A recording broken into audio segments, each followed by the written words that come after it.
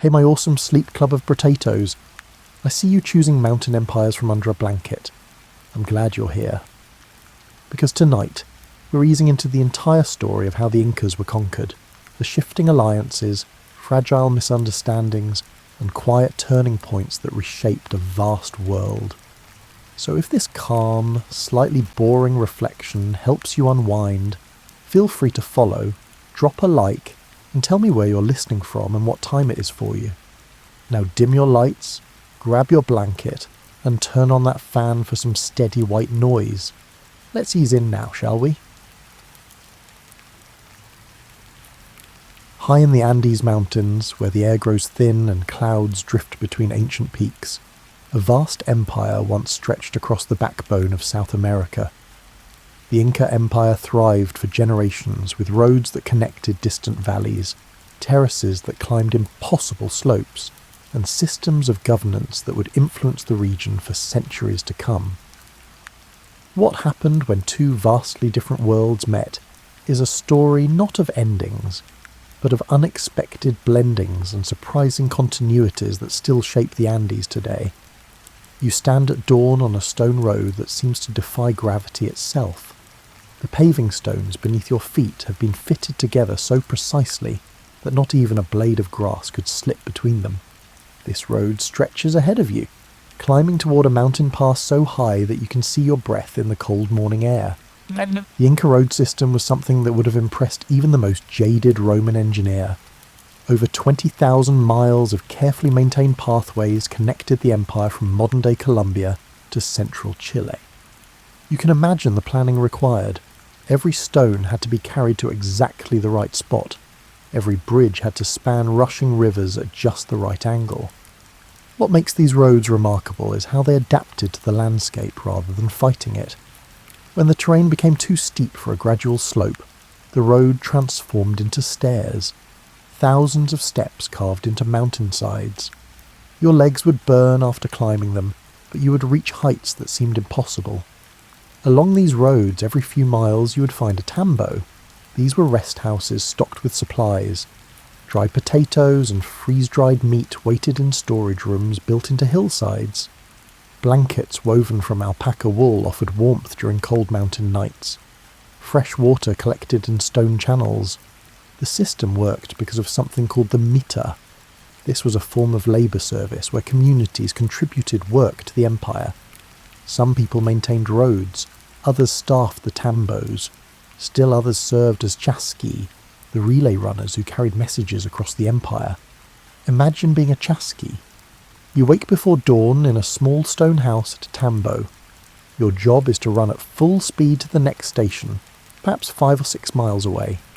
You carry a quipu, a bundle of knotted strings that record information. When you arrive at the next tambo, breathless and tired, another runner takes the quipu and sprints onward. Messages could travel over 100 miles in a single day using this relay system.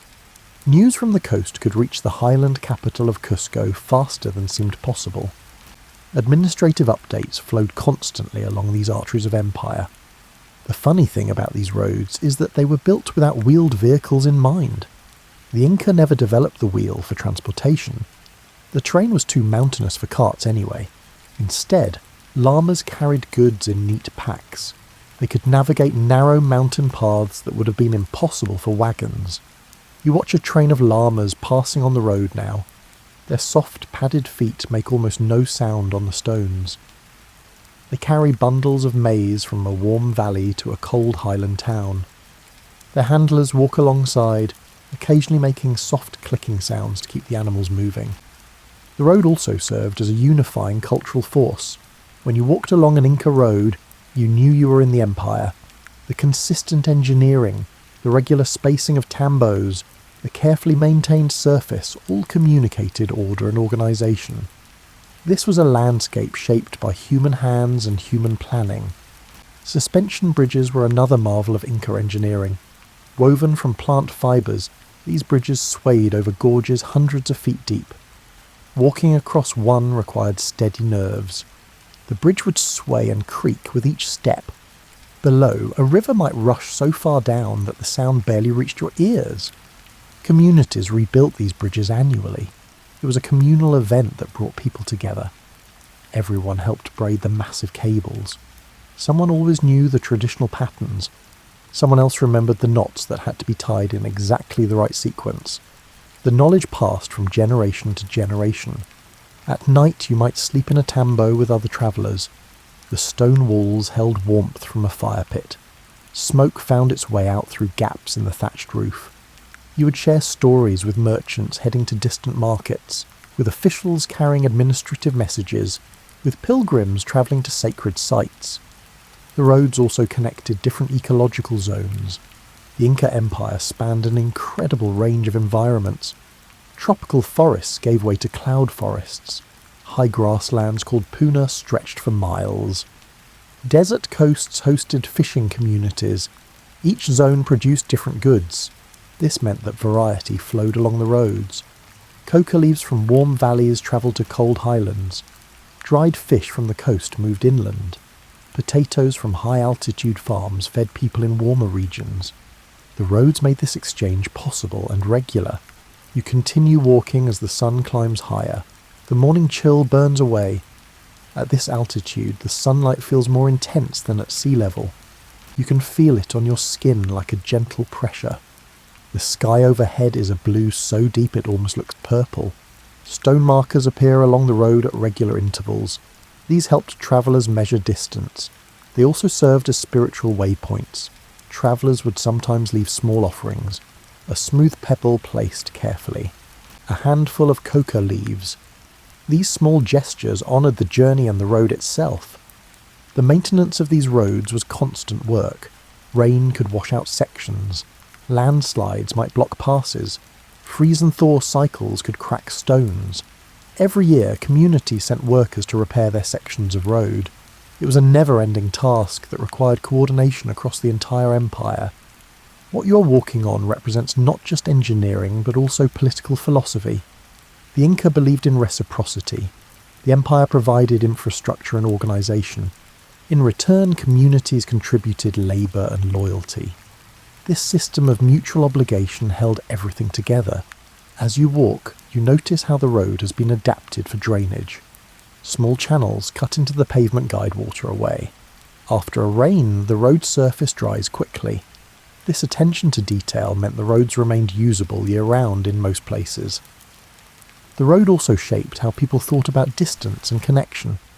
Places were not measured in miles but in days of travel.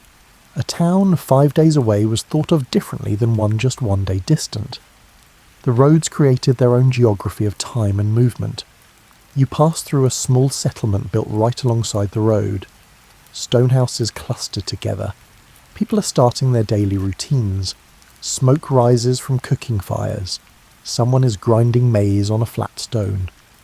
The rhythmic sound of stone on stone creates a soothing pattern. These roads would become crucial during the transformation that was coming. They would carry not just Inca officials and goods, but also new ideas, new people, and new ways of organising society. The infrastructure that held the empire together would become the skeleton on which something new would be built.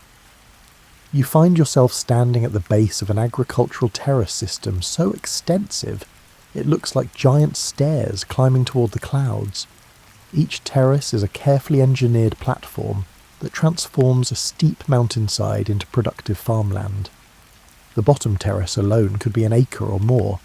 Above it, dozens more climb in measured steps. Walk up to one of these terraces and run your hand along the retaining wall. The stones have been shaped and fitted with the same precision you saw on the roads. Water flows through small channels cut into the stone. The system moves moisture from terrace to terrace in exactly calculated amounts. The genius of these terraces goes beyond just creating flat farming space. Each level creates its own microclimate. The bottom terraces, closer to the valley floor, stay warmer. The top terraces, thousands of feet higher, remain cooler. This means farmers could grow different crops at different levels on the same mountainside. On the warmest, lowest terraces, you might find maize growing in neat rows. The stalks sway gently in the valley breeze. Climb a few levels and you encounter quinoa, a grain that tolerates cooler temperatures. Higher still, potatoes thrive in conditions that would kill more delicate plants. The Inca cultivated over 3,000 varieties of potato. This might sound excessive until you understand the logic. Different varieties suited different altitudes, different soil types, different amounts of rainfall. Some potatoes grew best in sandy soil, others preferred clay. Some matured quickly, while others needed a longer growing season. This diversity was also insurance against crop failure.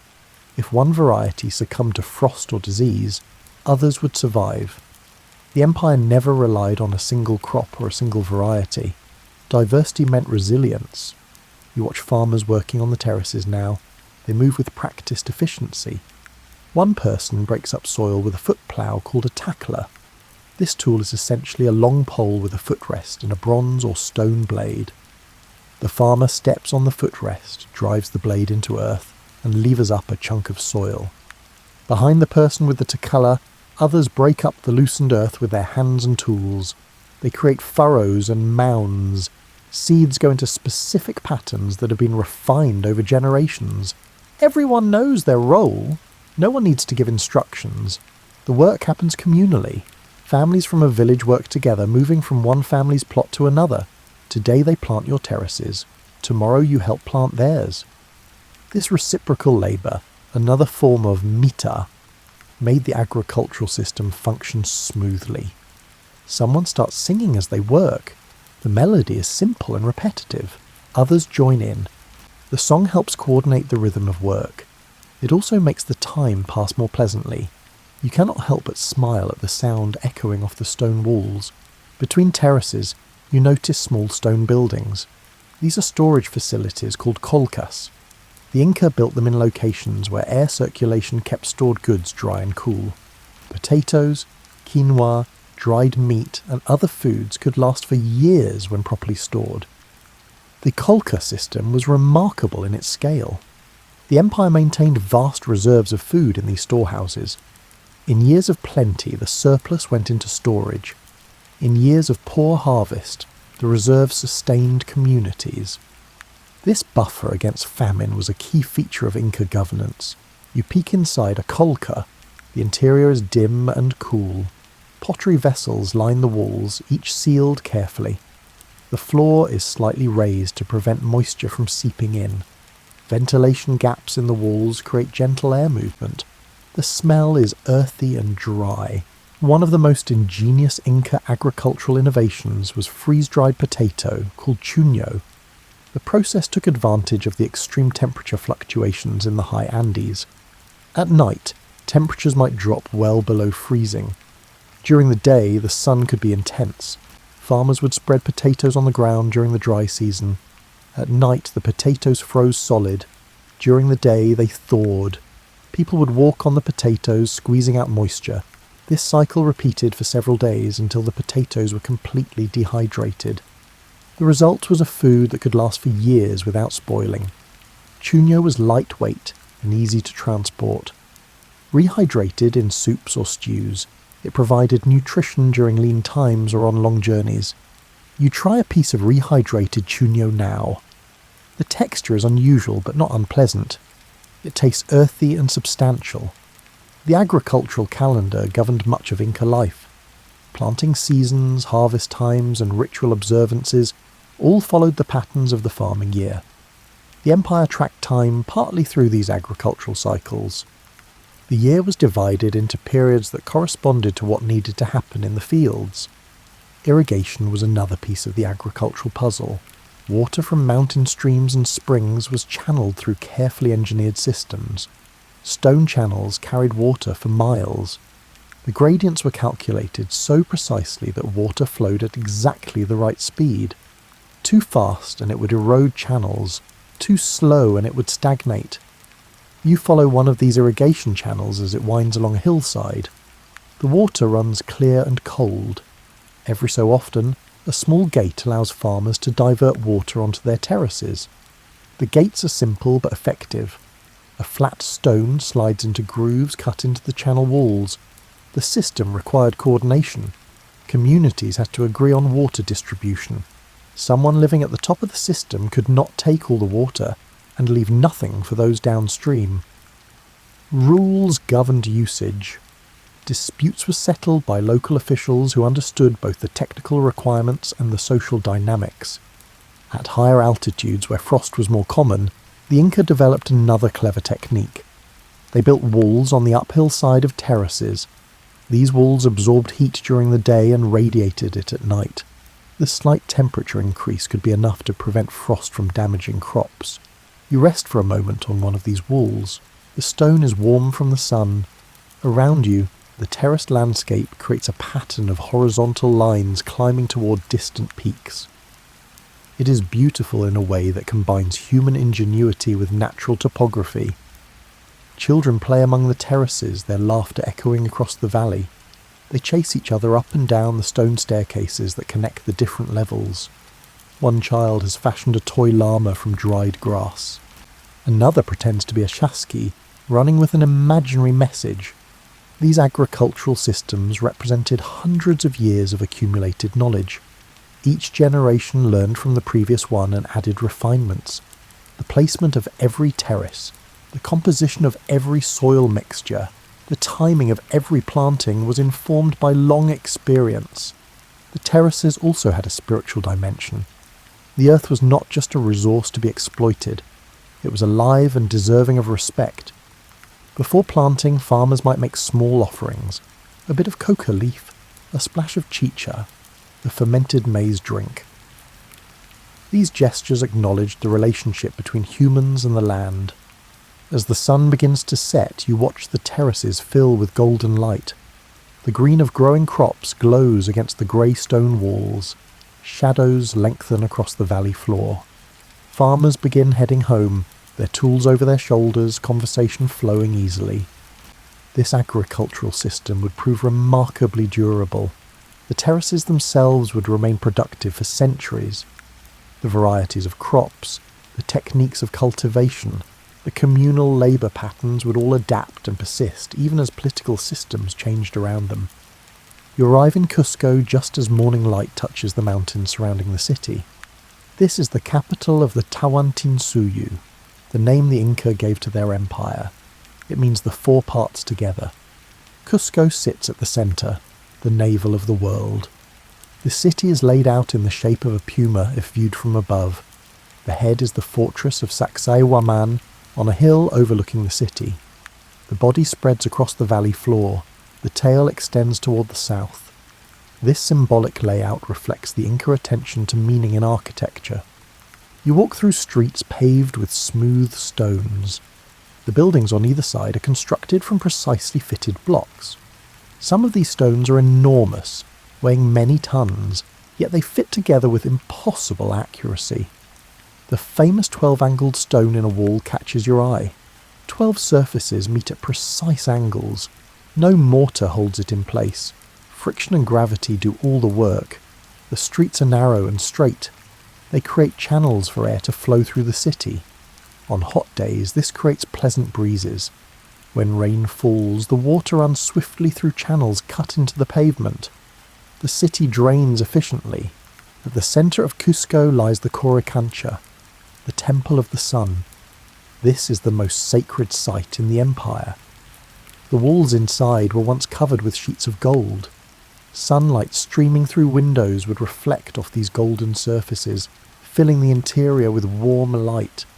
The effect must have been breathtaking. You imagine standing in the Coricancha on the morning of the winter solstice. Sunlight enters through a precisely positioned window and illuminates a specific spot on the wall. This moment marks the turning point of the year when the sun begins its return journey north. The priests who designed this knew exactly how to align architecture with celestial movements. The Inca tracked time through careful observation of the sun, moon and stars. Pillars on the horizon marked solar positions throughout the year. The planting and harvest calendar depended on these observations. Festivals occurred at astronomically significant moments. Walk through the city and you see evidence of careful planning everywhere. Water flows through stone channels along the streets. Public plazas provide gathering spaces. Storehouses line the hillsides around the city. The population of Cusco might have reached 50,000 or more at its height. The social organisation of the city reflects the broader structure of the empire. Different neighbourhoods housed different groups. Artisans clustered together. Metal workers had their area. Weavers worked in another section. Royal families occupied the most prestigious locations near the centre. You watch a procession moving through one of the main plazas. People carry large bundles wrapped in fine cloth. These are the mummies of former Inca rulers. The dead emperors still participate in important ceremonies. They sit at feasts, their attendants offering them food and drink. This might seem strange to outsiders, but it makes perfect sense within Inca cosmology. The relationship between the living and the dead was more fluid in Inca thought than in many other cultures. Ancestors remained active presences. Their wisdom could be consulted. Their possessions were maintained. They continued to own land and receive tribute even after death. This created an interesting problem. Each new Inca emperor had to acquire his own wealth and land, because his predecessor's resources belonged to that predecessor's mummy and lineage. This encouraged expansion. Each ruler needed to conquer new territories to support his household.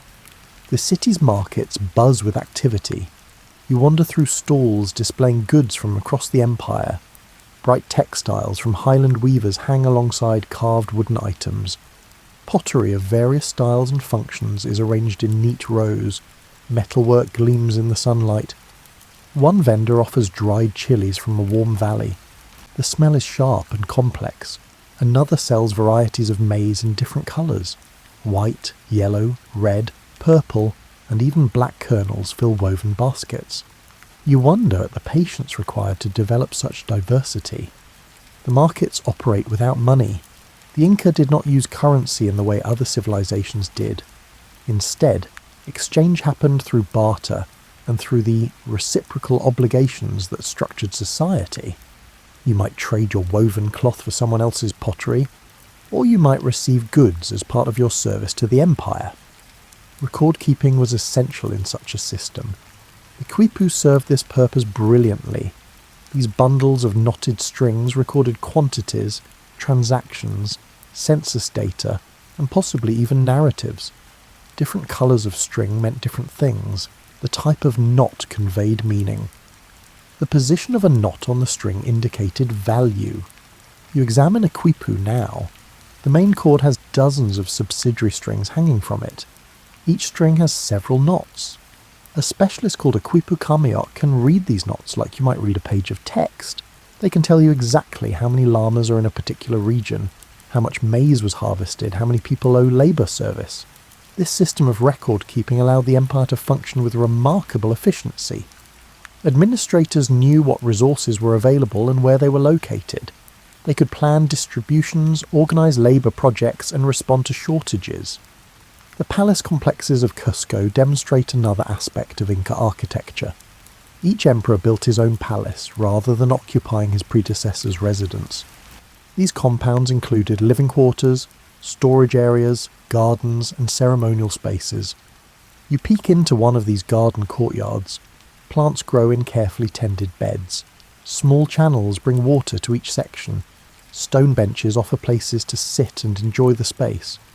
The garden is both beautiful and productive, with flowers growing alongside herbs and vegetables. The concept of beauty in Inca aesthetics valued both form and function. A well-made storage jar was beautiful precisely because it performed its function so well.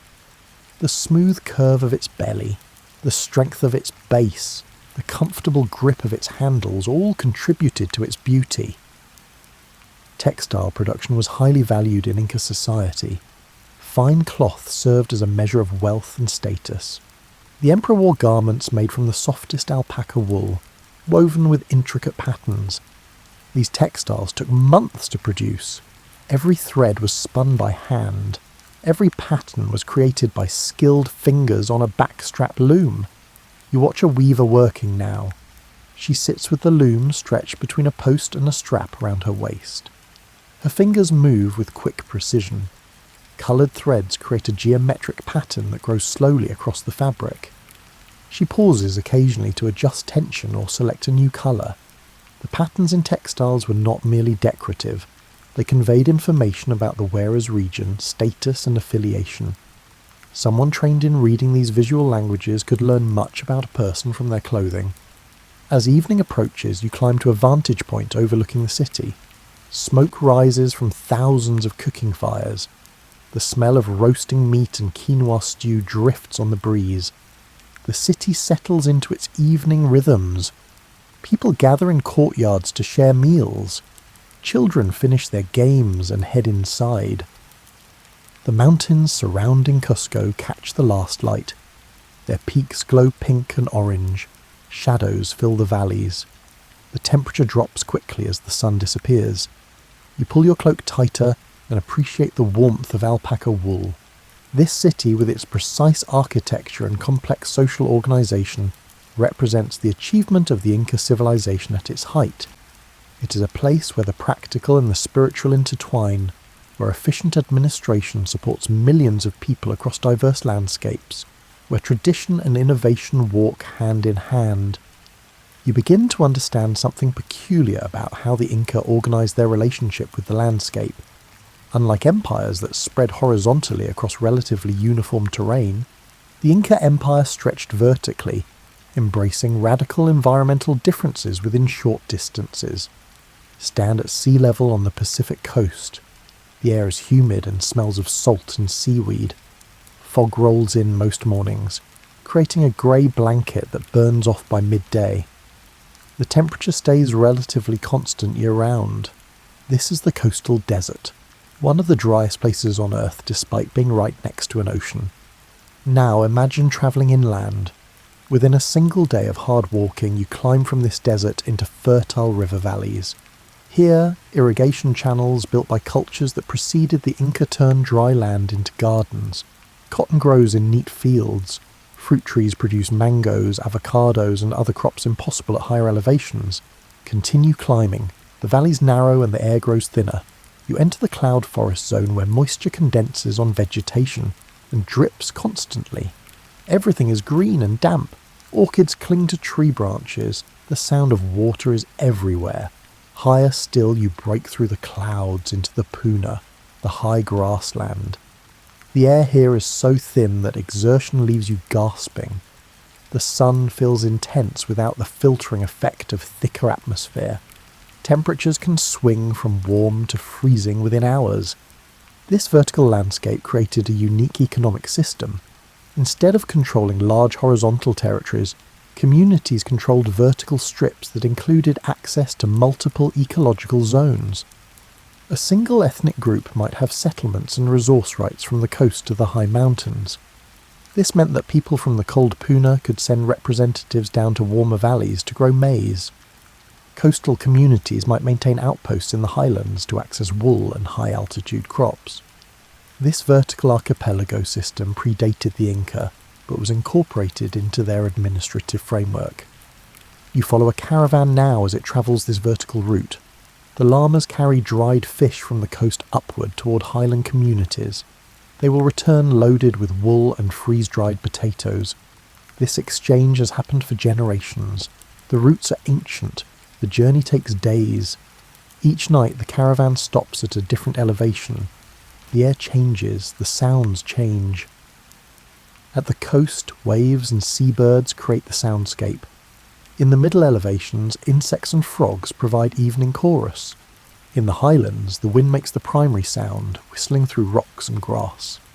The people travelling with this caravan come from different communities but know each other well. These routes bring regular contact. They share news as they travel. A birth in one village, a successful harvest in another, a coming festival. Information flows along these vertical paths just as goods do. You taste the food prepared at each elevation. At the coast, fish stew seasoned with chilies. In the valleys, fresh fruit that bursts with flavour. In the highlands, thick soup made from dried meat and chuño. Each zone contributes its specialties to the diets of others. The clothing also changes with altitude.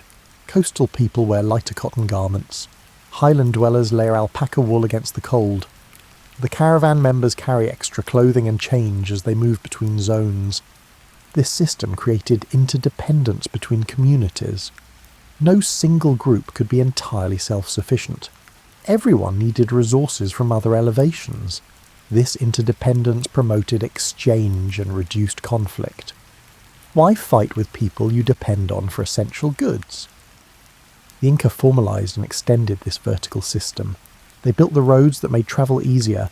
They established the tambos that made long journeys possible. They created administrative structures that facilitated exchange across ecological boundaries. You rest at a tambo located at a mid-elevation point. Travellers from both directions pass through. Coastal traders heading up, highland herders heading down. The tambo keeper knows everyone. He asks about conditions on the trails, shares information about weather patterns, offers advice on timing. The conversations you overhear reveal the complexity of the exchange networks. Someone mentions that a particular valley produced exceptional maize this year. Another person notes that alpaca wool prices have shifted slightly. A third discusses the best time to move llamas between pastures. These economic relationships were embedded in social and ritual frameworks. Exchange often happened during festivals and ceremonies. A highland community might travel to a coastal shrine for a particular celebration, bringing gifts of wool and meat. The coastal hosts would reciprocate with fish and cotton. Reciprocity was the fundamental principle. You gave because you would receive. You received because you gave. This created ongoing relationships rather than one-time transactions. The goal was not to maximize individual profit, but to maintain balance and connection. The Inca state inserted itself into these exchange networks as another participant. Communities sent labour and goods to the state through the mita system. The state redistributed some of these resources and used others to support specialists, administrators, and the army. You watch a group of mita workers repairing a section of road. They work with the same communal efficiency you saw in the agricultural terraces. Some break up damaged stone. Others shape new pieces. A few prepare mortar for the sections that require it. They sing as they work, coordinating their efforts through rhythm. These workers are fulfilling their labour obligation to the empire. In return, they receive food from state storehouses while they work. Their communities are exempt from other obligations during their service period. The system creates a sense of participation in something larger than individual villages. The vertical landscape also influenced spiritual beliefs. Different elevations had different sacred associations. High peaks were powerful places where earth touched sky. The coast was where the world met the great water. Springs and caves had their own spiritual significance. Pilgrimages often involved vertical journeys. You might travel from your home village to a sacred mountain peak to make offerings. The journey itself was part of the devotion. The effort of climbing through different zones demonstrated commitment. You make such a pilgrimage now. Starting in a warm valley, you climb toward a mountain shrine. The path is steep and your breath comes in gasps. The physical exertion becomes a meditation. Each step is an offering. At the shrine, you find a simple stone platform. Previous pilgrims have left small offerings. Pebbles arranged in patterns, bundles of dried grasses. You add your own, a handful of coca leaves. The wind immediately scatters some of them. This is acceptable. The gesture matters more than the permanence. From this height you can see the landscape spreading below in bands of colour and texture. The green of cultivated valleys, the brown of desert coast, the grey of rock and ice on peaks above. This visual representation of the vertical world reminds you of the interconnections that make life possible. The descent is quicker but requires different skills. Your knees absorb the impact of each downward step. The air thickens as you lose altitude. Your ears pop. Colours seem more vibrant as oxygen becomes more abundant. Back in a valley settlement, you join in an evening meal. The food on the table represents the vertical archipelago in miniature. Fish from the coast, potatoes from the highlands, peppers from warm valleys, quinoa from mid-elevations. Each ingredient travelled to reach this table. The conversation during the meal ranges across topics. Someone discusses techniques for dyeing wool with different plants found at various elevations. Another person describes a new terrace system being built in a neighbouring valley. A child asks about the snow on distant peaks. This web of vertical connections, this constant movement of people and goods up and down the mountainsides, created a civilization adapted to one of Earth's most challenging landscapes. The system was sophisticated, resilient, and deeply tied to the specific geography of the Andes. You're working in a coastal settlement when news arrives of something strange. Vessels unlike any seen before have appeared on the horizon. They are enormous, with great sheets of cloth that catch the wind. They do not look like the reed boats or wooden rafts familiar to coastal people. The news creates curiosity rather than immediate alarm. Strange things sometimes wash up on beaches. Interesting objects from distant lands. These vessels might be just another curiosity, though their size is remarkable. You join others walking to the beach to see for yourself. Sure enough, far offshore you can make out shapes that match the description. They're too far away to see details, but their presence is undeniable. Some of the vessels send smaller boats toward shore. People emerge from these boats who look unlike anyone you have encountered. Their skin is covered with hair. They wear layers of strange materials. They carry objects that glint in the sunlight. The newcomers seem as curious about you as you are about them. They make gestures and sounds that carry no meaning you can decipher. You try speaking to them in your language. They clearly do not understand. Someone tries hand signals. This works slightly better. One of the strangers offers a small object, a bead of some material you do not recognize. It is smooth and brightly coloured. You accept it and offer in return a small bag of dried fish. The stranger seems pleased. These initial encounters are tentative and confused. Neither group knows what to make of the other. The coastal people have heard of many different groups in the Empire, but these strangers fit no known category. Their clothing is bizarre, their speech is incomprehensible, their objects are mysterious. The strangers seem particularly interested in metal objects. When someone wearing a copper ornament approaches, the strangers become animated. They point and gesture. They seem to want to know where the metal came from.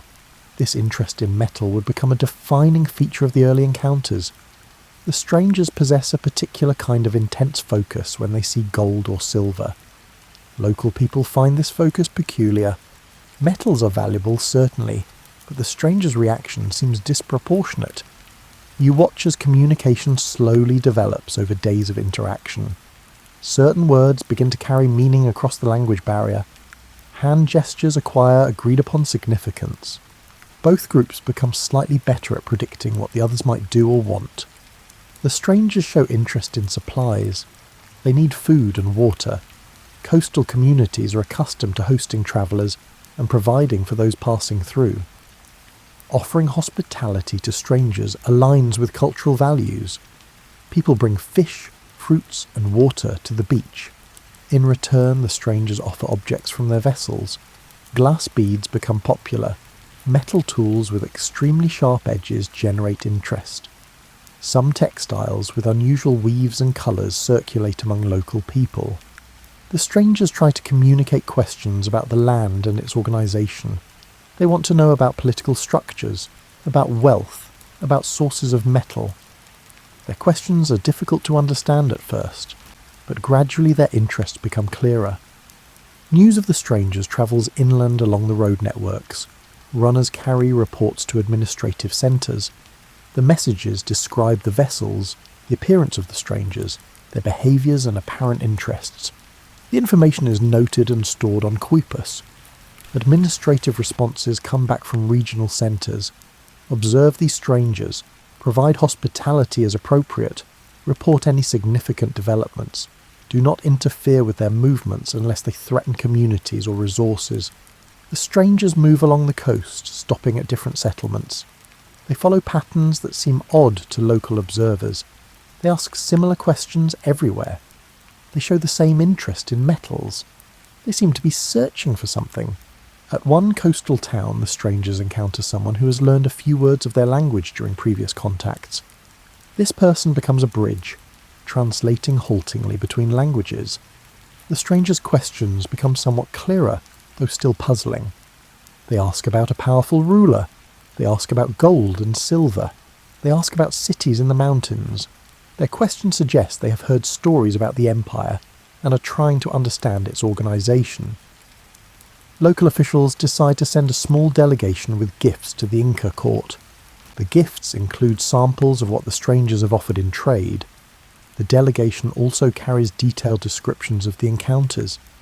This information helps the imperial administration begin forming an understanding of who these strangers might be. The strangers, for their part, seem to be having their own debates. You observe them gathering in groups and engaging in animated discussions. Sometimes these discussions become heated. You wonder what they're arguing about. Some of the strangers seem more interested in peaceful exchange. Others appear more aggressive in their gestures and bearing. This division within their group is visible even to observers who cannot understand their words. Months pass with occasional encounters along the coast. The strangers sometimes disappear for long periods, then return. They seem to be exploring, mapping, learning. They ask about routes into the mountains, about the location of important centres, about the organisation of power. A few individuals from coastal communities begin to learn fragments of the stranger's language. Similarly, some strangers pick up words and phrases from local languages. This slow, linguistic bridge building makes communication incrementally easier. The strangers demonstrate technologies that generate interest. Their metal tools hold edges longer than bronze implements. Their textiles include materials unknown in the region. They have ways of making marks on flat surfaces that preserve information, different from the quipu system. You try to explain quipus to one of the strangers. You show how knots record numbers. The stranger seems fascinated, but also frustrated. They want to understand the system fully, but the complexity is not easily conveyed across the language barrier. In return, one of the strangers tries to explain their marking system. They make dark traces on a pale surface. These traces apparently convey meaning to those who can interpret them. You find the system interesting but opaque. How can static marks on a surface replace the tactile precision of knotted strings? The strangers seem to have hierarchies among themselves. Some give orders and others follow. This is familiar enough. What is less clear is the exact nature of their authority structures. They have leaders, but the relationship between these leaders is puzzling. Time continues to pass. The strangers become a strange but gradually more familiar presence along parts of the coast. Coastal communities adapt to occasional encounters. Trade continues. Information flows to administrative centres. Life goes on with this new element added to its patterns. You're present in Cajamarca on a day that will become famous for all the wrong reasons, though you do not know this yet. This setting is a high valley, comfortable and well organised. The Inca ruler Atahualpa has brought a large entourage here. The strangers, now understood to be called Españols, have requested a meeting. The preparation for this meeting involves careful thought about protocol and presentation. Atahualpa represents the pinnacle of a sophisticated administrative and cultural system. He is surrounded by officials, advisors and attendants who understand their roles in maintaining the dignity of empire. The Españols arrive in the plaza. They are fewer in number than the Inca entourage, but carry themselves with their own sense of importance. Their leader, whose name sounds like Pizarro, approaches with several companions. What happens in Cajamarca is not something easily told as a peaceful story. The fundamental misunderstandings between the two groups, the different assumptions about power and legitimacy, the ultimate outcome, all involve elements that are not gentle or sleep-friendly. But what matters for understanding the transformation that follows is recognizing that this encounter revealed profound differences in worldview. The Españols operated within a framework of religious mission and political expansion that made no sense to Inca observers. Their demands for submission seemed to come from nowhere, backed by no established relationship or reciprocal obligation. The Inca, for their part, represented an authority structure based on demonstrated administrative capacity, military success, and divine mandate that the Españols neither recognized nor understood. Each side was speaking past the other in fundamental ways. What followed transformed the political landscape of the Andes, but did not destroy the cultural and social systems that had developed over centuries. The roads continued to function. The terraces continue to produce food. The vertical exchange networks continue to operate. The people who lived in communities across the empire continued their daily lives. You find yourself travelling the same roads months after the political upheaval in Cajamarca. The stones beneath your feet are unchanged. The tambos still provide rest and supplies. The chasqui still run their relay routes, though now they sometimes carry messages for new authorities as well as traditional administrators. The Espagnols quickly discovered that they could not simply replace the existing administrative system. The empire was too complex, too geographically dispersed, too dependent on specialised knowledge. They needed the roads, they needed the storage systems, they needed the records kept in Quapus, they needed people who understood how everything worked. Many local administrators found themselves continuing to perform similar functions under new nominal leadership. The collection and redistribution of goods continued. The organisation of Mitter labour continued, though sometimes directed toward different projects. The maintenance of infrastructure continued. You watch this adaptation happening in a regional administrative centre. The building is the same. The record keepers still maintain their Quipus. The storage rooms still hold emergency food supplies. But now Espanyol's administrators appear periodically to observe and make demands. The Espanyol bring their own systems of record keeping. They make marks on paper using feathers dipped in dark liquid. They seem to trust these marks more than they trust Quipus, which frustrates the local record keepers who know their system is more reliable. Gradually, some local people learn to read and write in the Espanyol system. This becomes a valuable skill that creates new opportunities. These individuals can serve as bridges between the two administrative cultures. The road system becomes more important than ever. The Espanyol's use it extensively to move between the highland cities and the coast. They establish their own rest stations alongside the traditional tambos. The traffic on the roads actually increases. You encounter an Espanyol traveller struggling with altitude sickness at a high pass. The thin air affects newcomers severely. Local people offer coca leaves, which help with the symptoms. The Espanyol accepts gratefully, then asks questions about the plant and its uses. This pattern of adaptation and learning goes both ways. The Espanyol's need to understand local conditions to function. Local people need to understand the new political reality to navigate it successfully. Neither side can simply ignore the other. Agricultural systems continue with relatively little disruption. The terraces still need maintenance. Crops still need planting at appropriate times. The varieties of potatoes and quinoa that sustain the empire remain productive. Farmers continue applying knowledge accumulated over generations.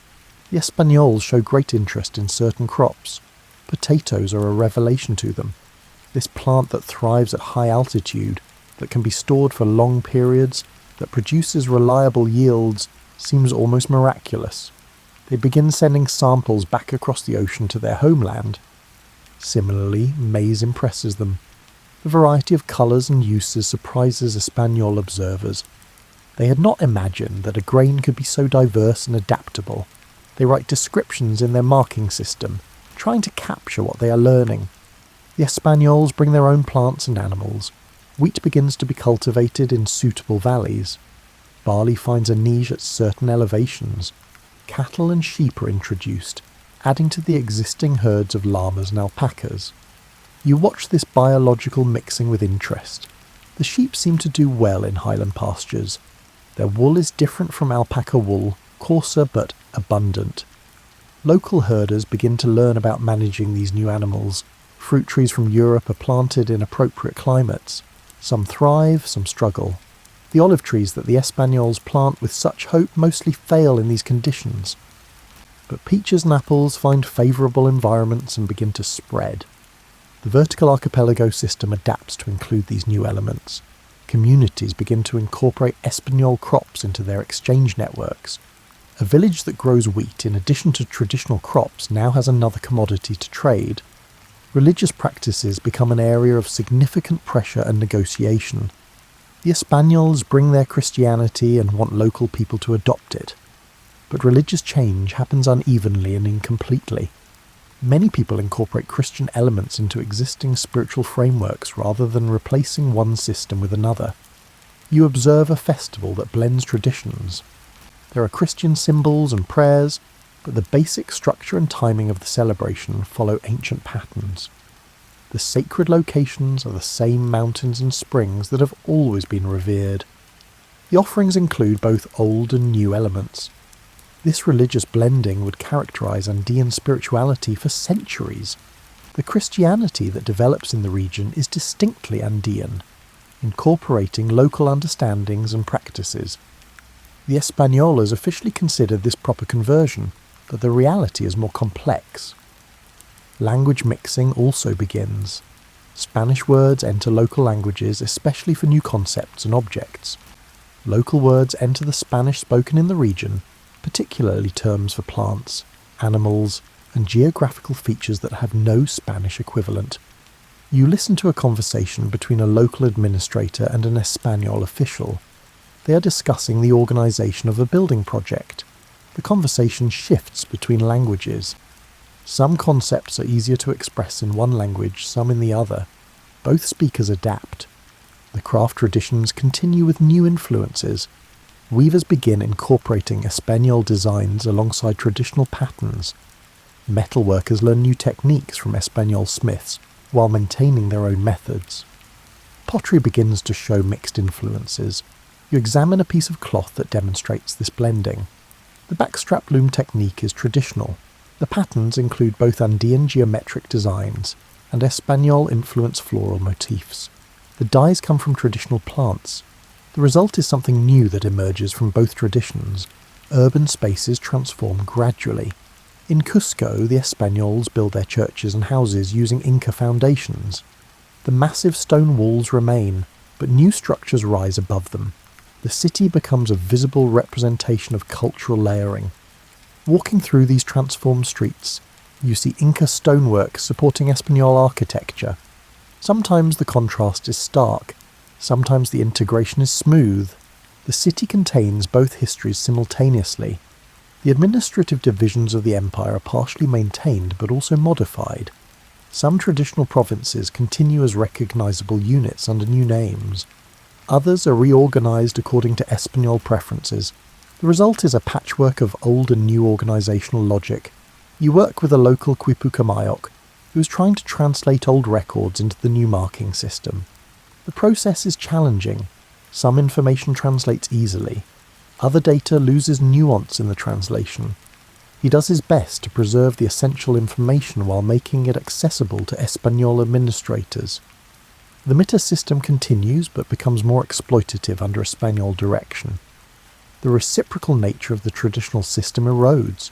Communities still provide labour, but the benefits they receive in return diminish. This creates tension and hardship. Despite these problems, many elements of daily life remain surprisingly continuous. Families still gather for meals prepared using traditional methods. Children still learn agricultural techniques from their parents. Communities still organise collective labour for planting and harvest. You attend a community work party for planting potatoes. The process is exactly as it has been for generations. The foot plough breaks the soil. Hands place seeds. Songs coordinate the rhythm. The Españols have introduced many changes, but this pattern persists. You sit in a mountain village several generations after the initial encounters between the Inca and the Españols. The political structure has fully transformed into what is now called the Viceroyalty of Peru, but daily life in this village shows how much has persisted alongside what has changed. The houses are built using traditional techniques. Stone foundations support adobe walls. Thatched roofs shed rain effectively. The layout of the village follows ancient patterns, with houses clustered around communal spaces. But look closer, and you see new elements. Some houses have doors with metal hinges, a Español innovation. Few families have iron tools alongside traditional implements. Chickens scratch in the dirt, birds that didn't exist here before the strangers arrived. The agricultural terraces on the hillside above the village are the same ones built generations ago. The maintenance continues as it always has, but now the crops include wheat, alongside traditional quinoa. Barley grows on terraces that once held only native grains. The communal labour that maintains these terraces still follows traditional patterns. Families work together, moving from plot to plot. The reciprocal obligations remain strong. But the songs they sing while working now mix Quechua and Spanish words. The melodies blend old and new. You walk to the village church, a building that stands where a traditional sacred site once was. The structure uses both Inca stonework and Español architectural elements. Inside, Christian imagery dominates, but you notice that the orientations and proportions echo older spiritual patterns. The festivals celebrated in the village throughout the year show similar blending. Christmas is observed, but the timing and some practices connect to the summer solstice celebrations that preceded it. Easter incorporates elements that relate to harvest timing. The religious calendar has become a fusion. You observe a village meeting about organising labour for a repair project on the irrigation system. The discussion happens partly in Quechua and partly in Spanish. The decision-making process follows traditional consensus-building methods. The project itself serves needs that have existed for centuries. The irrigation channels still carry water from mountain springs to the terraces. The same careful maintenance keeps them functioning. But some sections now include Español-style features. A stone bridge crosses one channel using an arched design that would have been unfamiliar to earlier generations. In the village market, which happens weekly, you see the continuing vertical exchange networks in action. People from lower elevations bring maize, peppers and fruits. Highlanders trade wool, freeze-dried potatoes and salt. The Españols have added their own goods to this flow. Metal tools, glass beads and manufactured cloth from across the ocean circulate alongside traditional items. The language of the market reveals the cultural mixing. Vendors call out in a mixture of Quechua and Spanish. Numbers might be counted in either language depending on what is being discussed. Certain items have names in both languages, others only in one. You notice that some traditional weaving patterns have been preserved with remarkable accuracy across generations. A woman selling textiles shows you a design that matches exactly the patterns recorded in old pieces stored in community memory. The technique has been passed down without break, but other textiles show innovation and change. New colours have been achieved using Español dyes. New patterns have emerged that combine elements from both traditions. The art form continues to be vibrant and creative rather than merely preserving the past. The food preparation methods in the village remain largely traditional. You watch someone preparing chuño using the same freeze-drying process that has been used for hundreds of years. The technique works as well as it ever did, but the evening meal includes elements from both culinary traditions. Potatoes prepared in the traditional way sit alongside bread made from wheat.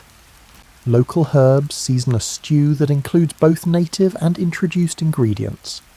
The meal is a blend that tastes of both histories. The stories told on long winter evenings also show this mixing.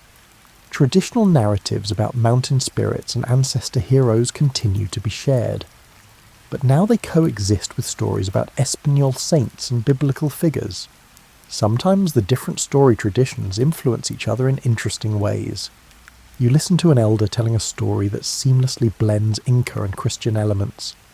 A traditional hero undertakes a quest that includes both ancient sacred sites and colonial churches. The narrative logic draws from both traditions without seeming to find them contradictory. The knowledge of medicinal plants continues to be passed down through generations. Someone who knows how to use local plants for healing is still valuable and respected. But this knowledge has expanded to include Español plant medicines as well.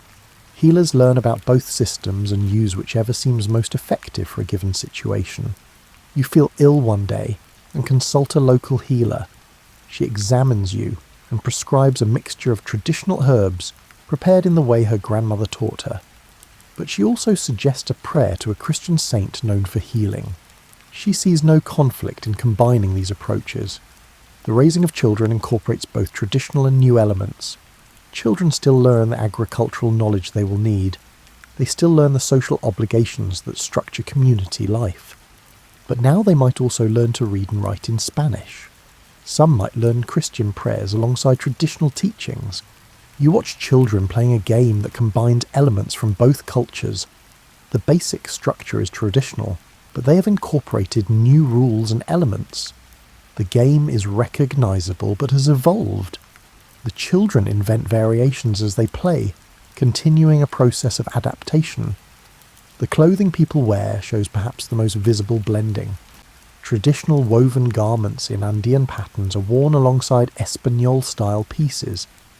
Someone might wear a traditional woven shawl over a Spanish-style shirt. Hats incorporate elements from both traditions.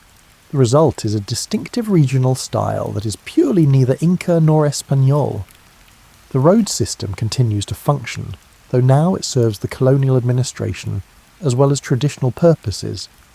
You travel these roads and see both old and new travellers, traditional traders carrying goods between ecological zones, colonial officials moving between administrative centres. The roads serve everyone. At the tambos along these roads you find a similar mixture. Traditional hospitality continues, but the tambos now sometimes cater to Espanol travellers with their different needs and expectations. The food offered might include both traditional and European elements. You rest at a tambo and share a meal with other travellers. The conversation ranges across topics in multiple languages. Someone discusses the price of wool in the colonial market.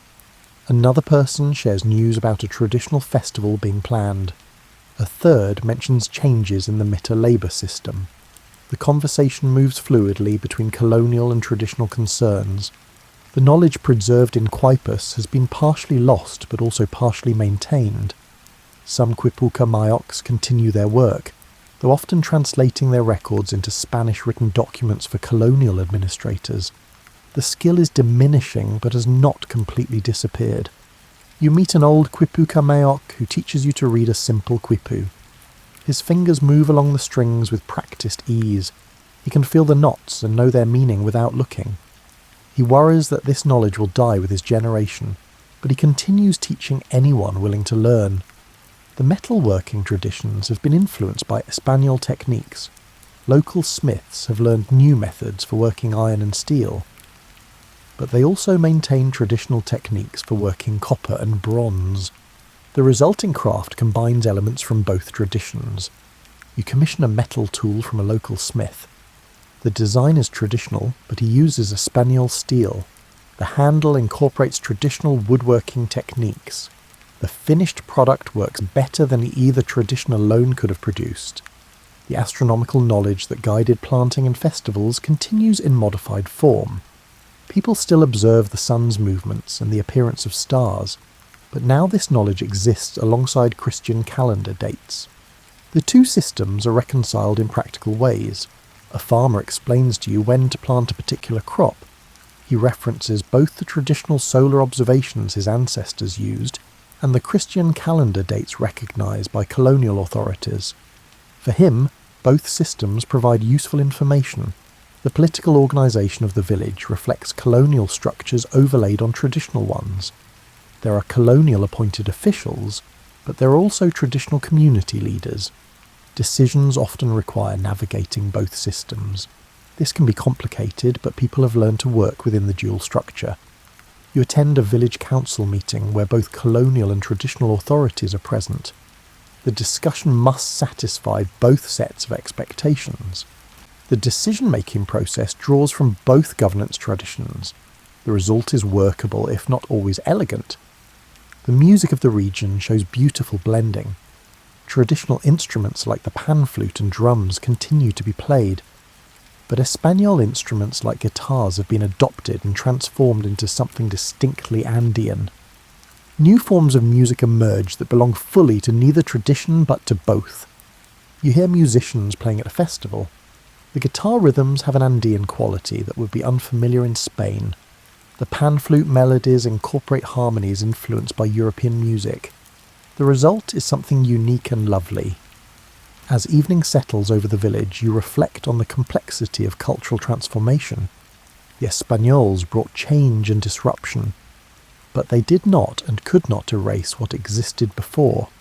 The people of the Andes adapted, resisted, negotiated, and created something new from the collision of traditions. The terraces still climb the mountains, the roads still cross the landscape, the exchange networks still move goods between elevations, the people still plant and harvest, weave and build, celebrate and remember. The Inca Empire as a political entity transformed into something else, but Inca civilization continued in modified form. You fall asleep in a village house, the sounds of evening activity outside gradually quieting. The roof above you is thatched in the traditional way. The walls around you use ancient construction techniques. But the blanket covering you was woven on a Spanish-style floor loom using both Andean and European patterns. You're surrounded by the long blending of two worlds into something that belongs to both and to neither, something distinctly and wonderfully Andean. Morning light fills the valley once again. You wake and look out across terraces that have been producing food for hundreds of years and will continue for hundreds more. The mountains stand unchanged, their peaks catching the first sun as they have since long before humans walked these paths. The transformation of the Inca Empire after Spanish arrival was profound but not absolute. What emerged was neither purely Inca nor purely Spanish, but a rich blend that drew strength from both traditions. The roads that connected the empire became roads of the colonial period and later the Republic. The crops domesticated in these mountains spread across the world, while European plants found homes in Andean soil. The language spoken in these valleys today carries Quechua words alongside Spanish ones. The festivals celebrated mark both Christian and traditional calendars. The music played blends instruments and styles from different continents. The textiles woven combine ancient techniques with new designs. What survived was not a museum piece frozen in time, but a living culture that adapted while maintaining core elements of identity and practice. The people of the Andes remained people of the Andes even as their world transformed around them. They found ways to preserve what mattered while learning what proved useful. The story of the Inca Empire's transformation is ultimately a story of human resilience and creativity. It shows how culture persists not through rigid preservation, but through flexible adaptation. It demonstrates how knowledge passes between generations, even through periods of tremendous change. As you stand on an ancient road watching the sun rise over mountains that have witnessed countless such mornings, you understand that history is not a series of endings, but a flow of continuity and change. The Inca Empire transformed, but it never entirely disappeared.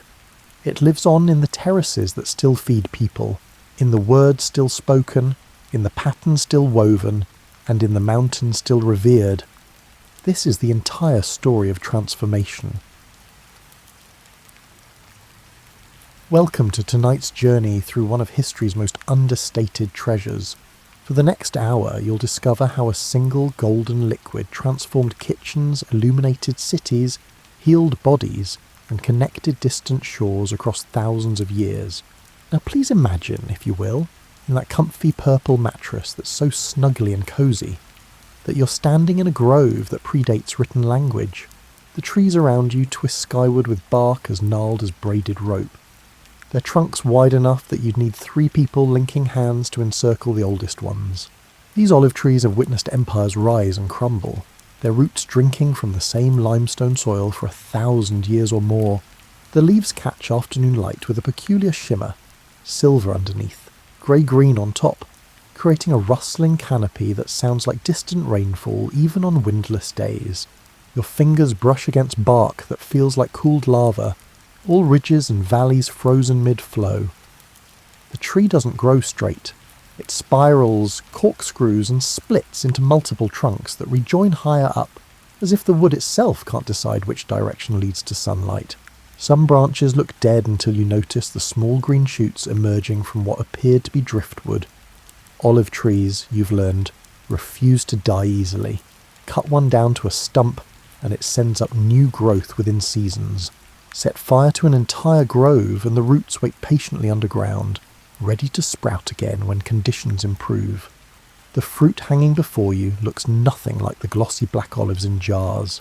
These are small, hard, green things about the size of a large marble, with a waxy coating that repels morning dew. You pick one and bite down without thinking, then immediately regret it.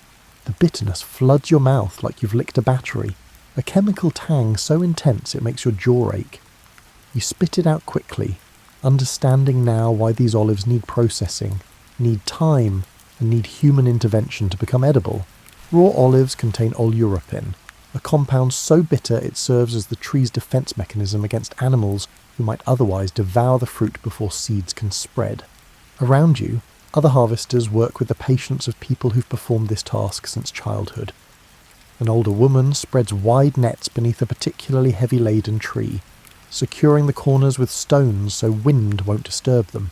Two younger people carry wooden ladders worn smooth by decades of hands, positioning them carefully against branches as thick as their torsos. There's minimal talking. Everyone knows their role in this harvest that's been repeated the same way for generations, stretching back before anyone bothered recording such things. The traditional harvest happens in late autumn when the olives transition from green to purple to black, though your village prefers picking them young and green. This timing affects the oil's flavour. Earlier harvests produce oil with more bitterness and pepper, and later harvests bring sweetness and buttery notes. You watch as someone uses a hand rake to comb through branches, encouraging olives to drop into nets below without damaging the wood. The sound of fruit hitting fabric creates a gentle percussion, hundreds of small impacts that blend into white noise after a while.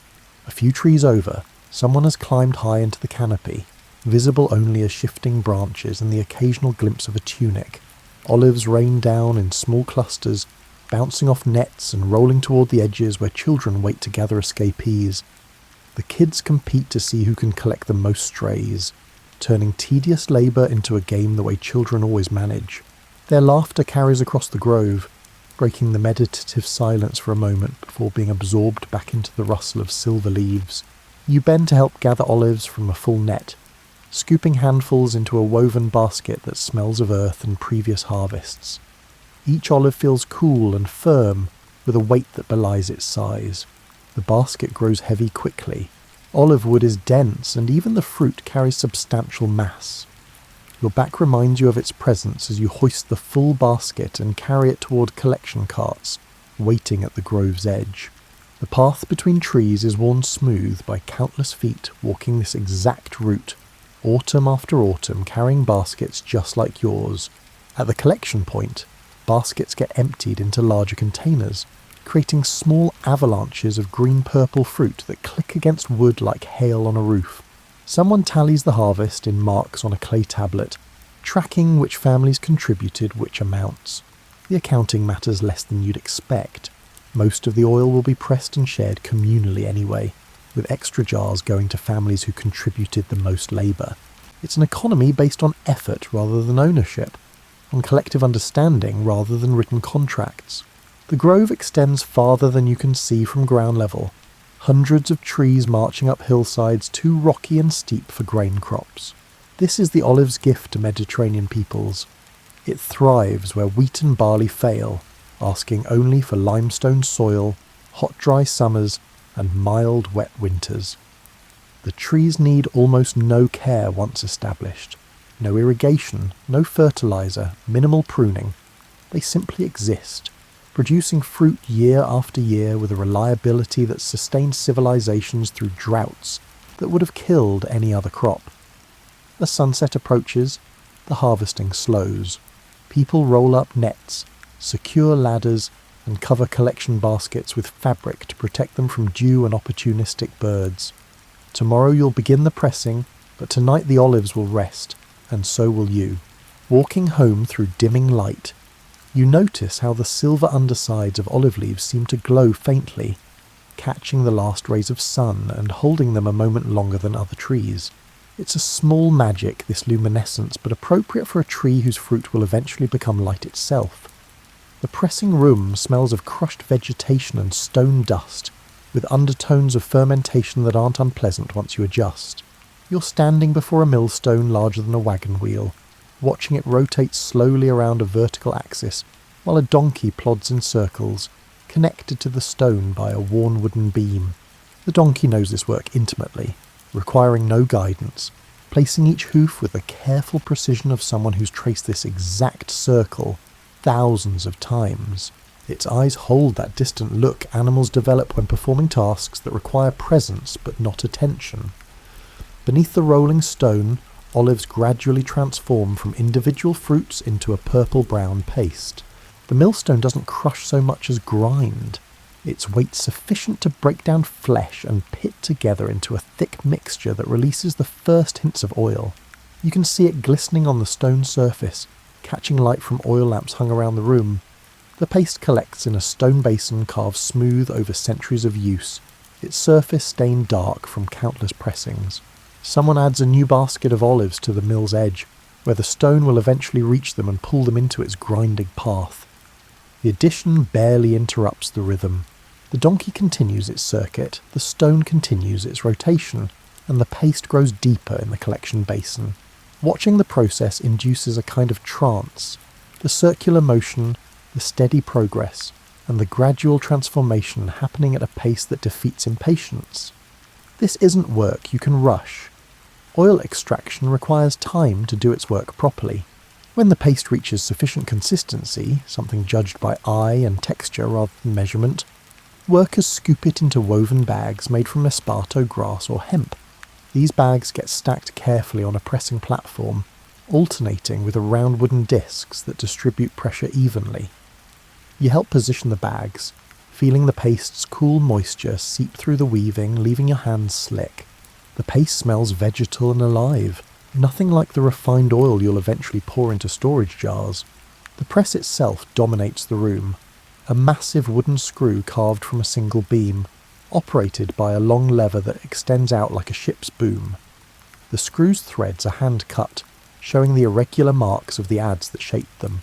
4 people take positions along the lever, preparing to walk the circle that will drive the screw downward into the stacked bags.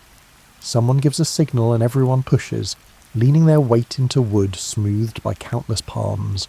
The screw descends slowly, grudgingly, protesting with creaks that echo off stone walls.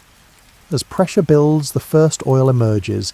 It seeps through the bag, weaving, runs down the sides of the discs, and collects in a shallow trough carved into the pressing platform.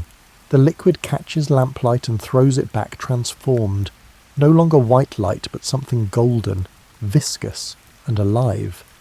This first pressing produces the finest oil, cold extracted without heat, carrying the full complexity of the fruit.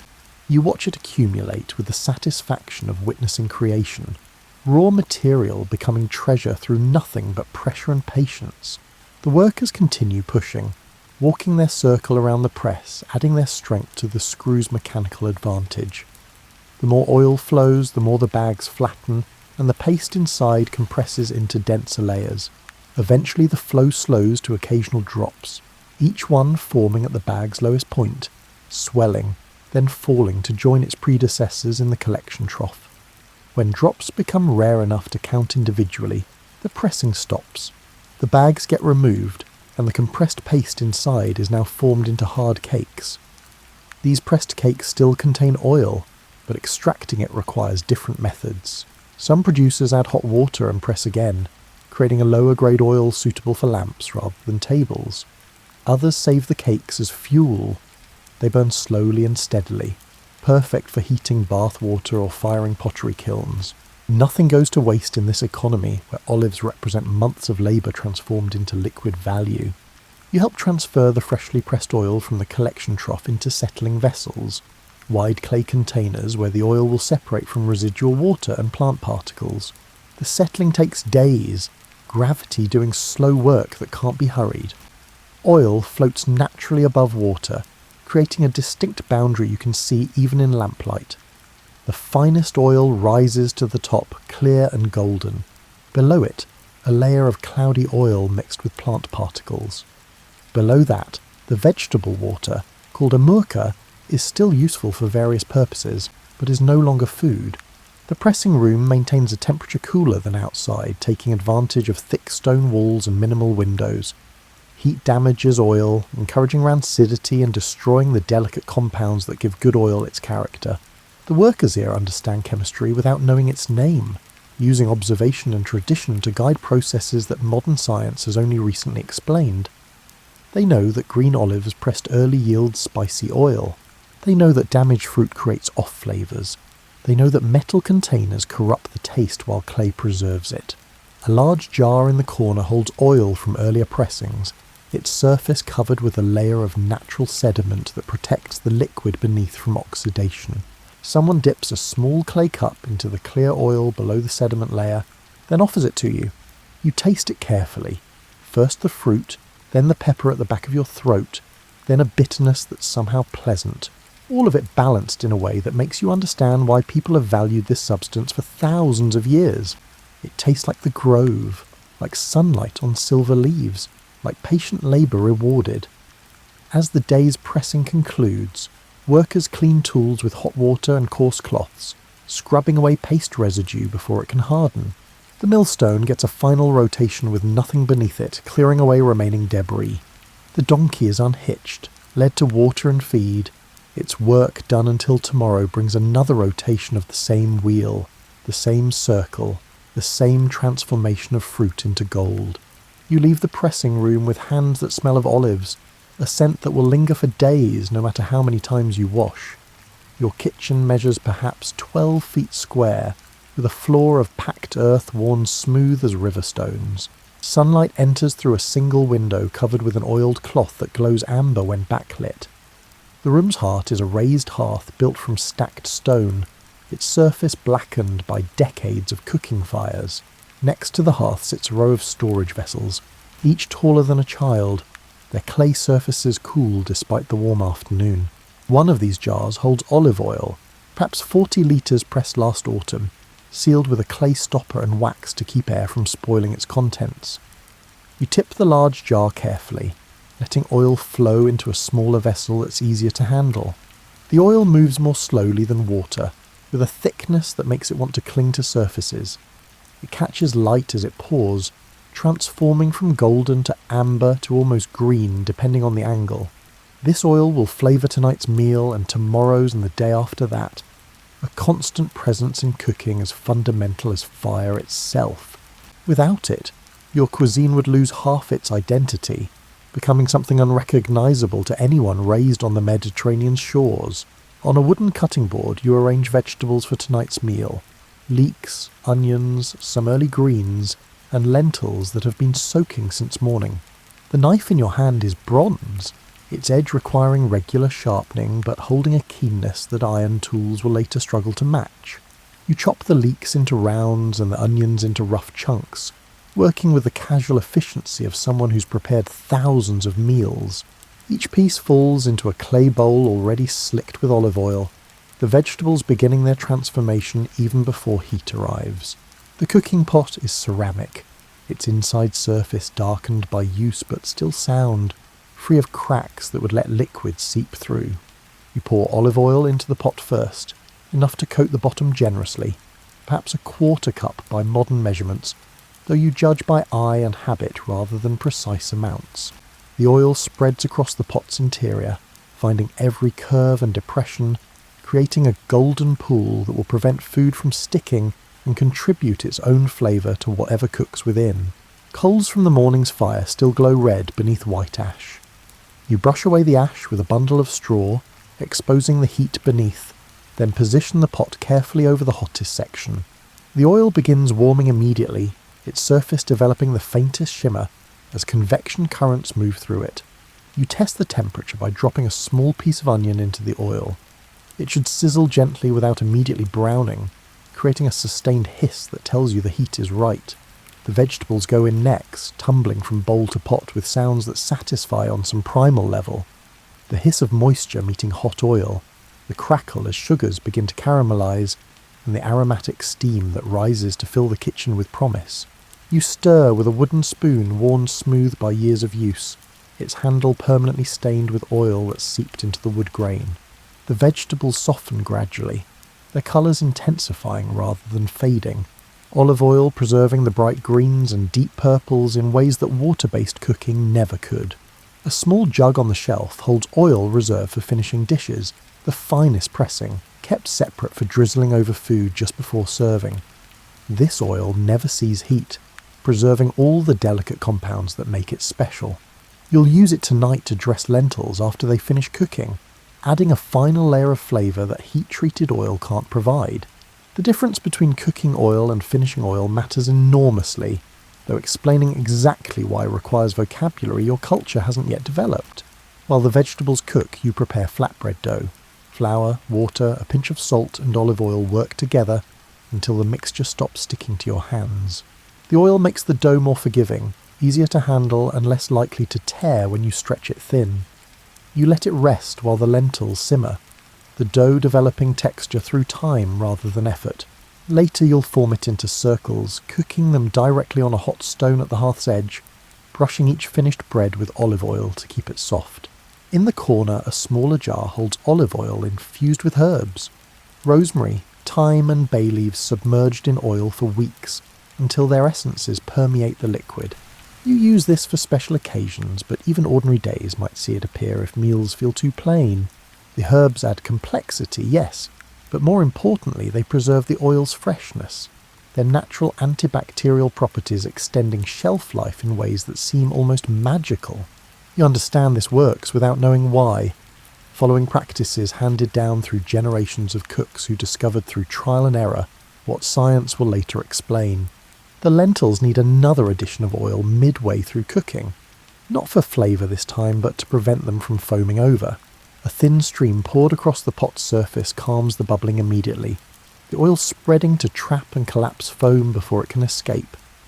This trick works so reliably you barely think about it anymore, just as you barely think about breathing. Olive oil isn't an ingredient you add to cooking, it's the medium within which cooking happens, as essential as the pot itself.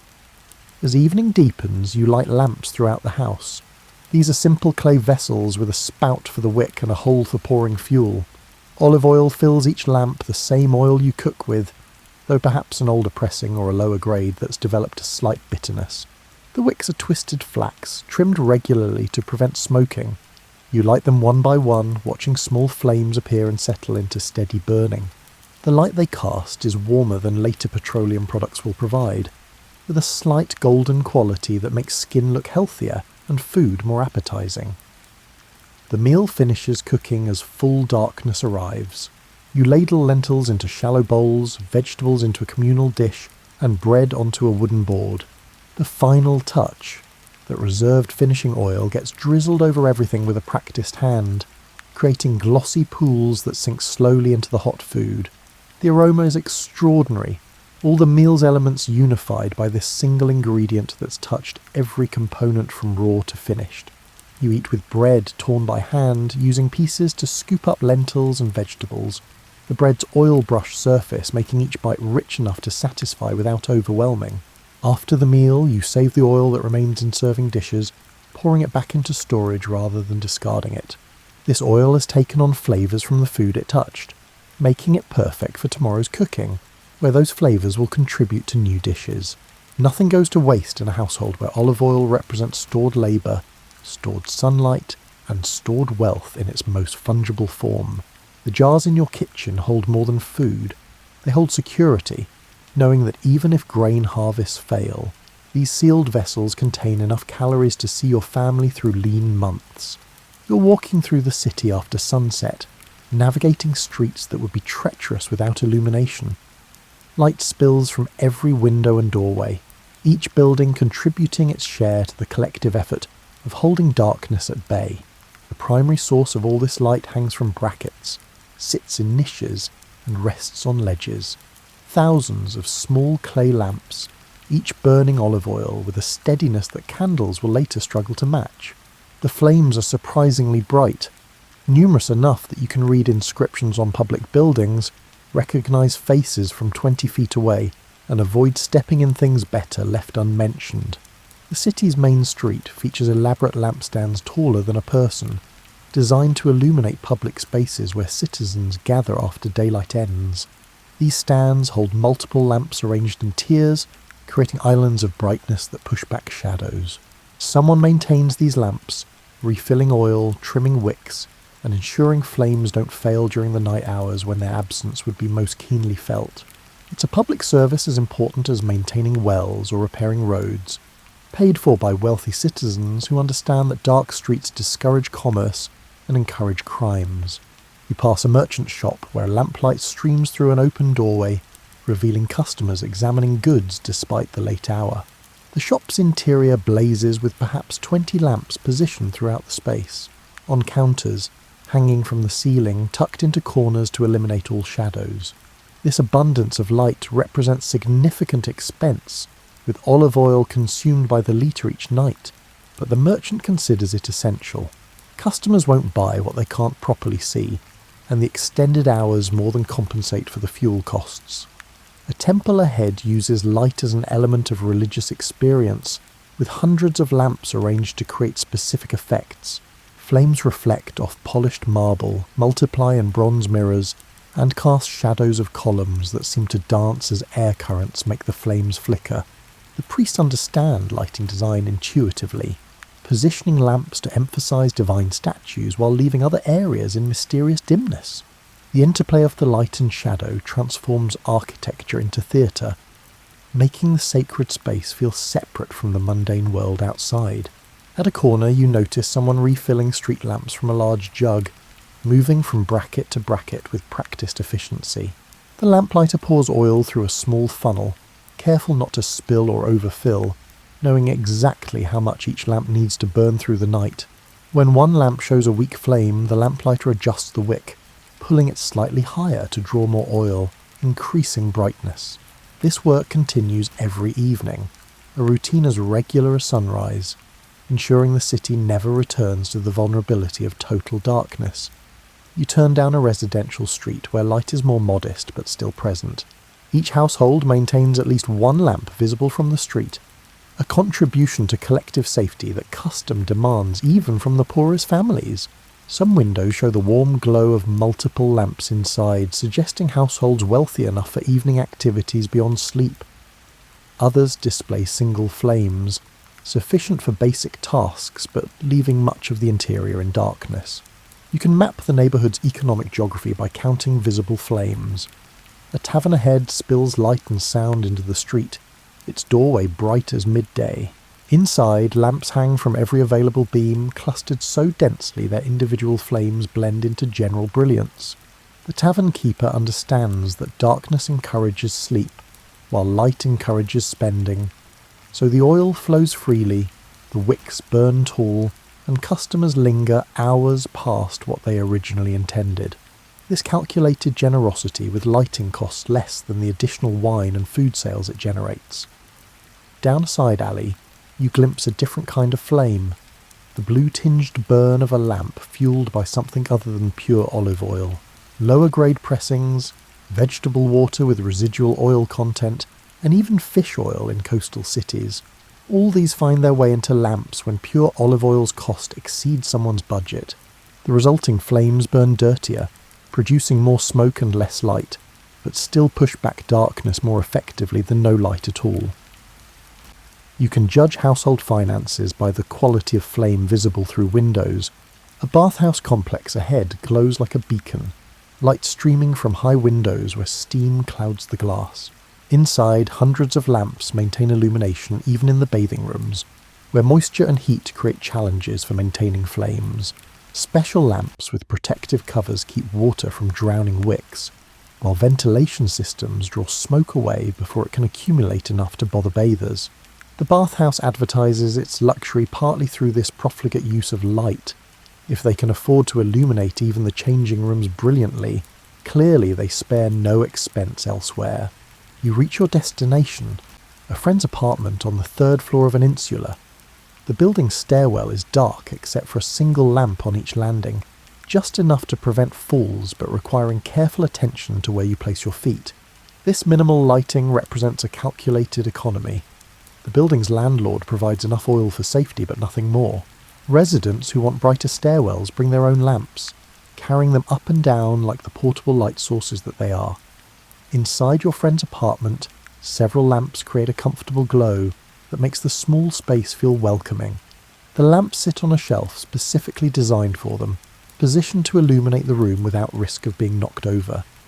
Wicks are trimmed short to prevent smoking, and flames are adjusted to provide light without wasting oil. Your friend demonstrates a technique for making oil last longer, adding water to the lamp's base, creating a layer beneath the oil that the wick can't reach. As the oil burns down, it eventually sits atop water, and the wick stops drawing fuel precisely when the oil is exhausted, preventing waste. You notice how the lamplight makes everything look slightly golden, skin tones warmer, food more appetizing, and the room's worn furniture more presentable. This is olive oil's gift beyond mere illumination. It transforms vision itself, making the night world gentler than daylight ever appears. Modern electric light will later strip away this warmth, replacing it with harsh neutrality that claims to show things as they really are. But people raised by olive oil flames know the truth. Reality has always been golden at the edges, warm in the shadows, and soft where darkness and light meet. As you eventually leave and walk home, the city's lights create a constellation at ground level, each flame a small star burning olive oil instead of hydrogen. The collective brightness is sufficient that you can see clouds reflecting the glow, the night sky above the city subtly lighter than the rural darkness beyond the walls. This artificial day extends human activity hours past what nature intended, and all of it runs on olives, on groves and presses and jars of golden fuel that makes civilization possible after sunset. You're watching a physician prepare for treatment in a room that smells of herbs and heated olive oil. The physician works at a table covered with small ceramic vessels, each containing different preparations, some pure oil, others infused with plant materials whose properties have been observed and catalogued through generations of practice. The doctor's hands move with the confidence of someone who's performed these preparations thousands of times, measuring by eye, adjusting proportions based on factors that have more to do with intuition than formula. A patient sits nearby, an older man with joint pain that worsens each winter. The physician warms olive oil in a shallow bronze pan held over a small brazier, monitoring temperature by testing drops on the back of one hand. When the oil reaches the right warmth, hot enough to feel therapeutic but not burning, the physician applies it to the patient's knees, working the oil into the skin with firm circular motions. The patient's expression shifts from discomfort to relief as warmth penetrates into joints, the oil carrying heat deeper than it would penetrate alone. The massage continues for perhaps 20 minutes, the physician's hands never pausing, maintaining constant contact with skin that gradually pinked from increased blood flow. More oil gets added as the first application absorbs into the skin, the physician using far more than you'd expect, believing that generous amounts work better than conservative applications. The excess doesn't bother anyone. What doesn't absorb will be wiped away, and the oil will be transferred to cloths that will later be used for other purposes. Nothing goes to waste. On the table, another preparation waits, olive oil infused with chamomile, lavender, and something else you don't recognise. The physician explains that this mixture helps with sleep troubles, the herb's properties carried into the body through skin absorption. You're sceptical about herbs affecting sleep through topical application, but the physician insists that patients report better rest after evening massages with this particular blend. Whether it works through absorption or simply because warm oil massage relaxes people, the result seems consistent enough to justify the preparation's existence. A younger woman arrives with a skin condition, patches of dry, flaking skin on her arms that itch constantly. The physician examines the affected areas, then reaches for a jar of olive oil mixed with beeswax and something that smells faintly of pine. This preparation has the consistency of soft butter, spreading easily, but staying where it's applied rather than running off skin. The physician applies it generously to the affected areas, explaining that the oil softens the skin while the wax creates a barrier that prevents moisture loss. The pine component, collected as resin from local trees, helps reduce inflammation through mechanisms the physician doesn't fully understand but has observed countless times. You watch the physician prepare a wound dressing for someone who burned their hand in a cooking fire. A clean cloth gets soaked in olive oil and then wrapped around the injury after cleaning. The oil-soaked bandage keeps air from reaching the burned skin, reducing pain and preventing the wound from drying into hard scabs that might crack and reopen. The physician changes the dressing daily, each time applying fresh oil, maintaining the wound in a moist environment that promotes healing. Modern medicine will eventually prove this treatment effective, though the physician's great-great-grandchildren won't live long enough to see that validation. In the corner, large storage jars hold olive oil reserved specifically for medical use. Not necessarily the finest pressing, but clean oil from healthy fruit, free of the rancidity that develops in poorly stored supplies. The physician checks these stores regularly, ensuring sufficient quantity to handle the regular stream of patients who arrive seeking treatment for ailments ranging from minor skin irritations to serious injuries.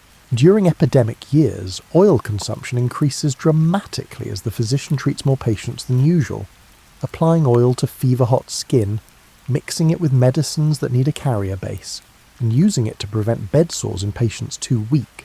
To move, a shelf holds specialised tools, bronze instruments for scraping oil from skin after massages, small cups for mixing preparations, mortars for grinding herbs that will be infused into oil, and delicate measuring spoons that allow precise dosing when patients need specific amounts of medicated preparations. Each tool shows the wear of regular use, bronze surfaces polished by countless cleanings, and ceramic mortars stained from hundreds of different herb mixtures. This is a working space, not decorative. Every item is present because it serves a practical purpose. The physician prepares an oil mixture for you to take home, explaining its use for minor cuts and scrapes. The base is pure olive oil, with small amounts of crushed garlic for its antibacterial properties and honey for wound sealing. The mixture smells pungent but not unpleasant, and the physician assures you it prevents the festering that turns minor injuries into serious problems. You'll use it whenever someone in your household suffers a cut, applying it twice daily until healing completes. The preparation will last months if stored properly, the olive oil preventing bacterial growth in the honey-garlic mixture through mechanisms nobody will understand for another 2,000 years. Before leaving, you notice the physician's own hands, smooth, supple, and showing none of the roughness you'd expect from someone who works constantly. The physician catches your glance and holds up both hands, demonstrating skin that seems younger than the face above it. The secret is simple. Constant contact with olive oil, hands soaking in it daily through the work of treating others. The oil penetrates so deeply and so regularly that the physician's skin maintains flexibility that people decades younger might envy.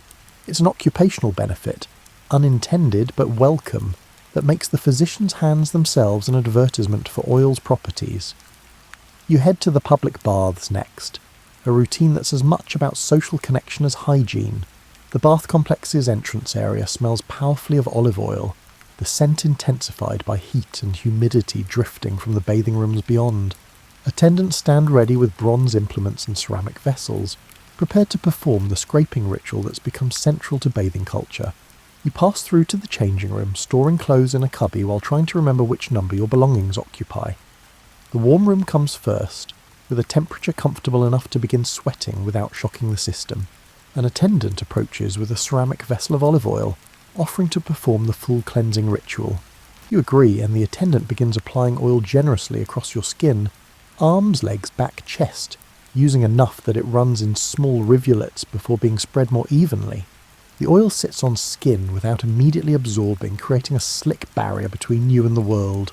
The warm room's heat increases your skin's temperature gradually, opening pores and encouraging perspiration that mixes with the olive oil coating your body.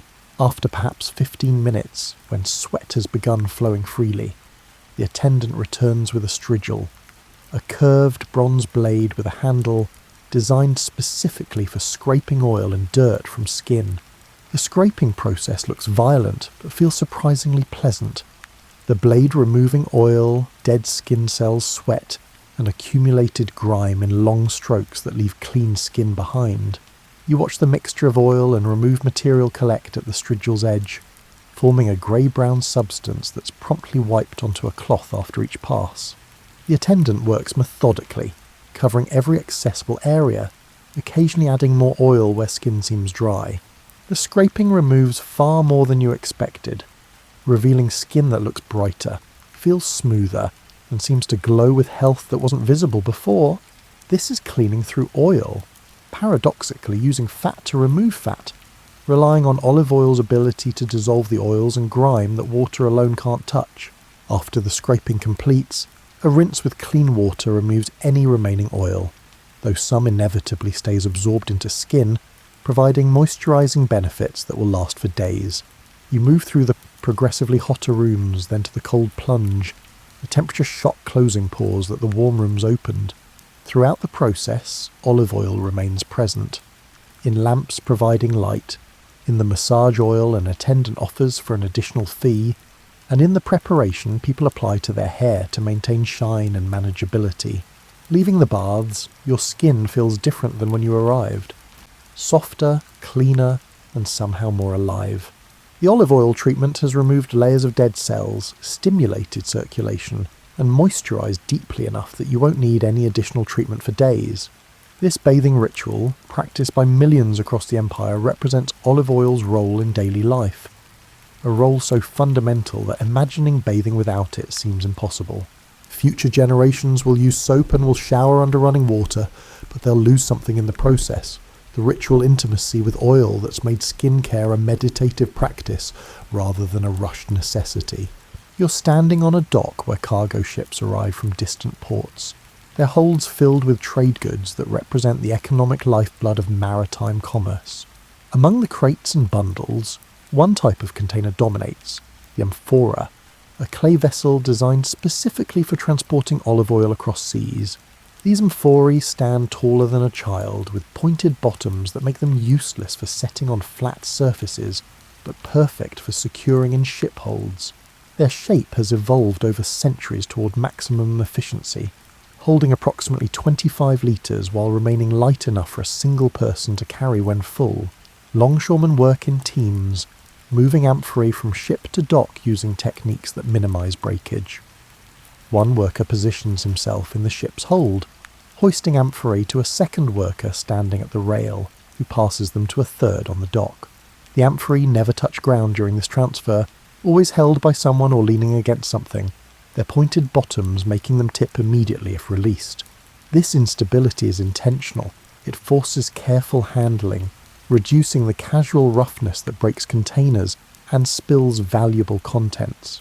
Each amphora bears stamps pressed into its clay handles before firing, marks identifying the producer, the origin estate, and sometimes even the specific year of pressing. These stamps serve as quality guarantees, reputations distilled into small symbols that buyers learn to recognise. An amphora stamped with certain marks commands premium prices because everyone knows those producers harvest early, press carefully, and store properly. Other stamps indicate bulk oil suitable for lamps or soap making rather than direct consumption. The entire system relies on reputation because there's no way to test oil quality before purchasing except by trusting the stamps. You watch a merchant examining amphorae just unloaded from a ship that arrived from somewhere in Greece. The merchant inspects seals on each vessel, ensuring they haven't been broken during transport, checking for cracks in the clay that might indicate spoilage from seawater infiltration. One amphora shows a small crack near the bottom, and the merchant sets it aside for immediate use, knowing it won't survive further transport or extended storage. The oil inside remains good, but the container has become a liability rather than an asset. Prices fluctuate based on information that flows through the same shipping lanes as the oil itself. Word arrives that the harvest failed in one region, and immediately amphorae from that area become more valuable. News of bumper crops elsewhere suppresses prices for oil from successful regions. Pirates captured a convoy last month, and the lost cargo creates temporary scarcity that drives up values. This price instability means merchants who can store oil safely through lean periods make fortunes by selling when supply tightens. In a warehouse behind the docks, thousands of amphorae stand in organised rows, each marked with information about contents, origin, and arrival date. The warehouse keeper maintains careful records, knowing exactly which oils are aging well and which should be sold quickly before they turn rancid. Some oils improve with time, developing complexity that young pressing lacks. Others peak immediately and decline steadily. The warehouse keeper's expertise lies in understanding these differences, in knowing which amphorae to hold and which to liquidate. You follow a convoy of carts loaded with amphorae heading inland from the port. The carts move slowly, drivers careful to avoid jolts that might crack clay vessels. The road itself is surprisingly smooth. Maintaining trade routes benefits everyone, so communities along major roads dedicate substantial resources to repairs and improvements. Without good roads, amphora transport becomes prohibitively expensive due to breakage, so road quality directly affects olive oil prices in inland markets. At a way station, you observe the careful process of unloading amphorae for overnight storage. Each vessel gets checked for leaks, then positioned upright in sand-filled boxes that hold them steady. The sand absorbs any seepage while providing cushioning against accidental impacts. This attention to detail throughout the supply chain represents the difference between profitable and unprofitable trade. Oil that reaches markets in good condition sells well. Oil that arrives rancid or leaked away represents pure loss. A merchant you're travelling with explains the economics. An amphora of premium oil cost them 40 denarii at the port.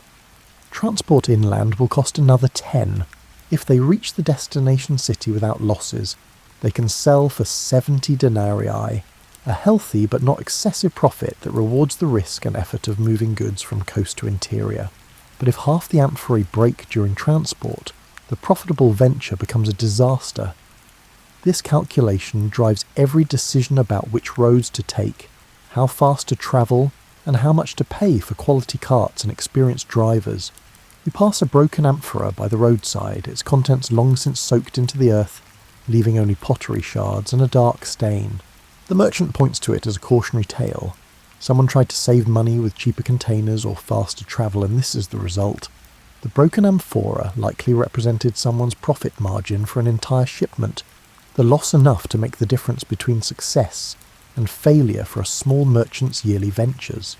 At a market in an inland city, you watch the final step of the journey. Amphorae being opened for the first time since sealing months earlier at Mediterranean coastal estates. A merchant breaks the wax seal carefully, then extracts the clay stopper, immediately smelling the contents to verify quality. Good oil smells fruity and fresh despite its journey. Poor oil reeks of rancidity, of oxidation that's turned fats into compounds that taste as bad as they smell. The merchant's nose determines whether an amphora's contents will be sold as food-grade oil or diverted to industrial uses. Some amphorae contain oil that's travelled unbelievable distances, from groves in North Africa, from estates in Spain, and from islands in the eastern Mediterranean. Each amphora's stamp tells a story of climate and soil and production methods specific to its origin. The diversity available in large city markets would have been unimaginable a few generations earlier, before maritime trade networks integrated olive-producing regions into a single economy. Now you can taste oil from a dozen different regions in a single afternoon. Comparing flavours that reflect terroir as distinctly as wines will later demonstrate. The merchant who opened the amphorae offers taste to potential buyers, pouring small amounts into clay cups. People taste thoughtfully, letting the oil coat their mouths, paying attention to the finish and aftertaste. Some spit after tasting, saving their appetite for food rather than consuming oil directly. Others swallow, appreciating oils that are good enough to enjoy by the spoonful. The tasting process resembles later wine culture's formality, with its own vocabulary for describing qualities that separate excellent from merely adequate. You purchase an amphora of oil from somewhere you've never visited, trusting the stamps and the merchant's reputation. The pointed bottom means you'll need to find a stand to hold it upright in your home, or sink it into sand in a storage room, or lay it on its side in a rack designed for that purpose. The awkward shape that made transport efficient now becomes your problem, a puzzle to solve before you can access the contents. But once solved, this amphora will provide oil for your household for weeks or months. A connection to distant groves and foreign hands that pressed these olives, sealed this container, and sent it off on a journey that ends in your home. You're standing in a temple where olive oil's role transcends practical utility, entering the realm of the sacred. The air smells of burning oil from dozens of lamps, but also of fragrant oils prepared specifically for religious purposes. Olive oil infused with myrrh, frankincense, spikenard, and other precious substances that transform it, from cooking fat to holy ointment. A priest prepares for evening rituals, checking that eternal flames still burn, that oil reserves remain sufficient, and that the sacred objects requiring anointing have received their regular applications. The eternal flame occupies the temple's central position, burning in a special lamp that's never allowed to extinguish. This lamp holds the finest olive oil, changed daily to ensure purity, tended by priests whose primary duty is maintaining its flame. The theological implications run deep. Light itself represents divine presence, and olive oil fuels that presence, making it a medium through which the sacred enters the physical world. When priests light lamps from the eternal flame, they're not just providing illumination, but propagating holiness through fire fed by blessed oil. A ceremony begins as a family arrives with their infant for dedication rituals. The priest brings out a small golden vessel containing anointing oil. Olive oil blessed through prayers and mixed with aromatic compounds worth more per ounce than gold. Using a thumb, the priest marks the infant's forehead with a small cross of oil, speaking words that connect this child to generations of ancestors who received identical marks. The oil sits visibly on the infant's skin, slowly absorbing, carrying with it whatever properties the blessing supposedly imparted. You watch as the priest anoints other objects, a new altar cloth, a restored section of temple wall, and a bronze shield dedicated by a successful general. Each receives oil applied with specific prayers, the liquid itself becoming a vehicle for making common things holy. The oil doesn't change physically from this treatment, but in everyone's understanding it changes essentially, becoming something more than pressed olives, even while remaining exactly that. This dual nature, simultaneously mundane and sacred, makes olive oil uniquely suited for religious purposes. In a preparation room you see the process of making sacred oil. The base is pure olive oil from the first pressing, chosen for quality that reflects the importance of its intended use. To this base, priests add ground cinnamon, cassia, myrrh and other aromatic plants, mixing carefully while reciting prayers meant to infuse the blend with spiritual properties. The resulting oil smells overwhelming and complex, unlike anything used in daily life. Its cost per litre would feed a family for months, making lavish use of it a genuine sacrifice, resources directed toward divine purposes rather than human comfort. A storage room holds amphora of sacred oil, sealed and marked with symbols indicating their consecrated status. These oils are never used for cooking or lamps or any mundane purpose. To do so would be blasphemy, a mixing of categories that must remain separate. Yet they're still olive oil, chemically identical to what fills kitchen jars throughout the city. The difference exists entirely in human intention and social agreement. No test could distinguish sacred from profane oil. This fact bothers no one. The distinction feels as real as the oil itself. During a wedding ceremony, you watch the priest use oil to bless the couple, marking their hands with fragrant oil while pronouncing them joined. The oil's presence in this ceremony isn't decorative. It represents prosperity, divine favour, and the hope that their union will prove as fruitful as olive trees and as enduring as groves that outlive the humans who plant them. Later, the couple will take home a small vessel of blessed oil, keeping it in their household as protection, and a reminder of vows spoken before witnesses human and divine. A funeral procession arrives, and olive oil plays yet another role in this transition. The body has been anointed with oil as part of preparation for burial, the oil preserving the flesh, while symbolising care and respect for the deceased. Oil-soaked cloths wrap the body, maintaining moisture and preventing the accelerated decomposition that would occur in dry air.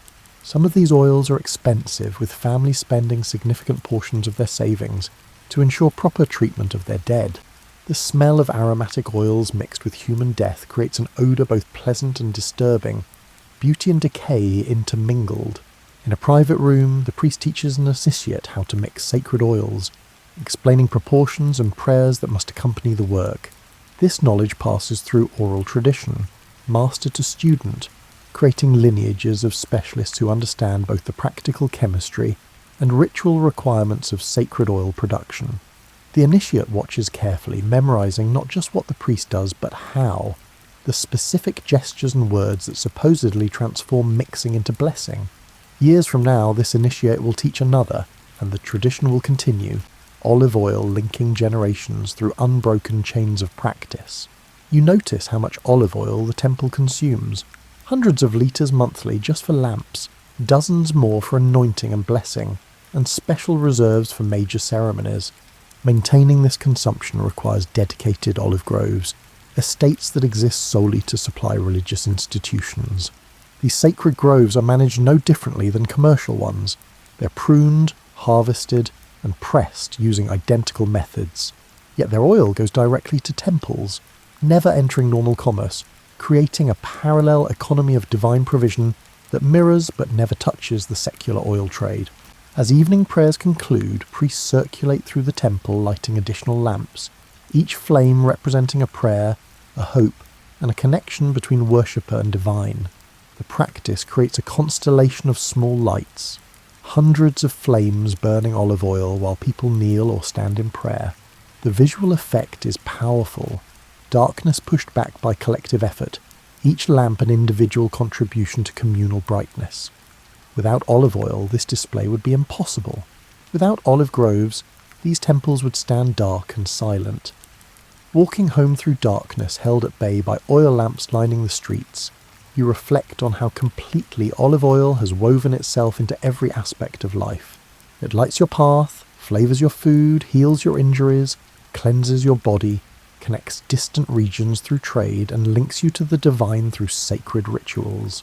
No other substance touches so many domains, serves so many purposes, and proves so essential while remaining so humble. The olive tree itself seems unremarkable, gnarled, slow-growing, and demanding little. Yet from its fruit flows civilization's golden thread, binding together all the separate elements that make human life more than mere survival. You're standing in a grove that's witnessed the rise and fall of entire civilizations, its oldest trees planted so long ago that no records document their origins. These ancient olives have felt the footsteps of peoples who spoke languages now lost, who worshipped gods whose names nobody remembers, and who built cities that have eroded back into the hillsides they once crowned. The trees remain, still producing fruit indifferent to the human dramas that have played out beneath their branches.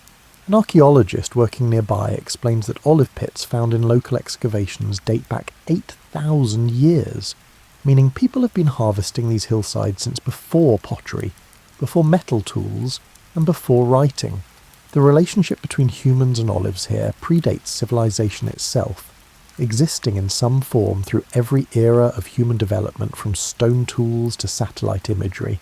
The groves you're standing in might not be that ancient, but they descend from those first cultivated trees in an unbroken chain of propagation that spans hundreds of generations.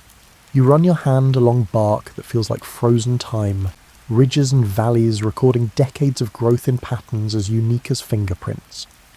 This particular tree is old enough that 3 people linking hands couldn't encircle its trunk. Its hollow interior could shelter several children during rainstorms, yet it produces fruit as reliably as trees a tenth its age. Olive trees don't age like other plants. They don't gradually weaken and die, but simply grow thicker, more gnarled, and more impossible looking while maintaining vitality that seems to contradict everything you understand about mortality. The archaeologist points out ancient stone terraces built to prevent soil erosion. Their construction so solid they still function centuries after the civilization that built them vanished. These terraces create level planting areas on slopes too steep for agriculture, catching rainwater and preserving topsoil that would otherwise wash away during winter storms. The labour involved in building them was enormous. Thousands of hours moving stones, levelling ground, and creating the infrastructure necessary for olive cultivation in challenging terrain. Yet the investment proved worthwhile over time frames that dwarf human lifespans. You notice evidence of ancient pressing operations, circular depressions carved into bedrock where millstones once turned, channels that guided oil from pressing platforms to collection vessels, and anchoring points for press beams. These installations functioned for generations before being abandoned when economic conditions shifted or populations declined. Now they're covered with moss and leaves, slowly eroding, their purpose obvious only to trained observers. The groves they served continue producing, indifferent to whether humans still press their fruit or leave it to fall and rot. Climate patterns recorded in ice cores and lake sediments reveal that this region has experienced dramatic changes during the olive grove's existence. Periods of extreme drought should have killed these trees, yet somehow they endured, their deep roots finding moisture other plants couldn't access. Invasions swept through repeatedly, armies burning farms and slaughtering populations, but olive trees survived because they're nearly impossible to kill completely. Even if trunk and branches burn to ash, roots send up new growth, rebuilding from below ground with patience that makes human urgency seem absurd. An ancient olive tree nearby shows clear signs of having been cut down, then regrowing from the stump, creating multiple new trunks that fuse together over time. The practice of coppicing olives for wood while preserving their root systems allowed farmers to harvest the trees themselves without ending production. The regrown trunks might take 20 years to begin bearing fruit again, but in the olive's timeline, 20 years is nothing, barely worth noticing. This one tree has probably been cut and regrown 5 or 6 times over its existence, each cycle producing decades of firewood while the roots waited patiently for their chance to rebuild. You sit beneath a massive olive and try to imagine the lives it's witnessed. People have sat exactly here for centuries, seeking shade from Mediterranean heat, perhaps eating olives from this very tree. Children have climbed its branches. Lovers have carved initials into bark that later grew over and obscured their declarations. Battles may have raged nearby while the tree simply continued its slow cycle of flowering and fruiting, indifferent to human violence.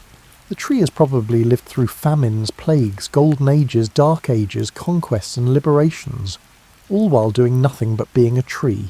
The archaeologist mentions that olive trees can effectively live forever through a process of continuous renewal.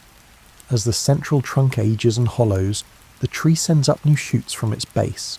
These shoots eventually become new trunks while the old one gradually crumbles away. The root system remains unbroken through this process, meaning the tree's identity persists, even though none of its above-ground parts might be original. Some of the groves in this region may have been continuously alive since before humans began writing down history. Modern threats to these ancient groves come not from the climate or diseases that have always challenged olive cultivation, but from economic changes that make old trees less valuable than the land they occupy. You've heard of developers cutting down 1,000-year-old olives to build resorts, of ancient groves being replaced by crops that produce faster returns. The trees that survived every historical catastrophe now face chainsaws guided by spreadsheets showing that quick profits from destruction exceed the patient income from preservation. Yet some groves remain protected, recognised as cultural heritage as important as ancient buildings or archaeological sites. These protected groves are maintained using traditional methods, pressed with equipment that would be familiar to farmers from centuries past, and producing oil marketed specifically as coming from ancient trees. Whether the oil actually tastes different is debatable, but customers pay premium prices for the connection to history, for fruit from trees that their great-great-great-grandparents might have harvested. Walking through these groves as afternoon light creates dramatic contrast between illuminated leaves and deep shadows, you feel a strange temporal vertigo. Everything around you looks timeless. It could be a scene from any century in the past 2,000 years. The trees haven't changed. The hillsides haven't changed. If you squint slightly, you can imagine yourself in any era. The present just another moment in an endless chain of harvests and pressings that extends beyond memory in both directions. The archaeological evidence scattered throughout these hillsides tells a story of continuous use despite political chaos. When one empire collapsed and the population fled, within a generation or two, new people arrived and resumed harvesting the groves. The olive trees themselves served as attractants, their presence advertising that this land could support human communities. Abandon a grain field and within a year it reverts to wild grasses, but abandon an olive grove and decades later it's still there, still producing, still waiting for humans to return and resume the partnership.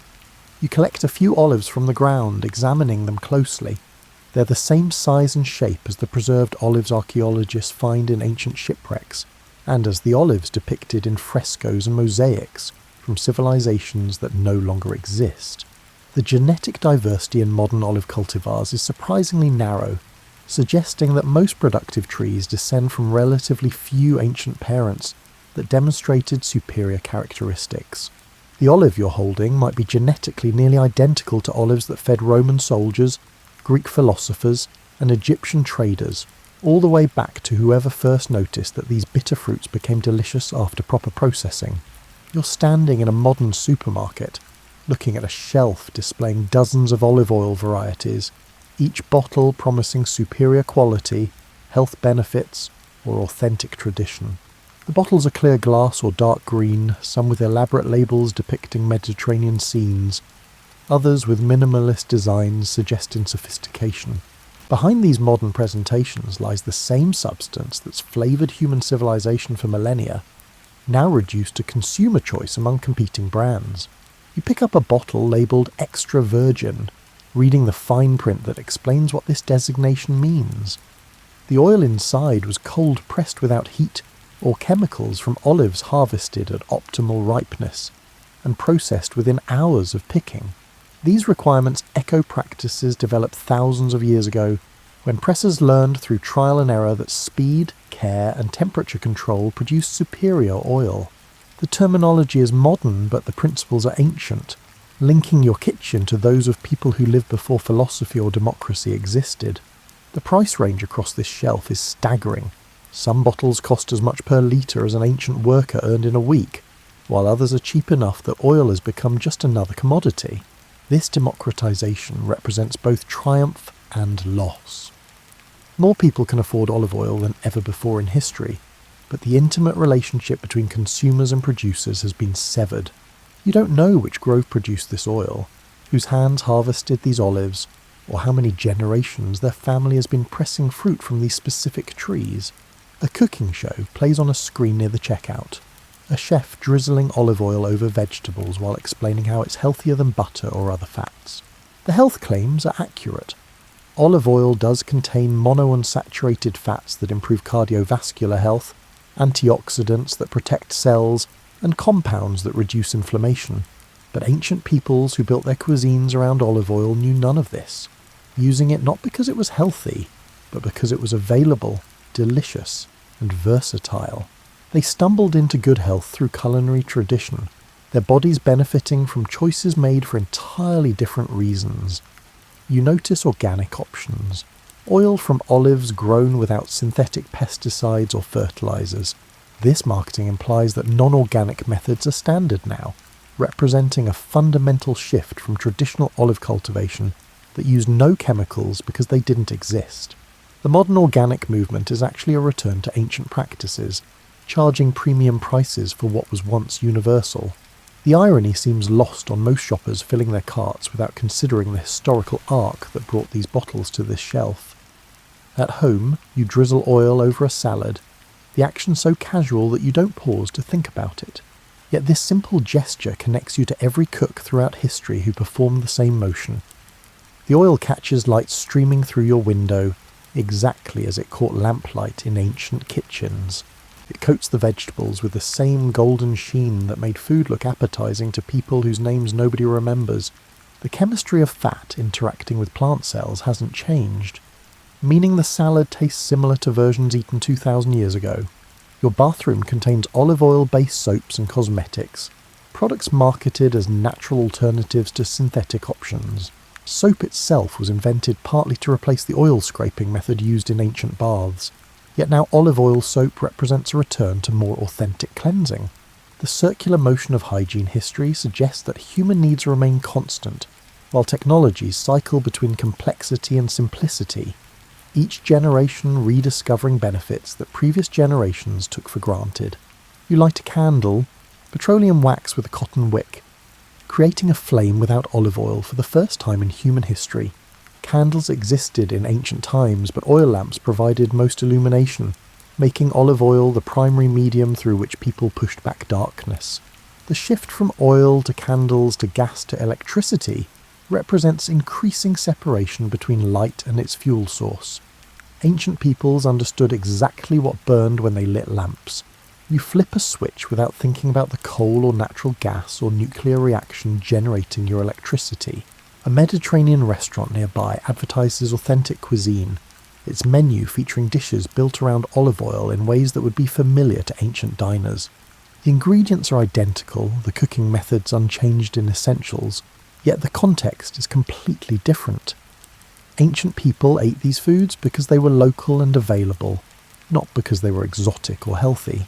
The The restaurant charges premium prices for authenticity that used to be called what we have, transforming necessity into luxury through distance, temporal distance separating us from when these foods were ordinary. You read about olive oil fraud, about bottles labelled Italian or Greek containing oil from North Africa or Spain, and about extra virgin designations applied to oil that doesn't meet technical requirements. These deceptions echo ancient problems. Merchants have always been tempted to dilute expensive oil with cheaper alternatives, to misrepresent origins, and to sell last year's rancid oil as this year's fresh pressing. The amphora stamps that guaranteed quality in ancient markets were responses to fraud that still exists, human nature remaining constant across millennia. A news article discusses how climate change threatens traditional olive-growing regions, and how rising temperatures and changing rainfall patterns might shift production to areas that previously couldn't support olives. The trees themselves can adapt. They've survived climate changes throughout history, but the cultural connection between specific regions and olive cultivation might break. What happens to Greek or Spanish or Italian culinary identity if olives no longer thrive there? Can tradition persist when the material basis for tradition disappears? You notice how olive oil has become shorthand for healthy eating, the Mediterranean diet, and lifestyle choices associated with longevity and well-being. This association isn't wrong, but it's incomplete. Ancient peoples who consumed olive oil daily also died young from infections and injuries. Modern medicine prevents easily. The oil didn't make them healthy in any comprehensive sense. They simply lacked alternatives we take for granted. Separating olive oil's actual benefits from romanticised versions of Mediterranean life requires care that marketing departments rarely provide. In your pantry, a bottle of olive oil sits next to vegetable oil, canola oil and coconut oil, each suited for different purposes, different heat tolerances and different flavour profiles. This abundance would astonish ancient cooks who used olive oil for everything because it was the only fat they had in quantity. Modern cooking's specialisation, this oil for sautéing, that one for baking, another for salads, represents both sophistication and loss. We've gained options, but sacrificed the intimate knowledge that comes from using a single ingredient in every possible way. You cook dinner using olive oil, clean up with olive oil soap, and moisturise your hands with olive oil lotion, all while electric lights eliminate any need for oil lamps. Olive oil persists in modern life, but its role has narrowed from essential to optional, from universal to particular. You could survive comfortably without it, substituting other fats in cooking, other products for cleaning and moisturising, and other sources for illumination. This optionality represents the fundamental difference between your relationship with olive oil and that of people for whom it was irreplaceable. Yet walking through the supermarket or cooking dinner, you occasionally feel a strange temporal connection, a sense that you're performing actions that link you to an unbroken chain of human activity, stretching back to before recorded history. When you drizzle olive oil over food, you're doing exactly what countless humans have done in the same way for the same reasons. The bottle is different, the kitchen is different, and the context is different, but the action itself is unchanged.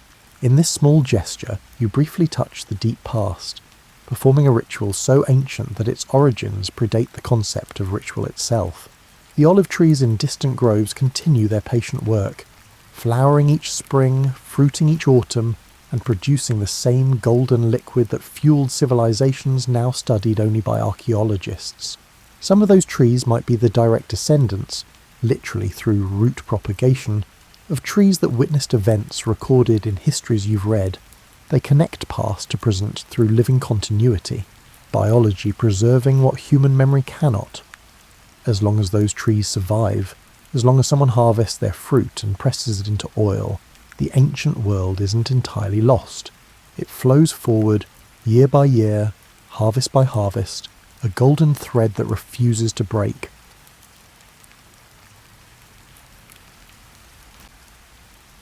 The candlelight flickers across worn pages in a Philadelphia study, sometime in the winter of 1775. You can almost smell the leather bindings and lamp oil, feel the chill creeping through window panes despite the fire crackling in the hearth. In homes like this throughout the colonies, educated men, and more women than history often credits, are reading themselves into revolution, when their favourite authors have been dead for nearly 2 millennia. You might find this curious at first. Here are people planning a government for a new world, surrounded by forests their European ancestors never imagined, preparing to create something unprecedented in modern history. Yet they're thumbing through Latin texts, scribbling marginal notes beside passages about Roman consuls and tribunes, and memorising the speeches Cicero delivered in a forum that crumbled into ruins centuries before Columbus sailed. The thing is, Latin wasn't just some academic exercise for these colonists. It was their common language of learning, the key that unlocked what they considered the greatest political wisdom ever recorded. Boys in colonial grammar schools conjugated Latin verbs before they turned 10. By adolescence, they were translating Virgil and Livy, absorbing not just grammar but entire worldviews. When John Adams wanted to insult someone in his diary, he did it in Latin. When Thomas Jefferson designed Monticello, he sketched Roman proportions. The ancient world wasn't distant to these people. It was practically their second home. Consider what their libraries actually contained. You'd find Plutarch's Lives, those parallel biographies comparing Greek and Roman heroes, teaching moral lessons through historical example. You'd discover Polybius explaining Rome's mixed constitution, Tacitus warning about imperial corruption, and Sallust describing how luxury destroyed republican virtue. These weren't decorative volumes gathering dust. They were dog-eared, underlined, quoted in letters and pamphlets, and referenced in tavern debates. The colonists read these works with a peculiar intensity because they recognised something in Rome's story that resonated with their own situation. Rome had started as a small city-state, overthrown a king, established a republic, expanded through a combination of military prowess and political innovation, then watched it all collapse into dictatorship. The parallels to their own world weren't subtle. Britain was their Rome, powerful, far-reaching and increasingly tyrannical. They were trying to decide whether to remain provinces in someone else's empire or risk everything to become a republic of their own. But here's where it gets interesting, where the real depth of their classical education shows through. They didn't just cherry-pick the inspiring bits about Roman glory. They studied the failures with equal attention, perhaps even more. They wanted to understand exactly how a republic dies, what signs to watch for and which mistakes prove fatal. It's rather like studying plane crashes to learn how to fly safely. Morbid perhaps, but tremendously practical. Benjamin Franklin, who loved a good quip almost as much as he loved a good experiment, once joked that the classical education he received was the most useless and the most valuable thing he'd ever acquired. Useless for business, certainly. No Roman ever needed to understand electrical current or printing presses, but valuable for thinking about power, liberty, corruption, and human nature. Those topics, Franklin noted, didn't change much across the centuries. You can picture these founders in their studies, candles burning low, comparing notes between ancient texts and current newspapers. A passage from Cato about land reform might sit beside a pamphlet about colonial taxation. Cicero's warnings about demagogues might be read alongside reports of Parliament's latest overreach. They were building a mental map, charting the territory between liberty and tyranny using Rome as their primary reference point. The women of this era deserve mention here, even though convention kept most of their learning private. Abigail Adams read Virgil in Latin, discussed Cato with her husband, and peppered her letters with classical references. Mercy Otis Warren wrote plays satirising British officials using Roman historical parallels. These weren't anomalies. Educated colonial women had access to the same classical texts as their fathers and brothers, and they used that knowledge to participate in revolutionary debates, if often from the margins. What strikes you, reading their correspondence, is how naturally they move between ancient and modern examples. Jefferson might mention Cicero and George III in the same sentence, as if they were contemporaries. Adams could compare the Massachusetts legislature to the Roman Senate without a hint of irony. The past wasn't dead to them. It was a living resource, a guidebook, and a warning system. This classical obsession also shaped how they saw themselves. When they looked in the mirror, they didn't see merchants and farmers and lawyers playing at politics.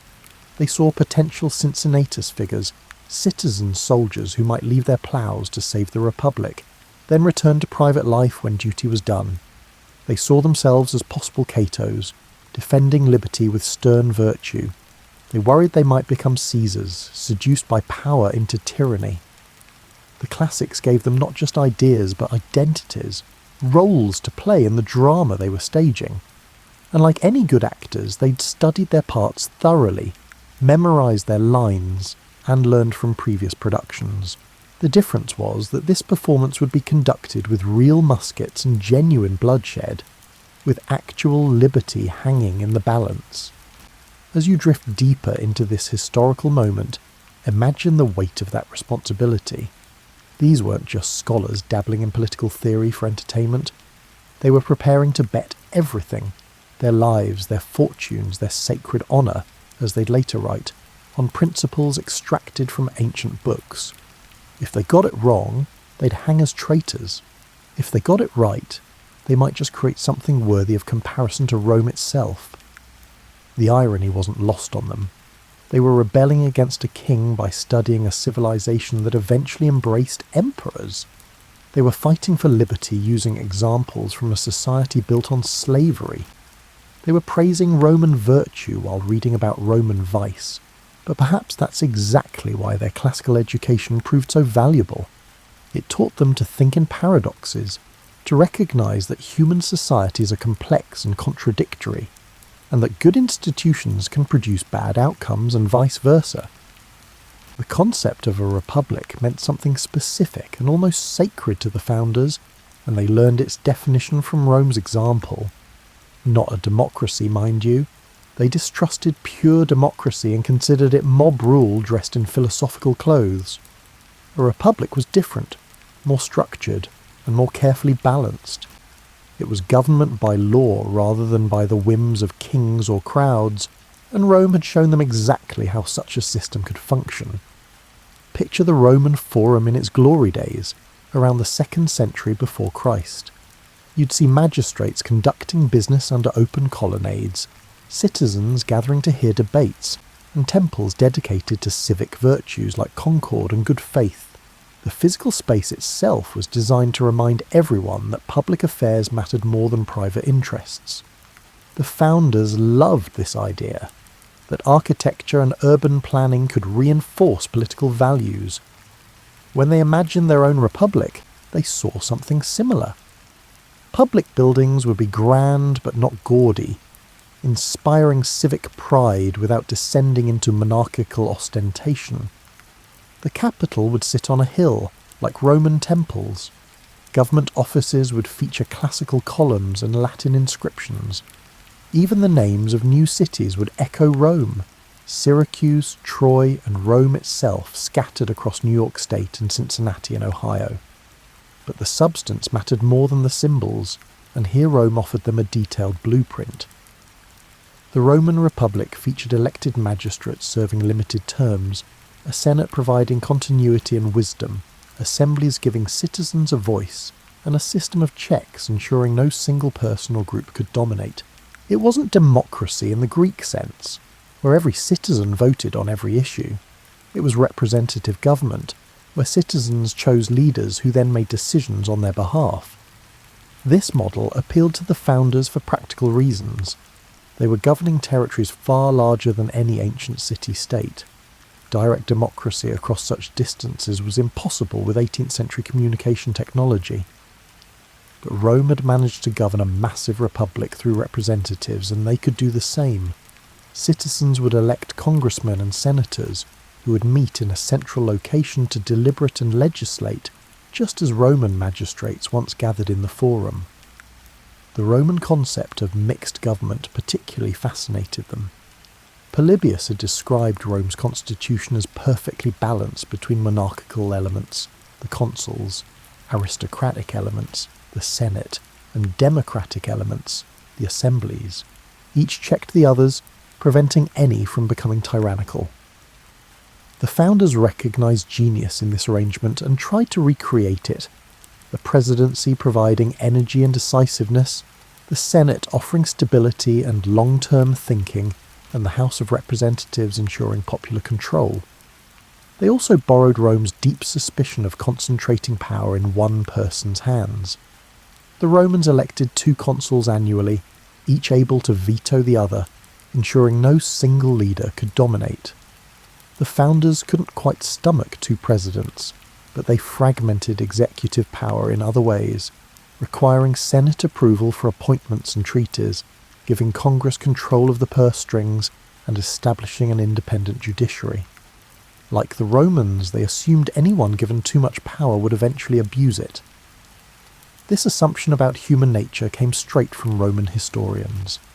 Reading Sallust or Tacitus, you encountered a rather bleak view of humanity. People were ambitious, greedy, and prone to corruption. Give them power without constraints and they'd turn into tyrants. Give them wealth without responsibility and they'd grow decadent. The only solution was institutional checks, laws that operated independent of virtue, and systems that assumed the worst about human nature and planned accordingly. Yet paradoxically, the Romans also believed republics required virtue to survive. Laws alone weren't enough.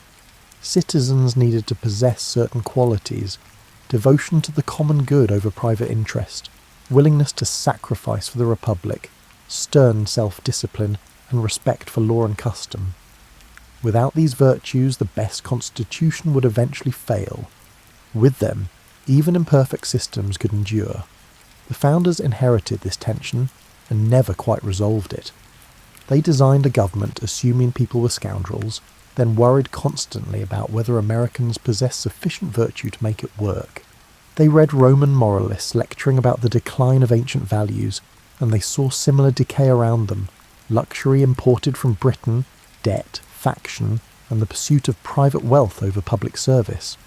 Would America prove different, or were they doomed to repeat Rome's trajectory from republic to empire? This question haunted them, kept them awake at night, and filled their private letters with anxiety. But it also drove them to take the experiment seriously, to study Roman precedents with obsessive attention to detail. They wanted to understand exactly what worked and what failed, which institutions proved resilient and which collapsed under pressure. Take the Roman Senate as an example. The founders admired its role as a stabilizing force, a body of experienced men providing continuity across generations, but they also recognized its flaws: how it became increasingly dominated by wealthy families, how it eventually lost touch with ordinary citizens, and how it proved unable to prevent civil wars when ambitious generals decided to seize power. So they tried to design a Senate that captured the benefits while avoiding the pitfalls: smaller than Rome's, more directly connected to states, and balanced against a more democratic house. The Roman practice of limited terms also impressed them deeply. Consuls served 1 year, then stepped aside. Dictators appointed during emergencies were supposed to relinquish power within 6 months. This constant circulation of leadership prevented anyone from becoming indispensable and reminded officials they were servants rather than masters. Washington's decision to retire after 2 terms consciously echoed this Roman tradition, particularly the legend of Cincinnatus, leaving his plough to save Rome, then returning to farming when the crisis passed. Yet they also recognized that Rome's term limits eventually failed to prevent tyranny. Ambitious men simply accumulated informal power, military loyalty, popular support, wealth, that trumped formal constitutional constraints. Julius Caesar never needed to abolish the consulship. He just made it irrelevant by commanding legions personally loyal to him. The founders tried to prevent this by fragmenting military command, making the president commander-in-chief but requiring Congress to fund and regulate the military, hoping to avoid the Roman problem of generals becoming more powerful than governments. As you consider these borrowings and adaptations, you might notice a pattern. The founders were simultaneously awed by Rome and terrified of repeating its mistakes. Every institution they admired came with a cautionary tale attached. The Senate, brilliant but oligarchic. The consuls, energetic but potentially tyrannical. The assemblies, democratic but prone to demagoguery. Their solution was to take Roman ideas and modify them, hoping to preserve the good while preventing the bad. This required tremendous confidence and equally tremendous humility. Confidence that they could improve on Rome, creating a republic that wouldn't decay and collapse. Humility that they needed Rome's lessons at all, that they couldn't simply invent good government from scratch using pure reason. The combination produced something genuinely new. A republic consciously designed using historical precedent, learning from failure, and trying to build institutions that could survive human weakness and ambition. The word Senate itself comes directly from Latin. Senatus, derived from senex, meaning old man or elder. The Romans believed wisdom came with age and experience, and that a body of older, established men could provide judgment and stability that younger, more passionate assemblies might lack. The American founders generally agreed, though they worried about creating an aristocracy by accident. Walking through their thinking about the Senate, you encounter fascinating contradictions. They wanted it to be prestigious but not aristocratic, deliberative but not obstructionist, stable but not permanent, and wise but not detached from popular sentiment. Balancing these tensions required careful institutional design, and they looked to Rome for guidance on what worked and what didn't. The Roman Senate began as an advisory council to the kings, supposedly founded by Romulus himself. After the kings were expelled, the Senate became the Republic's most powerful institution, not because it held direct legal authority over legislation, which technically rested with the assemblies, but because it commanded such prestige and respect that its recommendations carried the force of law. Senators served for life, wore distinctive togas with purple borders, and sat in a special section at public games. The phrase Senatus Populusque Romanus, the Senate and people of Rome, appeared on every military standard, acknowledging the Senate as co-equal with the citizenry. This tremendous prestige appealed to the founders, but also worried them. They'd just fought a revolution against aristocracy.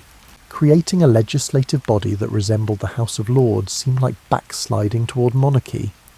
Yet they also recognised that purely democratic assemblies could be impulsive, short-sighted, and swayed by demagogues.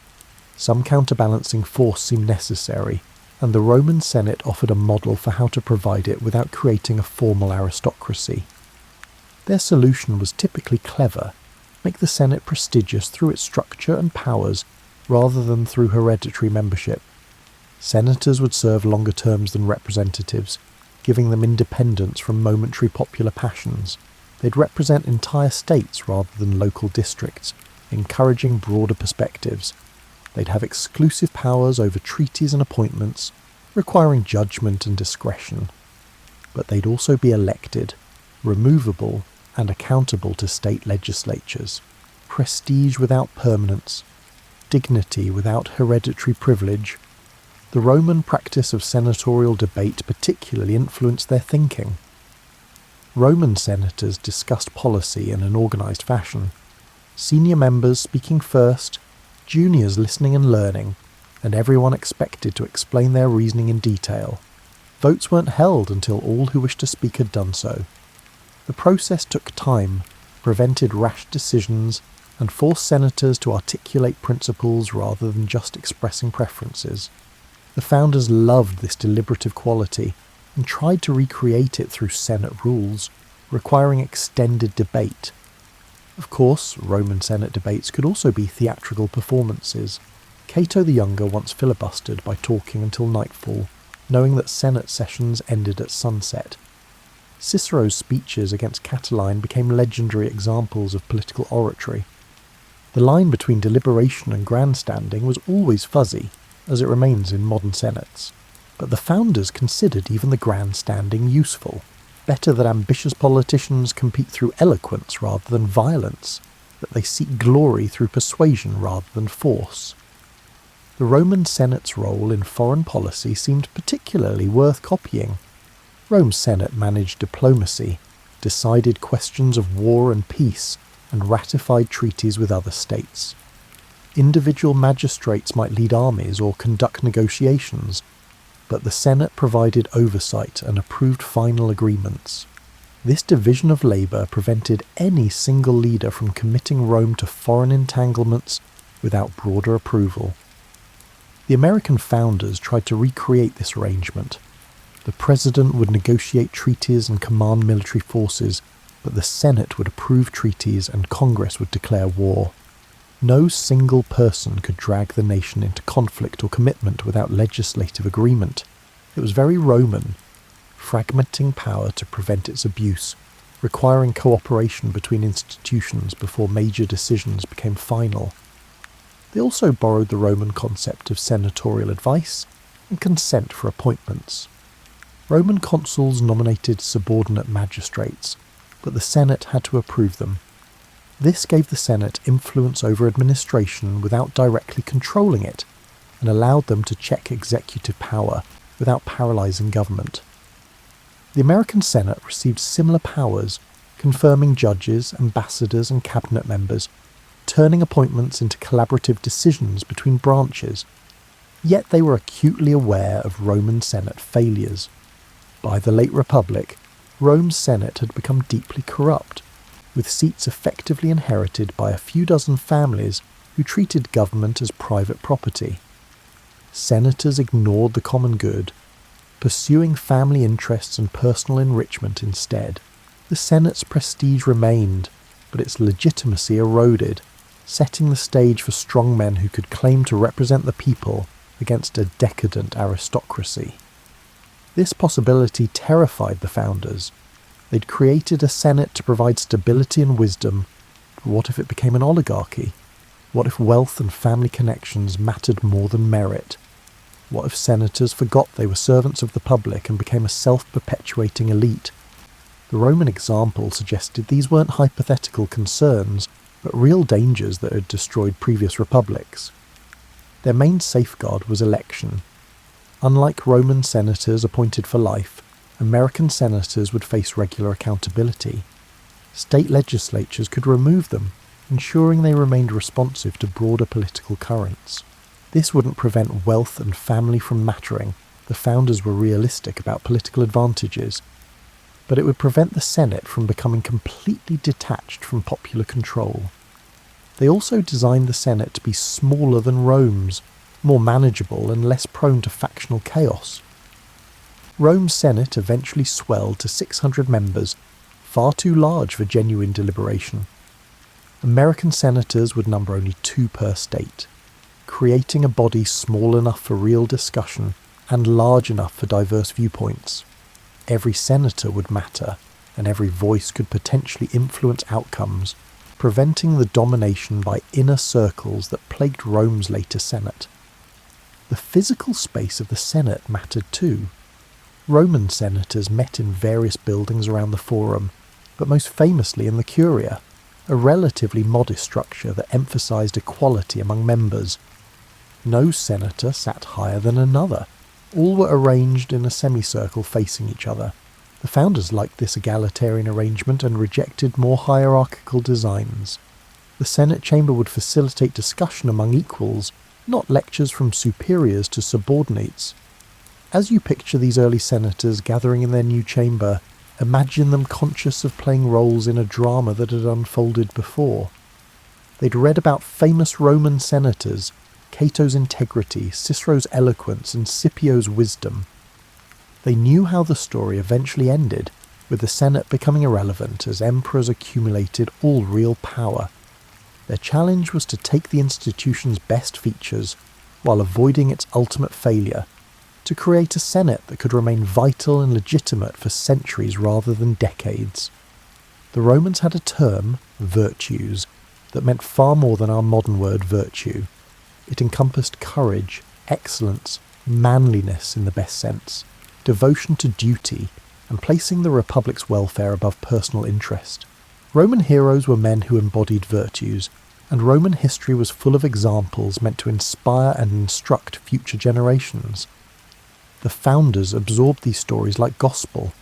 They knew about Horatius defending the bridge single-handedly against an Etruscan army. They'd read how Cincinnatus left his plough to save Rome, then returned to farming rather than seizing power. They memorized Cato's speeches against corruption, Scipio's magnanimity toward defeated enemies, and Regulus keeping his word even when it meant certain death. These weren't just entertaining tales, they were blueprints for proper behaviour, examples of what citizenship should look like. This emphasis on virtue created a fundamental tension in American political thought. On one hand, the founders designed a government assuming people were selfish and ambitious, that institutions needed to channel vice toward productive ends through checks and balances. On the other hand, they believed no republic could survive without virtuous citizens, that laws alone couldn't sustain free government if people became thoroughly corrupt. The solution they hoped for was education.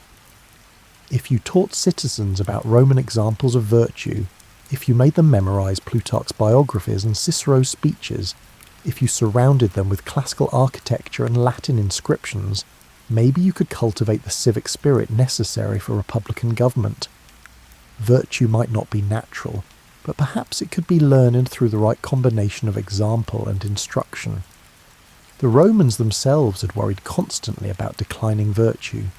Their historians blamed every political crisis on moral decay, contrasting degenerate modern Romans with virtuous ancestors who supposedly lived simply, fought bravely, and cared only for Rome's glory.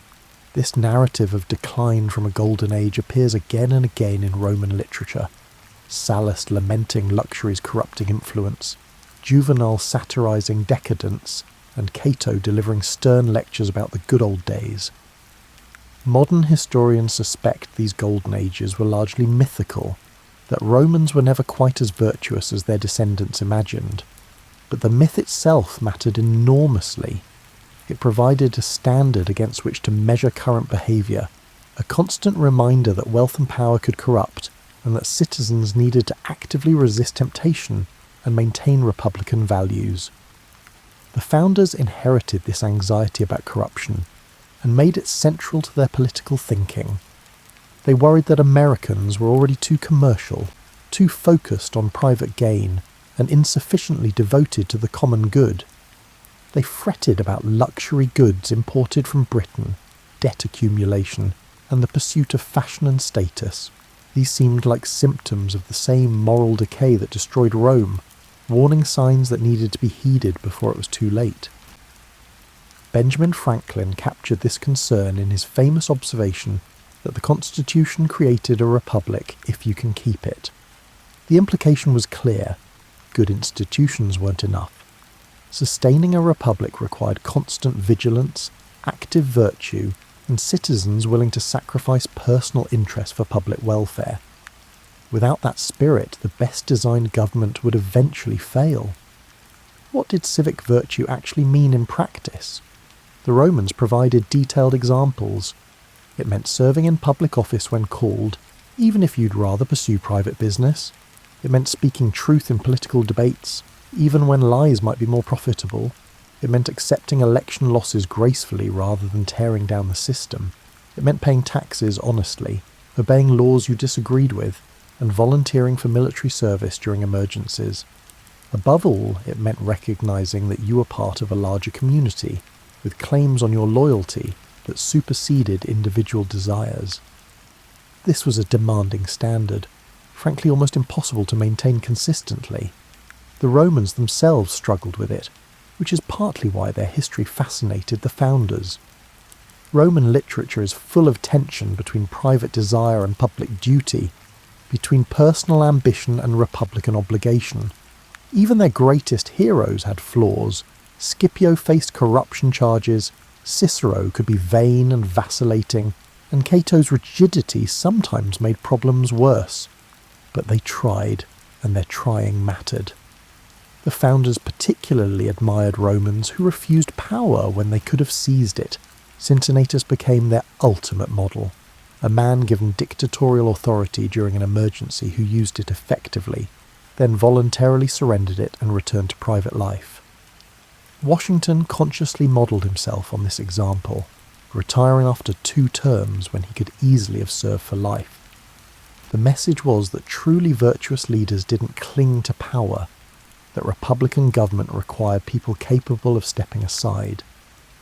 Yet the founders were also realistic about human nature in ways that complicated their virtue rhetoric. They knew most people, most of the time, would pursue self-interest.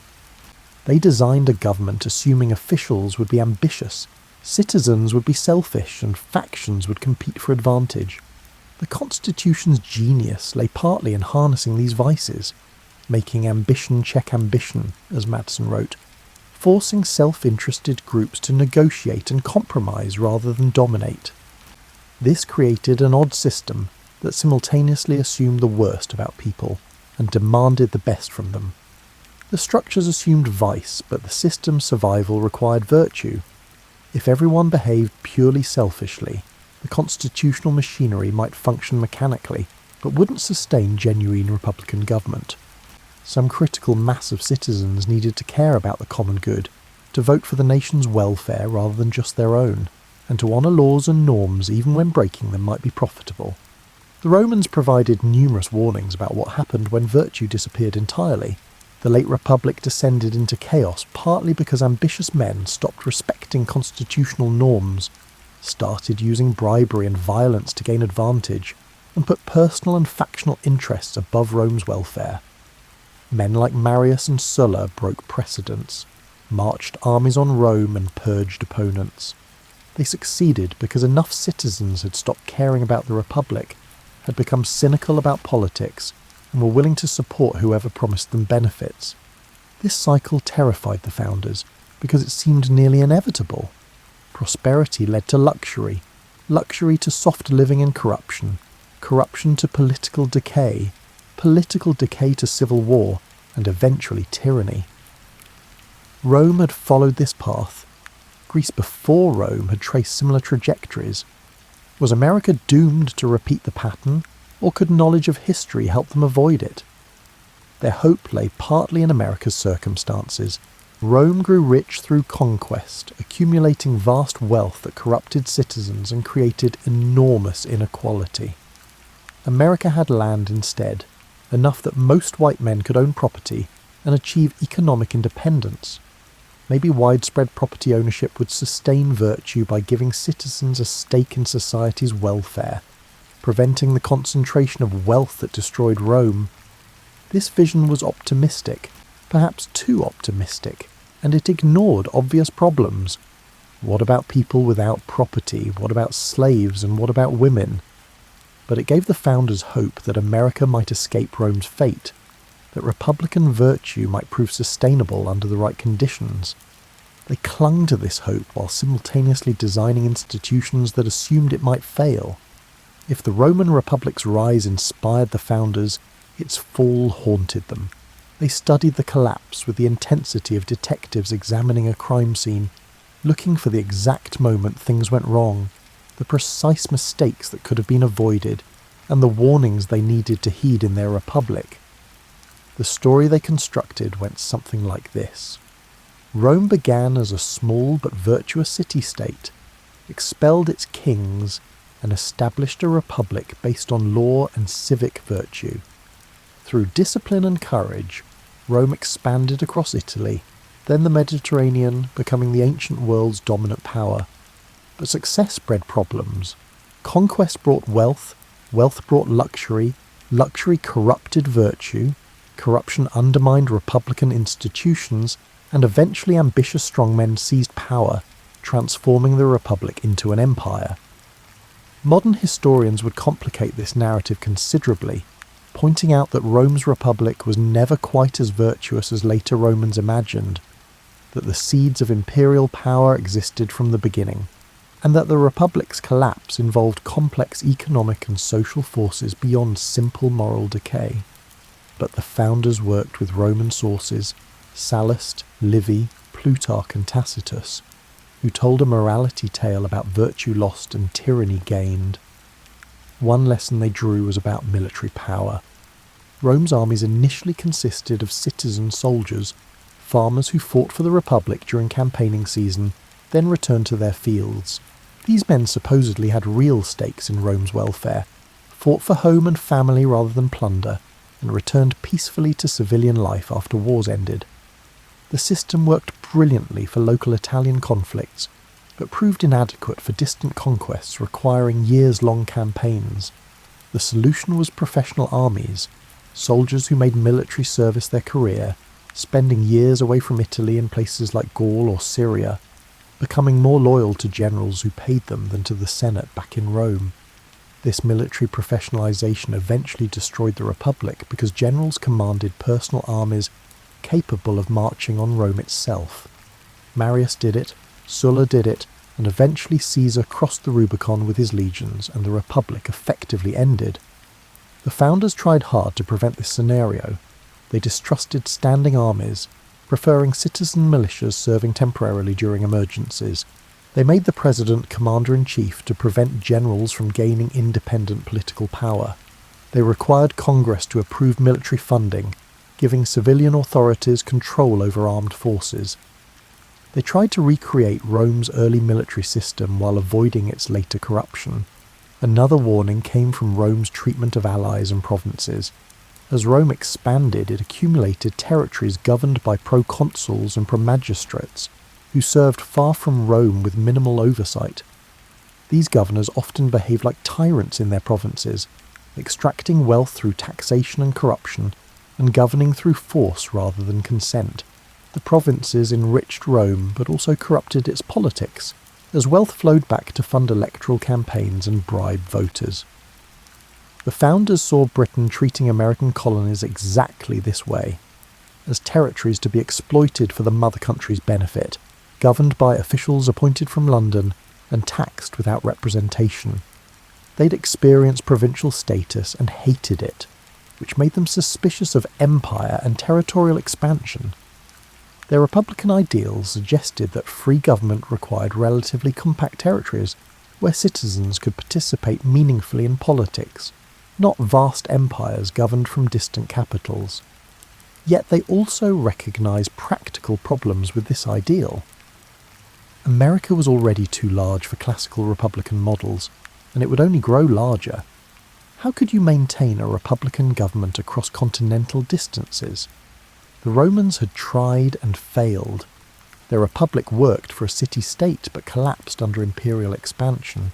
Could America avoid the same fate, or was geographic size simply incompatible with republican government?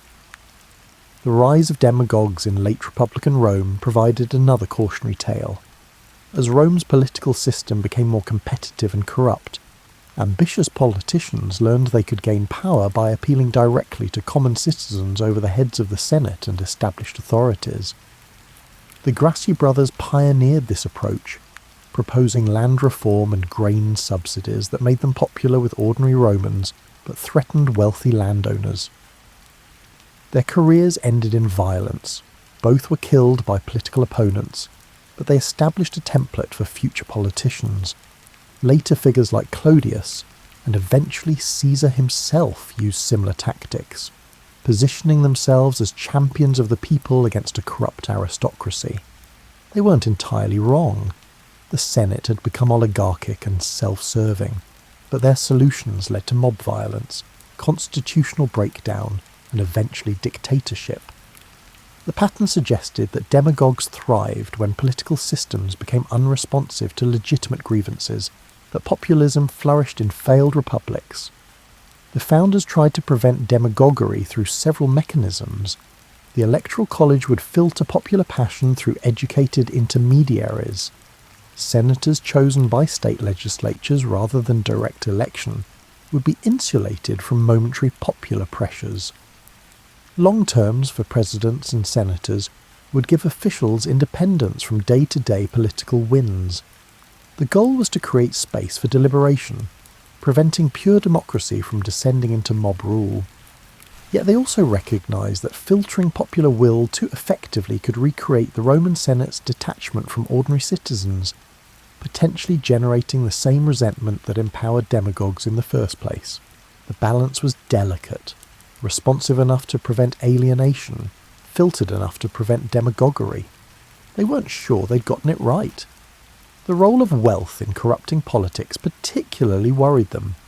Late Republican Rome saw enormous fortunes accumulated through conquest and provincial exploitation. Wealthy men like Crassus could literally buy elections, funding candidates who would serve their interests. Cicero's letters reveal how expensive Roman politics had become, how much it cost to bribe voters, hire gangs to intimidate opponents, and stage lavish games to win popularity. Politics became a pursuit for the very rich, or those willing to go deeply into debt. This obviously undermined Republican ideals. If only the wealthy could compete for office, if elections were essentially auctions rather than genuine choices, then popular sovereignty would become a fiction. The founders tried to prevent this through various means. Relatively modest salaries for office holders, short terms limiting the benefits of corruption, and geographic distribution of power making it harder to buy elections everywhere simultaneously. But they knew wealth would always influence politics, and worried whether their safeguards would prove sufficient. The personality cult around Julius Caesar provided perhaps the most sobering warning. Caesar was brilliant, a gifted general, talented writer, and charismatic politician. But he also destroyed the Republic by refusing to accept constitutional limits on his ambition. When the Senate ordered him to disband his armies and return to Rome as a private citizen, he crossed the Rubicon with his legions instead, starting a civil war. His justification was that his enemies were corrupt and that he was defending the people against aristocratic oppression. Maybe he even believed it. But the result was dictatorship, however benevolent Caesar claimed to be. The Republic effectively died when Caesar's armies entered Rome, even though the forms of republican government continued for decades. The lesson was clear. Even talented, popular leaders could destroy free government if they prioritized personal power over constitutional order. No amount of charisma or claimed good intentions justified breaking the rules. Washington understood this perfectly, which is why his voluntary retirement mattered so much. He could have become America's Caesar, staying in power until death. Instead, he consciously chose the Cincinnatus model, stepping aside to prove that Republican government didn't depend on any individual, that institutions mattered more than personalities. It was a deliberately anti-Caesarian gesture, meant to establish precedent for peaceful transitions of power. The founders also noticed how quickly Rome transitioned from republic to empire once the precedents were broken. Caesar's assassination didn't restore the republic. It led to more civil wars, eventually won by his adopted son Augustus, who established himself as emperor while maintaining republican forms. Augustus was careful to preserve the appearance of republican government, claiming to be merely the first citizen rather than a monarch. But everyone knew the reality. Real power lay with the emperor. The Senate became decorative, and elections became meaningless. This suggested to the founders that constitutional breakdowns might be irreversible. Once norms were violated, precedents broken, and power seized through force rather than law, restoring genuine republican government might prove impossible. The surviving institutions would be hollow shells, maintained for appearance while real authority resided elsewhere. It's better to prevent the initial breakdown than try to recover afterward. You might think symbols are just decoration, pleasant aesthetic choices without deeper significance. The founders thought otherwise, and Rome taught them that visual language could reinforce political principles, and that architecture and imagery could shape how citizens understood their government and themselves. Walk through Washington, D.C., and you're essentially touring a Roman theme park. The Capitol building sits on a hill, echoing the placement of Roman temples on the Capitoline. Its dome recalls the Pantheon. Columns everywhere, Doric, Ionic, and Corinthian, reproduce Roman proportions. The Supreme Court looks like a temple to justice. The Lincoln Memorial positions America's great emancipator as a seated figure resembling Jupiter, surrounded by the language of his speeches carved into marble like Roman inscriptions. None of this, was accidental. The founders and their successors deliberately chose classical architecture to make political statements. They wanted buildings that conveyed republican virtue, civic dignity, and democratic participation in governance. Roman architecture seemed perfect for this purpose, grand without being monarchical, impressive without being oppressive, and suggesting permanence and stability without hereditary privilege. Thomas Jefferson led this architectural revolution, designing Monticello and the University of Virginia using strict classical proportions, promoting Roman revival style for public buildings, and arguing that architecture should educate citizens about republican values. He believed that living and working in classically inspired buildings would remind Americans of their connection to ancient republican ideals, and that beauty could serve political purposes. The Roman practice of putting civic buildings around public spaces also influenced American urban planning. The Forum had been Rome's political and commercial heart, a space where citizens gathered to conduct business, hear speeches, witness trials, and participate in public life. Jefferson imagined similar spaces in American cities, greens or squares surrounded by government buildings, markets and churches, creating architectural encouragement for civic engagement. State capitals copied this model, placing legislative chambers, executive offices and courts around central squares or lawns, making government literally visible and accessible to citizens. The symbolism was deliberate. Government existed among the people, not above them, and the architecture should reflect that principle. Even town halls in small communities often featured columns and classical details, connecting local governance to broader republican traditions. The imagery on American currency and seals drew heavily from Roman sources. The Great Seal features an eagle, Rome's sacred bird, clutching arrows and an olive branch like Roman military standards. E pluribus unum, out of many, one, comes from a Latin phrase. Early coins featured classical profiles and Roman lettering, deliberately evoking ancient precedents for the new republic's legitimacy. This borrowing extended to naming practices. The Senate, obviously. The Capitol building. The fact that government buildings house chambers where representatives meet. All Roman terminology. Even the title president derives from the Latin praesidere, meaning to sit before or preside over, suggesting leadership without monarchical pretension. They could have chosen governor or director, or invented something entirely new, but president carried the right classical connotations. Roman military symbolism appeared everywhere. The eagle became America's national bird just as it had been Rome's. The phrase semper fidelis, always faithful, became the Marine Corps motto, directly lifted from Roman legionary standards. Military decorations featured Roman imagery, wreaths, eagles, and classical figures representing victory or liberty.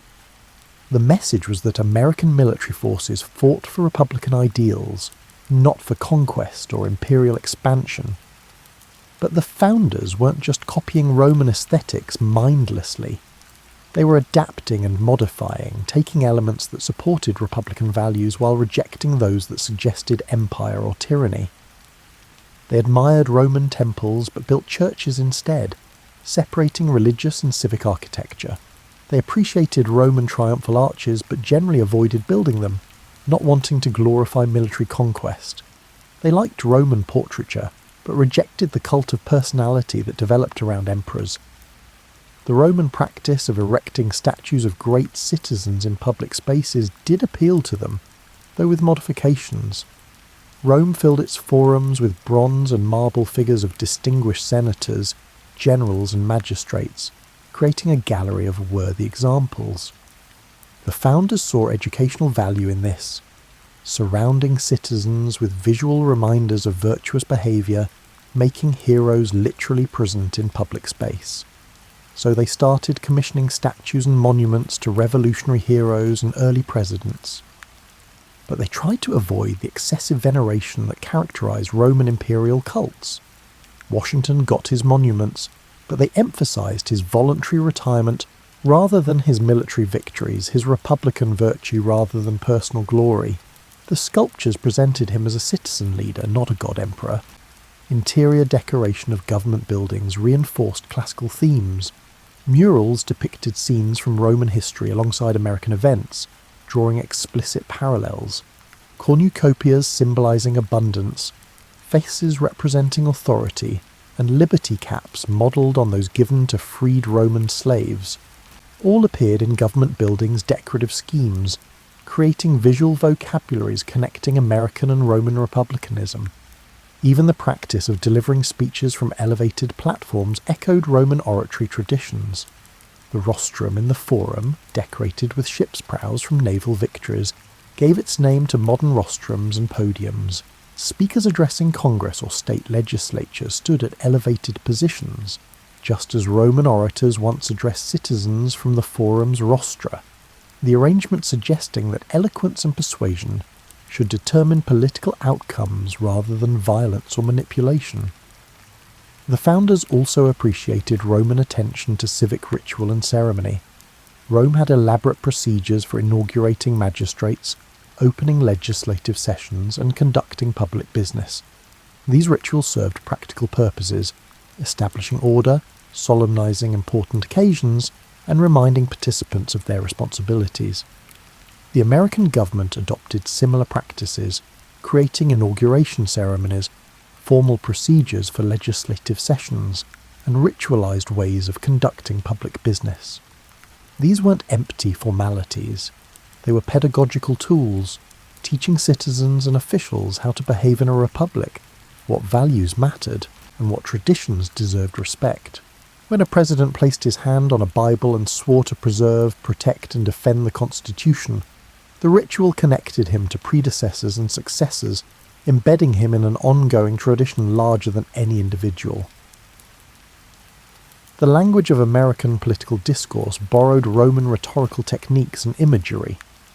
Politicians referenced classical examples in speeches, assumed audiences would understand allusions to Cato or Cincinnatus, and used Latin phrases to convey authority and learning. This wasn't just showing off, it was creating a common cultural vocabulary, shared reference points that facilitated political debate and gave it intellectual depth. You can see this most clearly in the Federalist Papers, where Hamilton, Madison and Jay wrote under the pseudonym Publius, naming themselves after one of Rome's founders. Their arguments referenced classical precedents constantly, assuming readers were familiar with Roman history and political theory. The entire project of ratifying the Constitution was conducted in language saturated with classical imagery and examples. Roman law represented one of civilization's great intellectual achievements, a systematic written legal code that attempted to govern behaviour through reason and precedent rather than arbitrary power. The founders, many of them lawyers, studied Roman legal principles intensively and incorporated numerous concepts into American jurisprudence. The Romans distinguished between different types of law in ways that influenced American legal thinking. Natural law, principles supposedly universal and eternal, discoverable through reason. Civil law, rules specific to particular societies, varying by location and culture. The law of nations, principles governing interactions between different peoples. American legal theory borrowed this framework, particularly the notion that some rights existed independent of government creation, and that natural law superseded human legislation. This became crucial for revolutionary justification. When the colonists declared independence, they needed to explain why they could legitimately rebel against their lawful government. The answer came partly from natural law theory derived from Roman sources. Certain rights were inherent and inalienable. Governments that violated those rights lost legitimacy, and citizens possessed the right to alter or abolish tyrannical governments. Natural law provided the philosophical foundation for revolution. The Roman concept of written law particularly appealed to the founders. Before written codes, law had existed as custom and tradition, known to priests and aristocrats, but often mysterious to ordinary citizens. The 12 tables, posted in the Forum around 450 BC, made Roman law public and accessible, allowing citizens to know what rules governed them. This transparency seemed essential for Republican government. How could citizens obey laws they didn't know, or hold officials accountable for enforcing laws they couldn't understand? The American Constitution and Bill of Rights follow this principle. Written, public, and accessible to anyone who could read, these were Roman ideals applied to American circumstances. The Constitution wasn't secret knowledge held by a ruling class, but a public document that any citizen could consult, understand, and invoke. Making law visible made it enforceable by popular opinion, not just official action. Roman legal procedures also influenced American practice. The right to face your accuser, to present a defense, to have charges proved rather than assumed. These came from Roman legal traditions. The Romans developed sophisticated procedures for trials, distinguishing between different types of cases, establishing rules of evidence, and creating appeals processes. Their legal system wasn't perfect. It discriminated between citizens and non-citizens, free and enslaved, and male and female. But it represented a serious attempt to govern through law rather than whim. The Roman distinction between public and private law helped shape American legal categories. Public law governed relations between citizens and the state. Criminal law, constitutional law, and administrative regulations. Private law governed relations between citizens, contracts, property, inheritance, and torts. Roman jurisprudence had developed sophisticated theories about both domains, which influenced how American lawyers and judges thought about legal problems. The concept of legal precedent also had Roman roots. Roman jurisprudence believed that previous decisions should guide current ones, that consistency mattered in legal interpretation, and that the law should develop organically through accumulated wisdom rather than constant revolution. The common law tradition, which Americans inherited from Britain but which itself drew on Roman sources, made precedent central to legal reasoning. Courts should decide similar cases similarly, building a coherent body of law over time. This created tension with another Roman principle, that laws should adapt to changing circumstances. The Romans developed flexible interpretation techniques, allowing ancient laws to remain relevant in new situations. They distinguished between the letter and spirit of law, between strict construction and equitable interpretation. American legal thought inherited this tension between stability and flexibility, between following precedent and adapting to change. The founders were particularly impressed by Roman attention to limiting government power through law. Roman magistrates possessed considerable authority, but they exercised it under legal constraints. Consuls couldn't execute citizens without trial. Tribunes could veto legislation, but only through established procedures. Even dictators appointed during emergencies operated under legal limitations, 6-month terms, specific mandates, and accountability after their terms ended. The principle was that law governed everyone, including those who made and enforced it. No one stood above the law, not magistrates, not generals, not even the Senate. This ideal often failed in practice, especially during the late Republic when powerful individuals increasingly ignored legal constraints. But the principle remained important, and the founders tried to embody it in American constitutionalism. They created numerous mechanisms to ensure law-bounded power. Written constitutions established fundamental rules that ordinary legislation couldn't override. Separation of powers prevented any single institution from controlling law's creation, interpretation, and enforcement. Judicial review allowed courts to strike down unconstitutional actions. Regular elections gave citizens the power to remove officials who violated legal norms. Impeachment provided a mechanism for removing officials who committed serious legal violations.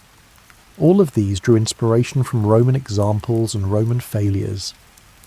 The Romans had tried to limit power through law, but ultimately failed to prevent ambitious individuals from seizing dictatorial authority.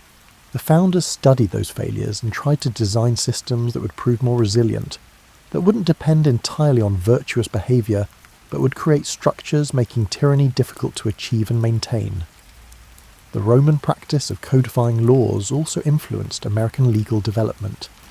The Romans eventually compiled their accumulated legal wisdom into comprehensive codes, most famously the Corpus Juris Civilis, compiled under Justinian in the 6th century AD, long after the Republic's fall. While too late to directly influence Republican Rome, these compilations preserved Roman legal principles for later civilizations and demonstrated the value of systematic legal organization.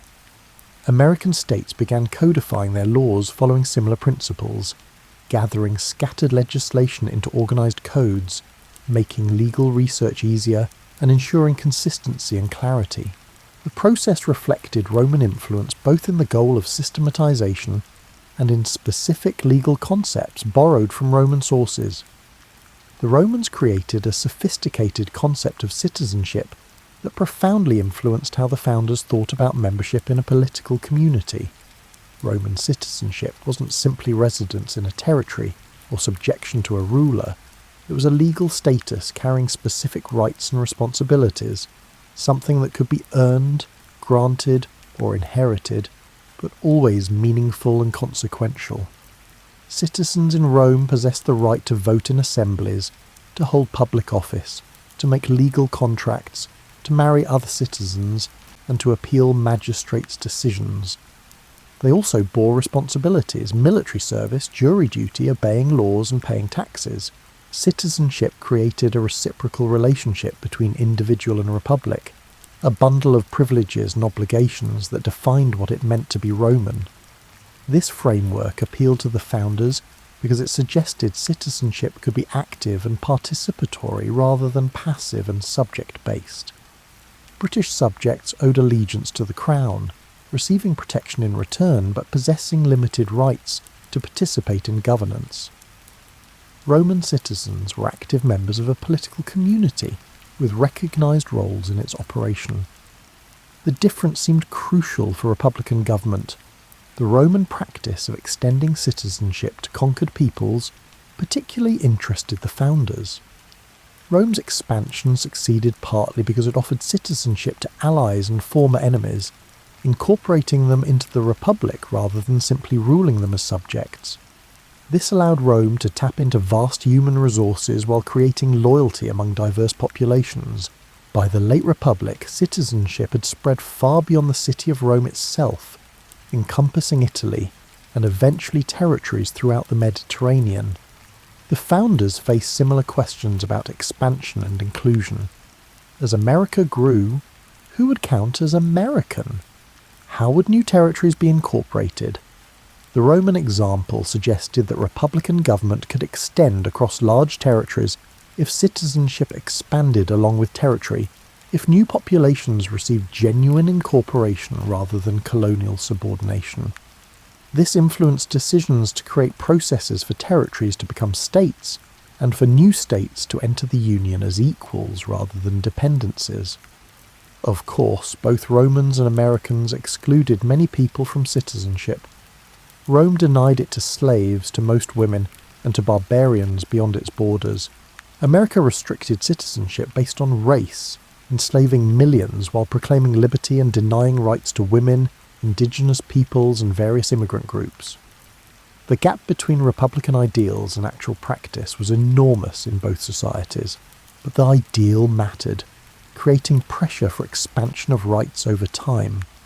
Roman citizenship gradually expanded, eventually encompassing nearly everyone within the empire by the 3rd century AD. American citizenship followed a similar trajectory, initially restricted to white men, slowly expanding through constitutional amendments and legislation to include previously excluded groups. The process continues, showing that republican ideals contain within themselves pressure toward greater inclusion. The Roman concept of civic duty particularly influenced the founders. Romans believed citizens owed active service to the Republic, whether through military service, holding office, serving on juries, or simply participating in public life. Citizenship wasn't just rights to be enjoyed, but responsibilities to be fulfilled. A good citizen didn't just vote when convenient. They stayed informed, participated in debates, served when called, and prioritized the public good. This created tension with emerging commercial society, where private pursuits often conflicted with public service. The Romans had faced this problem as their society became wealthier and more complex. Early Romans supposedly dropped everything to serve the Republic when needed. Cincinnatus leaving his plough became the archetype. Later Romans increasingly hired substitutes for military service, avoided jury duty, and treated politics as a spectator sport rather than a participatory activity. The founders worried America would follow this trajectory, that prosperity would undermine civic participation, and that citizens would become passive consumers of government rather than active participants. They tried to encourage participation through various means: relatively easy access to voting, frequent elections, local governance giving citizens regular opportunities to engage, and civic education emphasizing responsibilities alongside rights. The Roman practice of ostracism, exiling citizens deemed dangerous to the Republic, sparked debate among the founders. Was this a useful tool for protecting democracy, allowing citizens to remove potential tyrants before they seized power? Or was it dangerous majoritarianism, allowing crowds to punish unpopular individuals without due process? The founders generally rejected ostracism's American adoption, preferring legal mechanisms for dealing with dangerous officials, but the Roman example showed how seriously ancient republicans took threats to their government. They did embrace the Roman idea that citizenship required education. Romans believed citizens needed training to fulfill civic roles competently, understanding law, rhetoric, history, and philosophy. Without education, citizens couldn't judge political claims, recognize demagoguery, or make informed decisions. The founders agreed, promoting public education as essential for Republican government, arguing that ignorant citizens couldn't sustain free institutions. This commitment to civic education explains their emphasis on classical learning. Studying Roman history taught citizenship's requirements, provided examples of good and bad civic behaviour, and illustrated how republics succeeded and failed. Latin instruction trained minds in logical thinking and precise expression. Reading classical texts exposed students to sophisticated political arguments and moral reasoning. The whole classical curriculum served republican purposes, creating educated citizens capable of self-governance. The Roman practice of public debate and oratory also shaped American civic culture. Romans expected citizens to speak publicly, to argue political positions, and to participate in deliberative processes. The forum wasn't just where magistrates spoke, it was where citizens gathered to debate, persuade, and be persuaded. Eloquence mattered, because republics operated through persuasion rather than force, because changing minds through argument was how free societies made decisions. American town meetings and legislative debates borrowed this Roman tradition. Citizens were supposed to speak up, make their case, listen to opposing views, and reach conclusions through discussion rather than dictation. This required courage, preparation, and willingness to engage across disagreements, exactly the virtues Romans had cultivated through rhetorical education and public participation.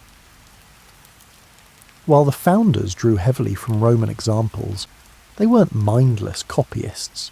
They adapted Roman ideas to American circumstances, combining classical precedents with Enlightenment philosophy, British constitutional traditions, and their own political innovations. Understanding how they modified Roman models reveals their creativity and independence. The most obvious adaptation was federalism. Rome had no equivalent to the American system of divided sovereignty between national and state governments.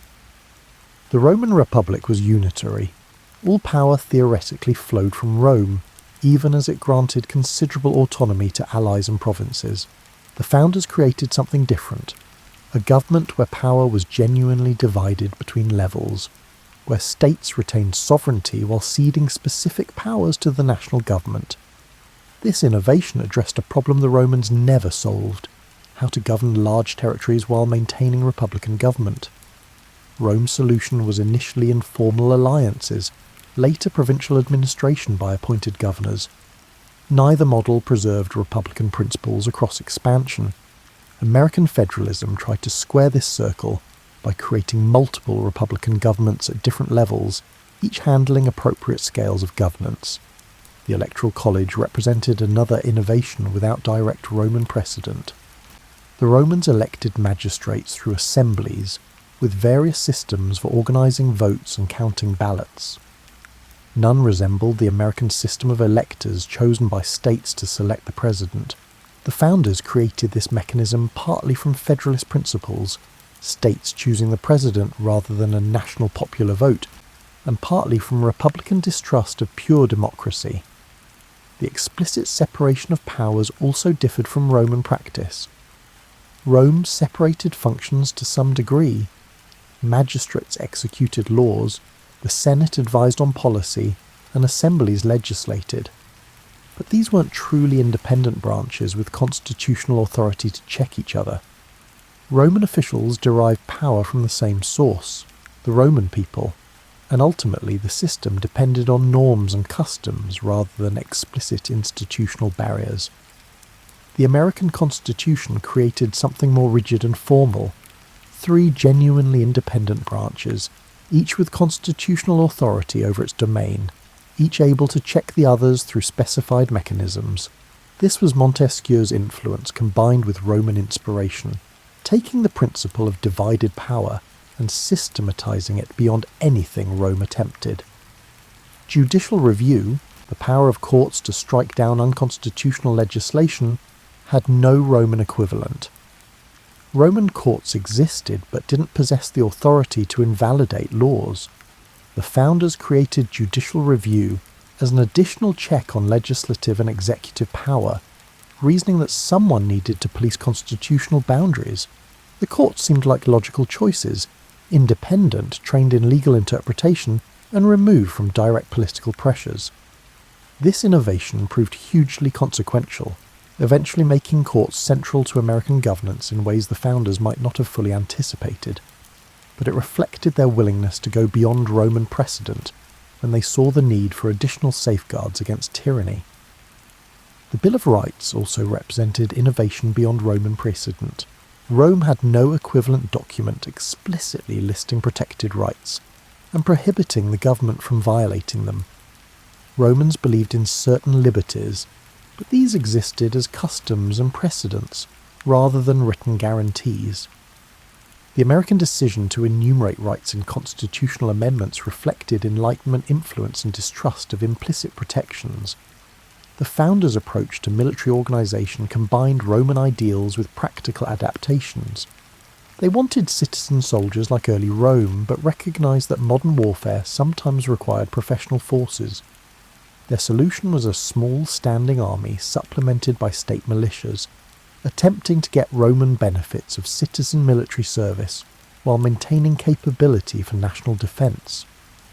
This compromise didn't fully satisfy anyone but represented a creative adaptation of classical principles to modern circumstances. They also modified Roman approaches to territorial expansion.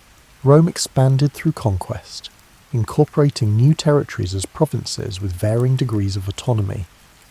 The founders created a process for territories to become equal states, ensuring expansion wouldn't create a two-tier system of core states and peripheral colonies.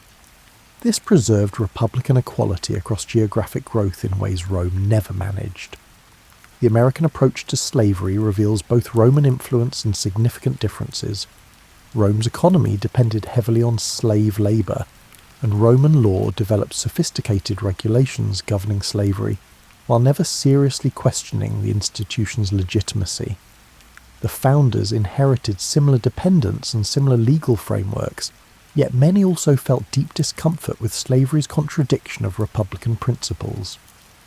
The resulting compromises were morally indefensible, but reflected genuine tension between inherited practices and professed ideals. The process for amending the constitution represented another innovation.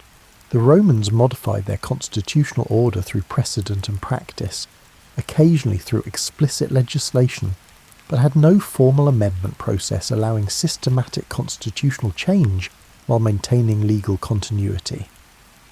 The founders created Article 5's amendment mechanism precisely to allow peaceful constitutional evolution, preventing the breakdown that occurred when Roman constitutional order became too rigid to adapt peacefully to changed circumstances.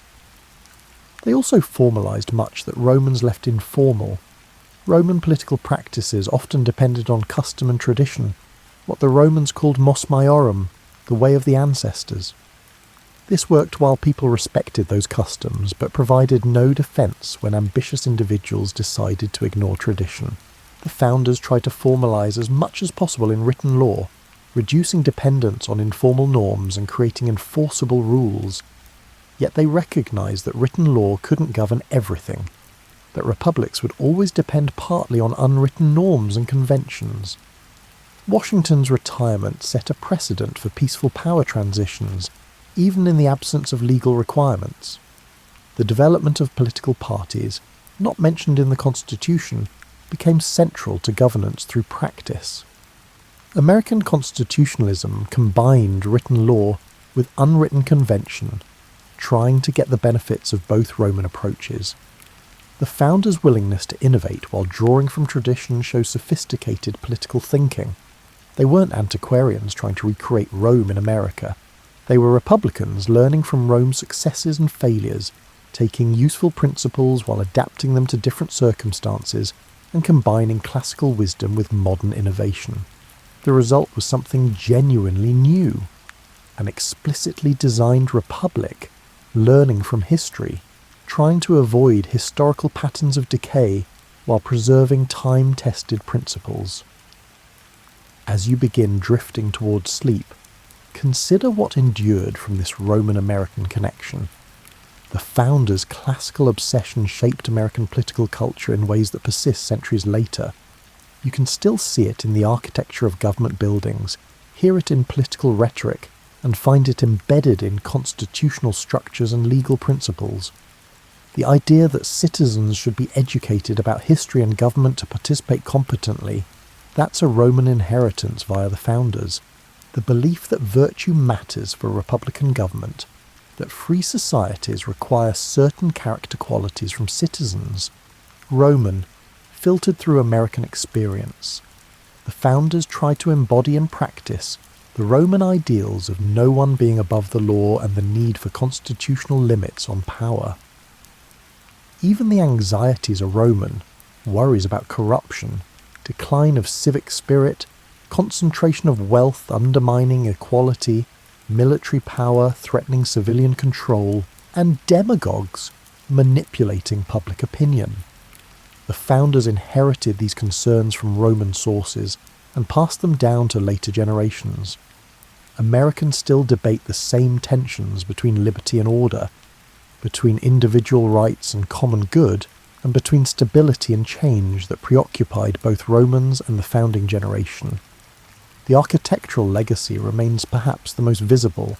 Walk through any American city, and you'll encounter Roman revival buildings housing government offices, libraries, museums, and banks.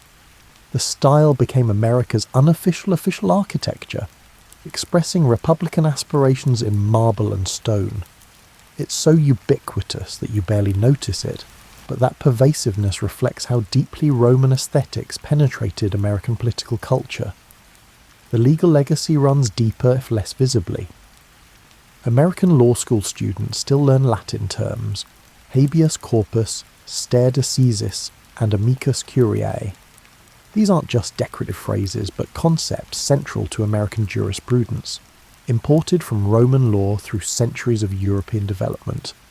The entire structure of legal reasoning, precedent, appeals, rules of evidence, owes debts to Roman jurisprudence that the founders recognised and preserved.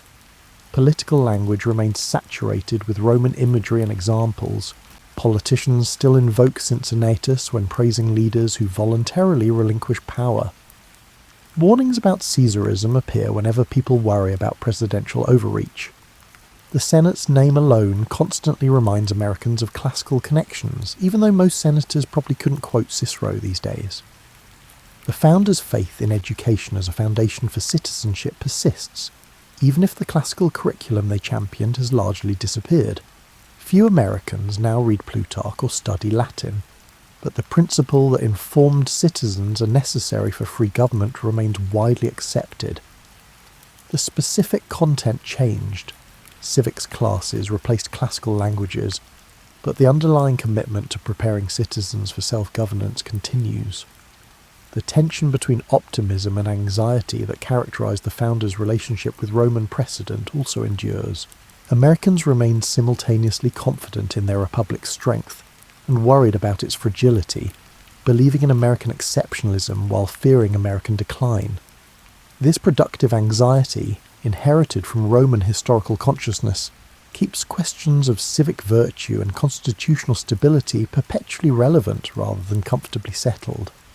Perhaps most significantly, the founders established the principle that political systems should learn from history and that institutional design could incorporate lessons from past failures and successes. This sounds obvious, but wasn't inevitable.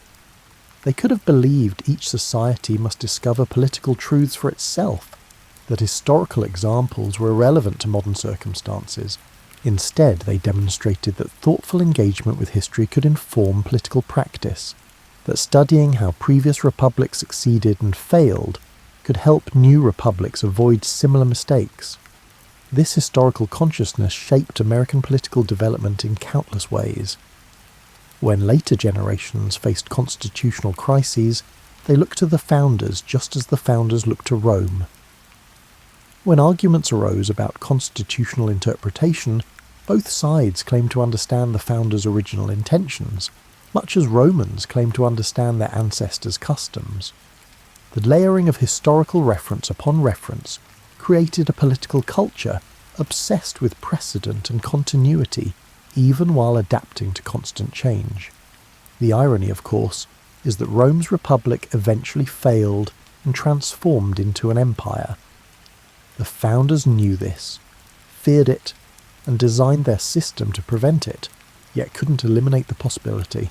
America's subsequent history included imperial expansion, massive growth in executive power, development of a permanent military establishment, and enormous wealth inequality.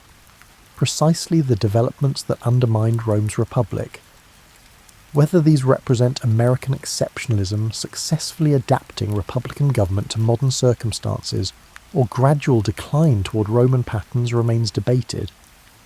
But the fact that Americans still debate these questions, still reference Rome and the founders, and still worry about virtue and corruption suggests the intellectual legacy endures. The founders gave America not just a constitution, but a way of thinking about politics grounded in historical awareness and republican ideals.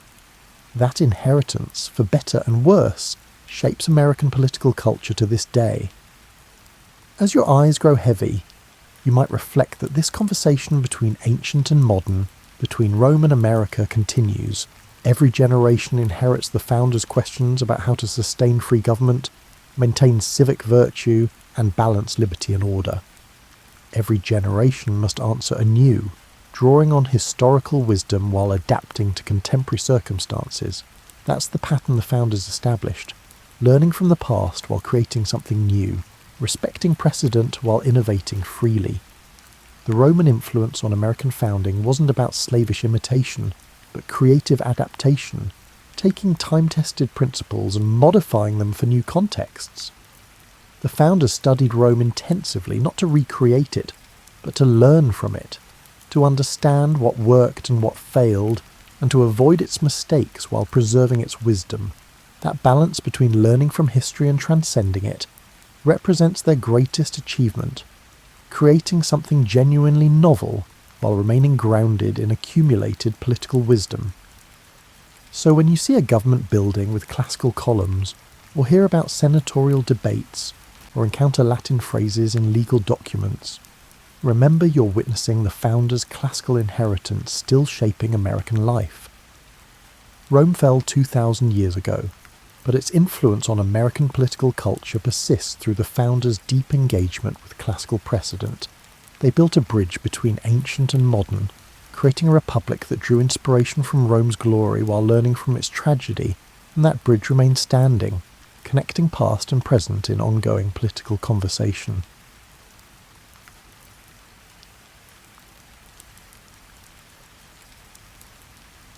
Think about how cool it would be to wear all of your savings on your wrist. This is not a smartwatch that displays your bank balance, but rather real money transformed into something beautiful that complements any outfit. For more than 1,000 years, such jewellery wasn't a fantasy. It was the everyday life of millions of people in Africa and beyond. Bracelet money, which had different names in different cultures, was precisely what it sounds like. Money that you could wear. These were carefully crafted metal bands. They were carefully made pieces of functional art, each one representing a different value. Each one was designed to catch the light as you moved your arm, and they were all heavy enough that you could feel your wealth with every gesture. We are used to paper bills and plastic cards, so the idea may seem strange to us. But bracelet money solved many problems that would be hard for any ancient economy to deal with. First, it was portable in a way that made sense for societies where people move frequently. Traders, herders, and seasonal farmers who needed to carry their wealth with them. Second, it was valuable in and of itself because it was made of metals that were worth more than just their money value. Third, and maybe the smartest thing, it was both useful and lovely, working as both money and decoration.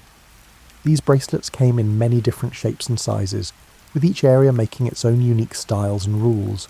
Some were thick and heavy, and wearing a lot of them would make a satisfying metallic sound with every movement. Some were fragile and complicated, made to fit nicely on a forearm. Copper and bronze, both valuable and easy to work with, were the most common. However, some special pieces used iron, brass, or even precious metals for transactions that were very valuable. The weight of the bracelet money was crucial to how it worked, in contrast to modern currency, where the physical object has little to do with its stated value. The value of bracelet money was directly related to how much metal it had. This meant that a heavier bracelet was worth more than a lighter one, which made it very difficult to fake or lower the value of the money. You couldn't just print more money when you needed it. You had to mine the metal, melt it down, and shape it into the right shape. What was intelligent about bracelet money was how it solved the problem of making change. You could break up big bracelets into smaller pieces for smaller purchases, and when you needed to, you could melt down the smaller pieces and make them into bigger ones. It was a flexible system that could handle any size transaction you needed to make. However, if you needed to break your money to buy groceries, you would have had to plan ahead. The bracelet's luxurious appearance played a significant role in its functioning. People were more likely to trade beautiful things, accept them across cultural lines, and not melt them down for their raw materials. A trader coming to a foreign market with a bunch of nice bracelets was easy to spot as someone with money and style. These characteristics opened doors that might have stayed closed for someone carrying shapeless lumps of metal. It was interesting and complicated how wearing your wealth affected your social life. One aspect of bracelet money's safety was its physical attachment to your body, making it difficult for thieves to steal. On the other hand, wearing your wealth made it clear to everyone around you how rich you were. You couldn't hide your wealth or poverty when your bank account was on display. This visibility made for some intriguing social situations. Rich people might wear dozens of bracelets, which would make music every time they moved and let people know they were rich from a distance. You could hear a rich person coming before you saw them, and the soft clinking of metal on metal served as a kind of status soundtrack. In many ancient societies, women didn't have much financial freedom, but bracelet money gave them some. You could better track your money when your jewellery was your wealth than with other currencies. A woman could earn bracelet money through her own work or trade, wear it as jewellery, and keep it even after she got married. The practice was a practical and empowering way to have financial security. Making good bracelet money required a lot of skill, which turned metalworking from a simple trade into a complex art form. Master craftsmen made bracelets that were both pretty and useful as currency. They used twisting, braiding, and hammering to make unique patterns and textures. People often kept these methods a secret, passing them down through families or guilds. This is why some areas are known for the beauty and quality of their fine jewellery. Another big plus was that bracelet money lasted a long time. Paper money can be ruined by water, fire, or just normal wear and tear. Conversely, if properly cared for, metal bracelets can endure for generations. Because they lasted so long, they were excellent stores of value that could keep wealth for decades or even centuries. Archaeological sites in Africa and other parts of the world still show examples of bracelet money, which shows how long they last and how widely they were used. Think of the first metalworker who saw copper as a useful material rather than just raw material. Somewhere in the mists of prehistory, likely in a small workshop filled with the warm glow of forge fires and the rhythmic sound of hammering, someone made the creative transition from crafting tools to crafting money. It wasn't just metallurgy, it was economic philosophy that had been hammered into shape. Bracelet money has been around for thousands of years. It started in different parts of Africa on its own, and spread through trade networks that connected faraway communities long before Europeans ever thought about going around the world. The oldest examples we have are from around 500 CE, but the practice was probably much older. These weren't simple attempts at making money. They were smart ways to solve challenging economic problems made by societies that knew more about trade, value, and human psychology than most people give them credit for. Archaeological evidence points to the copper-rich areas of what is now the Democratic Republic of Congo as the place where the practice began. There were many raw materials and a lot of advanced metallurgical knowledge. For thousands of years, ancient African societies worked with metals and came up with mining, smelting, and shaping methods that were as effective as or better than those used anywhere else in the world. These societies needed a way to trade over long distances, so they naturally turned to their strongest technology. The change from trading goods for money to using bracelets as money probably took hundreds of years to fully happen, rather than occurring all at once. Early versions were just twisted copper rods, which were worth more for the metal than for their quality. As time went on and the system proved itself, artisans started to add decorative elements to the basic design to make the bracelets more appealing and, as a result, easier to trade. There was a reason why most bracelet money was made of copper and bronze. These metals had all the right properties for a monetary system. They were valuable enough to give the money worth, yet common enough to allow small purchases. They could be used at relatively low temperatures, so local blacksmiths could make and change them without needing advanced industrial infrastructure. They were also resistant to rust, so your money wouldn't literally disappear in your hands. When iron was used for bracelet money, it changed the way things worked. Iron bracelets were often worth more than copper ones because iron was harder to work with, and because people always needed iron tools and weapons. An iron bracelet was a sign of wealth that could be turned into useful things when needed. For example, your money could become a spear point or a hoe blade if you needed it to. Standardizing bracelet money was a big step forward in early economics.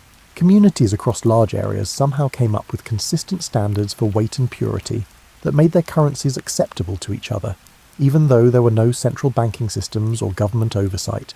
This indicates a degree of inter-community communication and collaboration that contests simplistic perceptions of ancient African societies as isolated or primitive. The different styles of bracelet money in different regions tell fascinating stories about trade relationships and cultural identity. In some areas, people liked thick, heavy bracelets that showed how rich they were. Some people liked delicate, detailed designs that showed off the skill of the people who made them. Some people even made unique twisting patterns or surface decorations that made their bracelets easy to spot in far-off markets. The religious and spiritual aspects of bracelet money gave it a lot more meaning than just money. Many African cultures thought that metals had spiritual powers, and wearing metal bracelets could have protective or ceremonial purposes in addition to being valuable. This spiritual aspect helped bracelet money become a big part of cultural practices, making it more than just a way to trade. It became a part of social and religious life. Making successful bracelet money required a lot of specialized knowledge. Smiths needed to know more than just the basics of metallurgy. They also needed to know what their money system needed. They needed to know the right weight ratios, how to make sure their products were always pure, and what decorative styles would make them acceptable in different markets. Those who had this knowledge often kept it to themselves, leading to the formation of specialized communities that were the mint masters of their areas. Making bracelet money had a big effect on the environment because it needed a lot of mining and fuel for smelting. This made the economic ties between mining towns, metalworking centres, and trading networks very complicated. The need for bracelet money led to the search for and development of mineral resources all over Africa. Such developments helped mining technologies and trade routes grow, which would have a big impact on the continent's economy for hundreds of years. Instead of government rules, quality control in the making of bracelet money was based on community, standards and reputation. Smiths who consistently made bracelets that were the right weight and purity would build reputations that let them charge high prices for their work. Individuals who compromised quality or violated standards faced immediate exclusion from trade networks that depended on trust and dependability. Because a lot of ancient African economic activity was seasonal, bracelet money had to do many different things throughout the year. Farmers might trade bracelets for seeds or tools during planting season. They could obtain bracelets during the harvest by selling extra crops. When it was dry and travel was easier, they might have used their savings to trade with people far away. This cyclical use pattern necessitated a monetary system capable of maintaining value over time and facilitating easy changes when necessary. Picture the sound of a caravan getting ready to leave in the early morning mist. The soft lowing of cows, the soft conversations of traders checking their goods, and the musical chiming of hundreds of metal bracelets as their wearers moved around getting ready were all part of the scene. For hundreds of years, this was the music that played in African markets. Bracelet money was both the instrument and the symphony. The major trade routes of medieval Africa were like the internet of their time. They were invisible networks that linked far-off communities and let people trade goods, ideas and cultures on a scale that would have impressed any modern logistics manager. The famous Silk Road receives most of the historical attention, but African trade routes were often fluid and seasonal, changing with the weather, politics, and business opportunities. Bracelet money was a perfect fit for this fast-paced trading world. Bracelets could go anywhere their wearers could go, unlike big items or items that could spoil. They didn't need special storage, they couldn't spoil or break easily, and their value stayed the same regardless of what the market was like in the area. A trader could go from the copper mines in Katanga to the goldfields in Zimbabwe to the ivory markets in East Africa, and their bracelet money would be accepted and recognised all along the way. Along with other types of money, bracelet money was widely used on the trans-Saharan trade routes that connected sub-Saharan Africa to North Africa and the Mediterranean world. These routes were like highways through one of the hardest places on Earth, and to get through them, you needed to plan ahead, have a lot of resources, and work well with people from other communities. Bracelet money helped these partnerships by giving people a way to trade that was accepted across cultures and languages.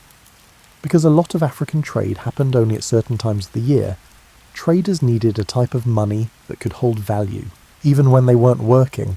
When it rained, travel became hard or impossible, and trade would stop for months at a time.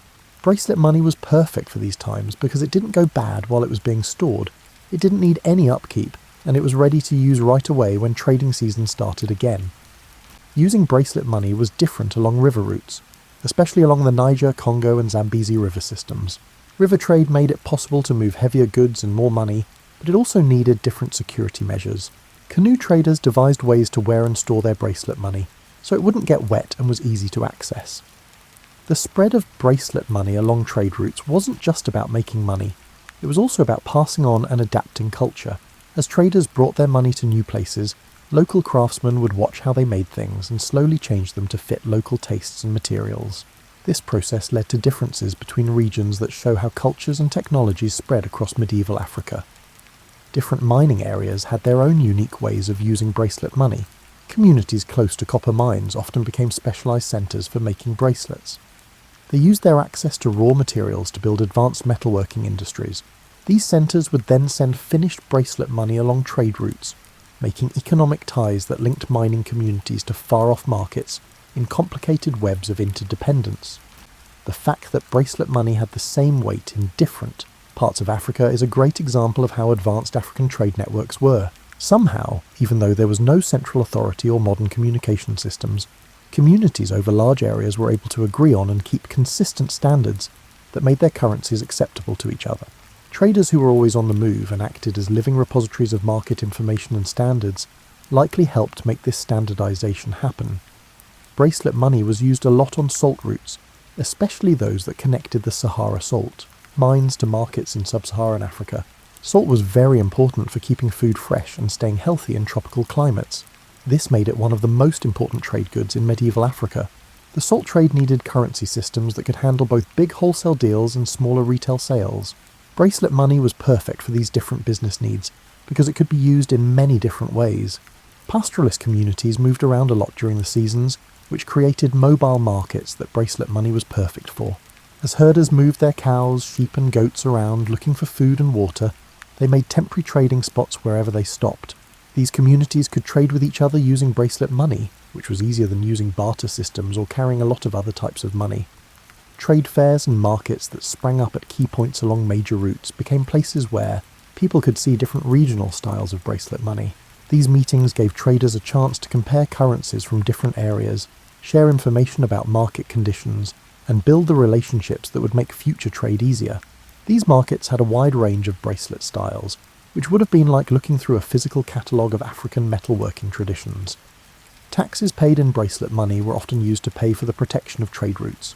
In exchange for tribute payments, which were often made in the form of metal bracelets, local rulers would protect traders who passed through their lands. This set up systems of rewards that encourage people to keep trade peaceful and build things like wells, rest stops and storage spaces. Imagine walking through a busy market in medieval Timbuktu with several pounds of carefully made copper bracelets on your arms that jingle softly with each step.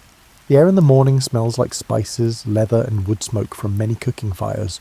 Vendors shout out their goods in many languages, and soon you'll see how useful it was to wear your money. Using bracelet money every day made shopping both more personal and more difficult than anything we're used to today. Every transaction was a physical experience. You could feel the weight of your money leaving your arms as you made purchases. This made you aware of how much you were spending right away, which is something that modern digital transactions don't do at all. In medieval Africa, people often used bracelet money to pay for groceries. A farmer who brought millet or sorghum to market might take small copper bracelets as payment. They would weigh the bracelets carefully to make sure they got a fair price for their grain.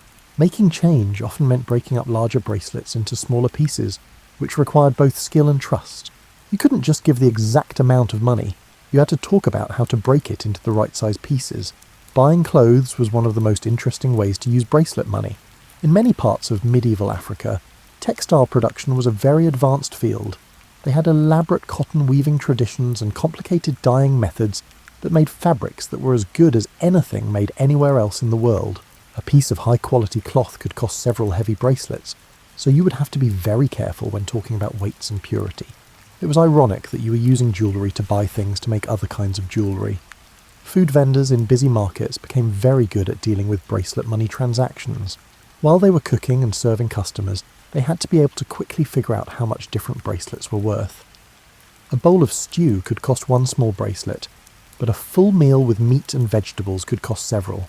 These vendors probably had very strong arms because they were lifting weights all day as part of their job. Buying and selling livestock was one of the most valuable ways to use bracelet money in everyday business. A cow could be worth dozens of heavy bracelets, while a goat or sheep could be worth a few smaller ones. These deals often had a ceremonial feel to them. For example, the buyer would show off their wealth by wearing all the payment bracelets at once before giving them to the seller. Picture how impressive it would be to see someone walking through a market with enough metal coins to buy a cow. They would have sounded like a one-person percussion section. People who bought crafts basically traded their skills for money that they could wear. A skilled potter might trade a set of cooking pots for a few bracelets, which they could wear until they needed to buy more things. This led to some interesting situations where successful artisans could become very wealthy, as shown by the heavy bracelets on their arms. In traditional African societies, people often paid for medical services with bracelet money. This made for interesting relationships between healers and their patients. Depending on how complicated the treatment was, a traditional healer might charge different amounts. For example, serious illnesses might need a lot of money and heavy bracelets. Because their income was directly tied to how well they treated patients, this system gave healers reasons to keep their reputations and effectiveness up. Bracelet money payments were often used to pay for school, especially for specialised training in trades or crafts. A young person learning metalworking, weaving or other useful skills might pay their teacher with bracelets that their family has collected over time. This led to investment relationships where families would literally wear their children's educational savings on their arms until it was time to pay for school. In the past, when people had different ideas about property ownership, housing, transactions sometimes involved bracelet money. You could use metal bracelets to pay for building materials, construction work and rental agreements. However, because you needed so many of them, you often had to melt them down and make them into more useful shapes. The social aspects of buying things with bracelet money gave each purchase more meaning.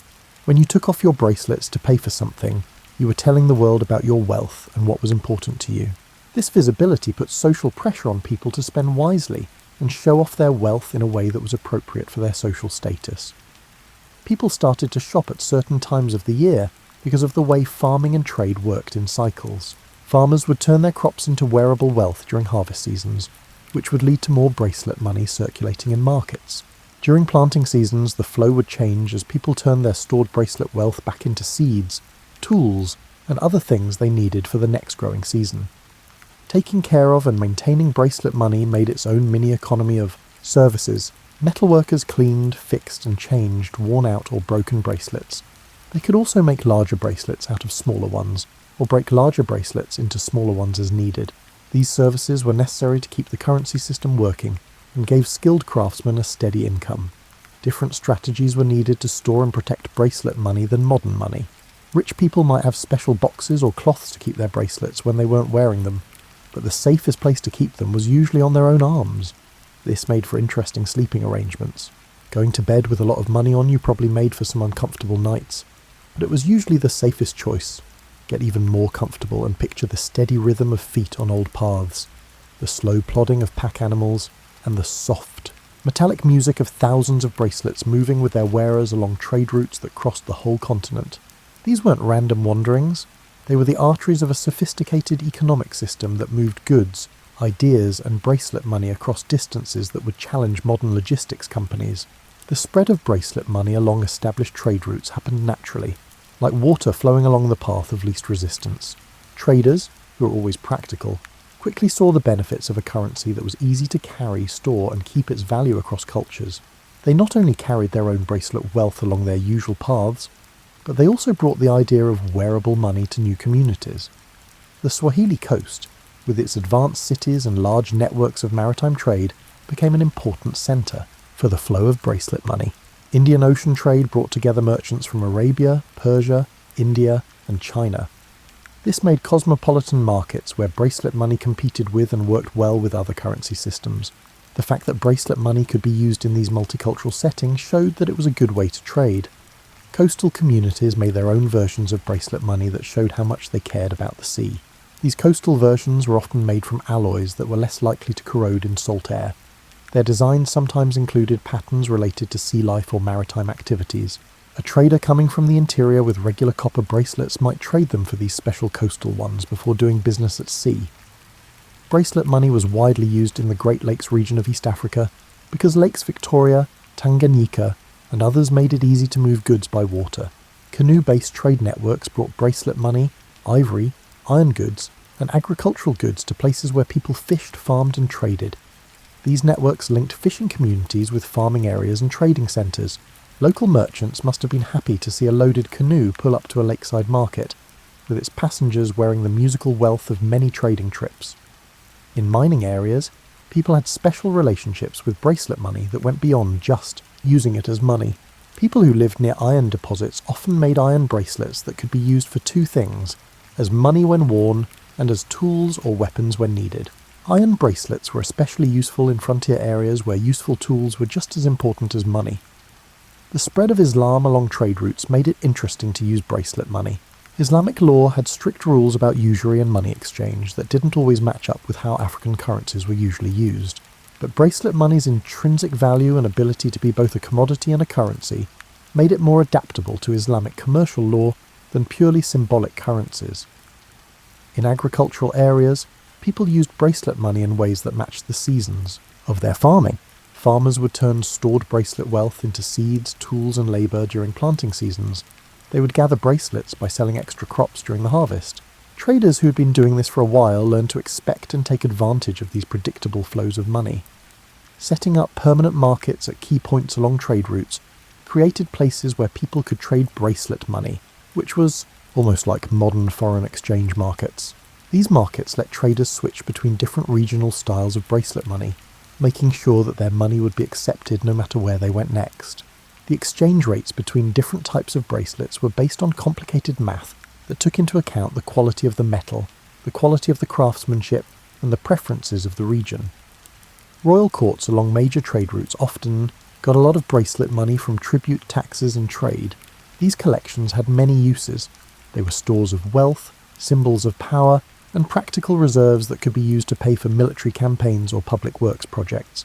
Seeing royal regalia with hundreds of expensive bracelets would have shown off both wealth and cultural sophistication in a big way. The use of bracelet money to create credit systems showed how advanced African business practices were. Trusted traders could often get goods by promising to pay in bracelets at a later date. This created debt relationships that made it easier to trade over long distances. These credit arrangements needed a level of knowledge about market conditions, trader reputations, and currency values that was on par with what you would find in modern European or Middle Eastern business centres. There was a lot of bracelet money going around on pilgrimage routes, especially those used by Muslims going to and from Mecca. Pilgrims needed money that they could carry with them, and that would keep its value while they travelled. Bracelet money was perfect for this. During certain times of the year, a lot of pilgrims would come together, and this would create temporary markets where bracelet money from all over the world would be shown and traded. The use of bracelet money in diplomacy gave it a new dimension as it spread along trade routes. To start or keep political relationships, rulers often sent each other elaborate bracelets as gifts. These diplomatic gifts helped make designs and values more consistent across different areas. A very beautiful set of diplomatic bracelets could set design trends that would last for generations and affect local craftsmen. In many cases, the borders between different political groups became places where people could trade and change bracelet money. In this place, bracelets from one area could be melted down and made into styles that were more popular in nearby areas. These border markets were places where different cultures and economies could mix and share ideas about how to design and use bracelet money. Get ready for a more thoughtful part of our story by pouring yourself another cup of tea.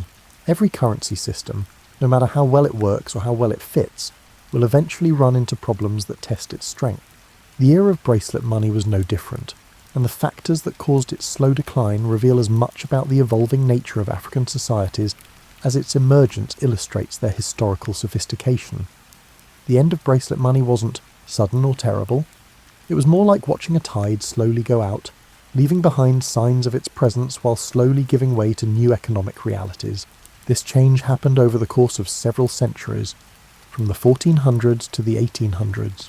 It was caused by a complicated mix of technological advances, political changes, and outside forces that changed African economies. European contact with Africa started in the 1400s along the coasts and brought new types of money that competed with older systems. European traders brought silver coins, gold pieces, and later, things that were made by people that could be used as trade goods. These new currencies were better in some situations. For example, they were often lighter than bracelet money for the same value, and they were easy to use in global markets that African traders were becoming more interested in. The Atlantic slave trade, which was very sad, also messed up traditional currency systems by making people want different kinds of trade goods. European slave traders often liked to trade in things that were made, like textiles, guns, and alcohol, instead of traditional African currencies. This change in trade patterns slowly made bracelet money less useful in coastal areas, where Europeans had the most contact. Changes in technology in metallurgy and manufacturing started to have an effect on the economics of making bracelet money.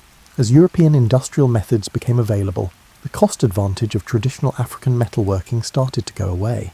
Handmade bracelets often cost more than mass-produced metal goods, so bracelet money wasn't as good of a store of value. In many parts of Africa, centralized political systems grew, which made people want more standard currency systems. When kingdoms and empires were trying to strengthen their power, they often liked currencies that they could control and regulate more easily than the traditional bracelet money systems that had grown up naturally through trade networks. Rulers had more direct control over their economies when they used government-issued money. Changes in religion, like the spread of Christianity through missionary work, sometimes put cultural pressure on people to stop doing things like using bracelet money. Some missionaries were wary of traditional African practices and urged their converts to adopt European-style economic practices, including the use of European currency. As African economies became part of global trade networks, there was a need for currencies that could easily be exchanged in international markets. Bracelet money worked well for trade between African countries, but it wasn't as useful for trade between countries where European and Middle Eastern currencies were becoming standard. People who wanted to trade in global markets needed money that would be accepted in London, Paris, or Cairo. As cities grew in many parts of Africa, the economy changed in ways that weren't as good for bracelet money. In cities with a lot of people, where people worked in more specialized jobs and didn't have as much direct contact with farming cycles, the seasonal patterns of bracelet money use became less important. People who lived in cities often liked currencies that were easier to store and move around in small spaces. As banking and credit systems based on European models grew, they slowly took over some of the jobs that bracelet money used to do. These new banks could give out loans, keep money safe, and make it easier to do business over long distances, which was often better than the old bracelet money systems, especially for big businesses. When colonial governments came to different parts of Africa, they actively tried to get rid of traditional currency systems in favour of colonial currencies that were easier to control and tax. Colonial governments had strong reasons to get rid of traditional currencies that they didn't directly supervise or control. The drop wasn't the same in every area or community. People in rural areas, places with few European contacts, and places where traditional political systems were still strong often used bracelet money long after it had disappeared from coastal cities. Some communities kept two types of money: bracelet money for everyday transactions and newer currencies for trading with other markets. The same durability that made bracelet money such a good currency also meant that examples kept going around long after new ones stopped being made. For decades after they stopped being made as money, people could reuse, melt down, or pass down old bracelets. This made the bracelet money systems useful for a long time after they stopped being made. It wasn't always easy or welcome to stop using bracelet money. A lot of communities had strong cultural ties to their old money systems, and the loss of bracelet money was more than just a change in the economy. It was the loss of traditions that had linked communities to their ancestors and to each other. It was often harder to find a replacement for bracelet money's social and ceremonial uses than for its purely economic ones. Some groups tried to keep bracelet money systems going by making changes to fit new situations. They could keep making bracelets for ceremonial use while switching to newer currencies for everyday business. Or they could change traditional designs to use new materials or techniques that made them more competitive with imported options. As demand for quality bracelet money went down, the skills and knowledge needed to make it started to fade away.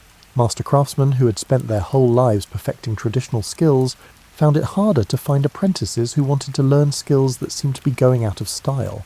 This loss of technical knowledge was a kind of cultural loss that went far beyond just money. As you sip your bedtime drink and maybe look at the jewellery on your wrists, think about this amazing fact: the traditions and new ideas that led to Bracelet.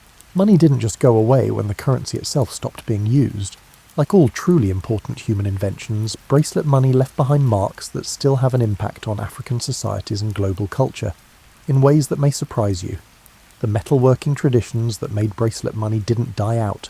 They changed and grew.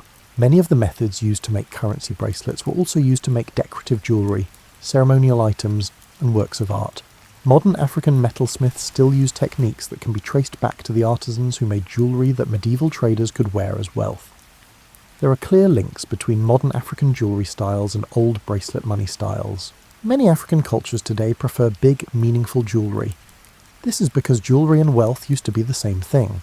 The heavy bangles, fancy armlets, and big necklaces that are popular all over Africa today are similar to the design ideas that made bracelet money both useful and pretty. In modern Africa, where the economy is unstable and there aren't many banks, the idea of portable wealth is still important. Traditional Western financial systems aren't as reliable. Many African communities still like to keep their money in forms that are easy to move, last a long time, and keep their value even when the economy or politics change. For example, gold jewellery today does many of the same things that bracelet money did hundreds of years ago. Many cultural ceremonies in Africa include things that are clearly based on bracelet money traditions. People often wear or give away big metal jewellery at weddings, coming-of-age ceremonies, and religious celebrations.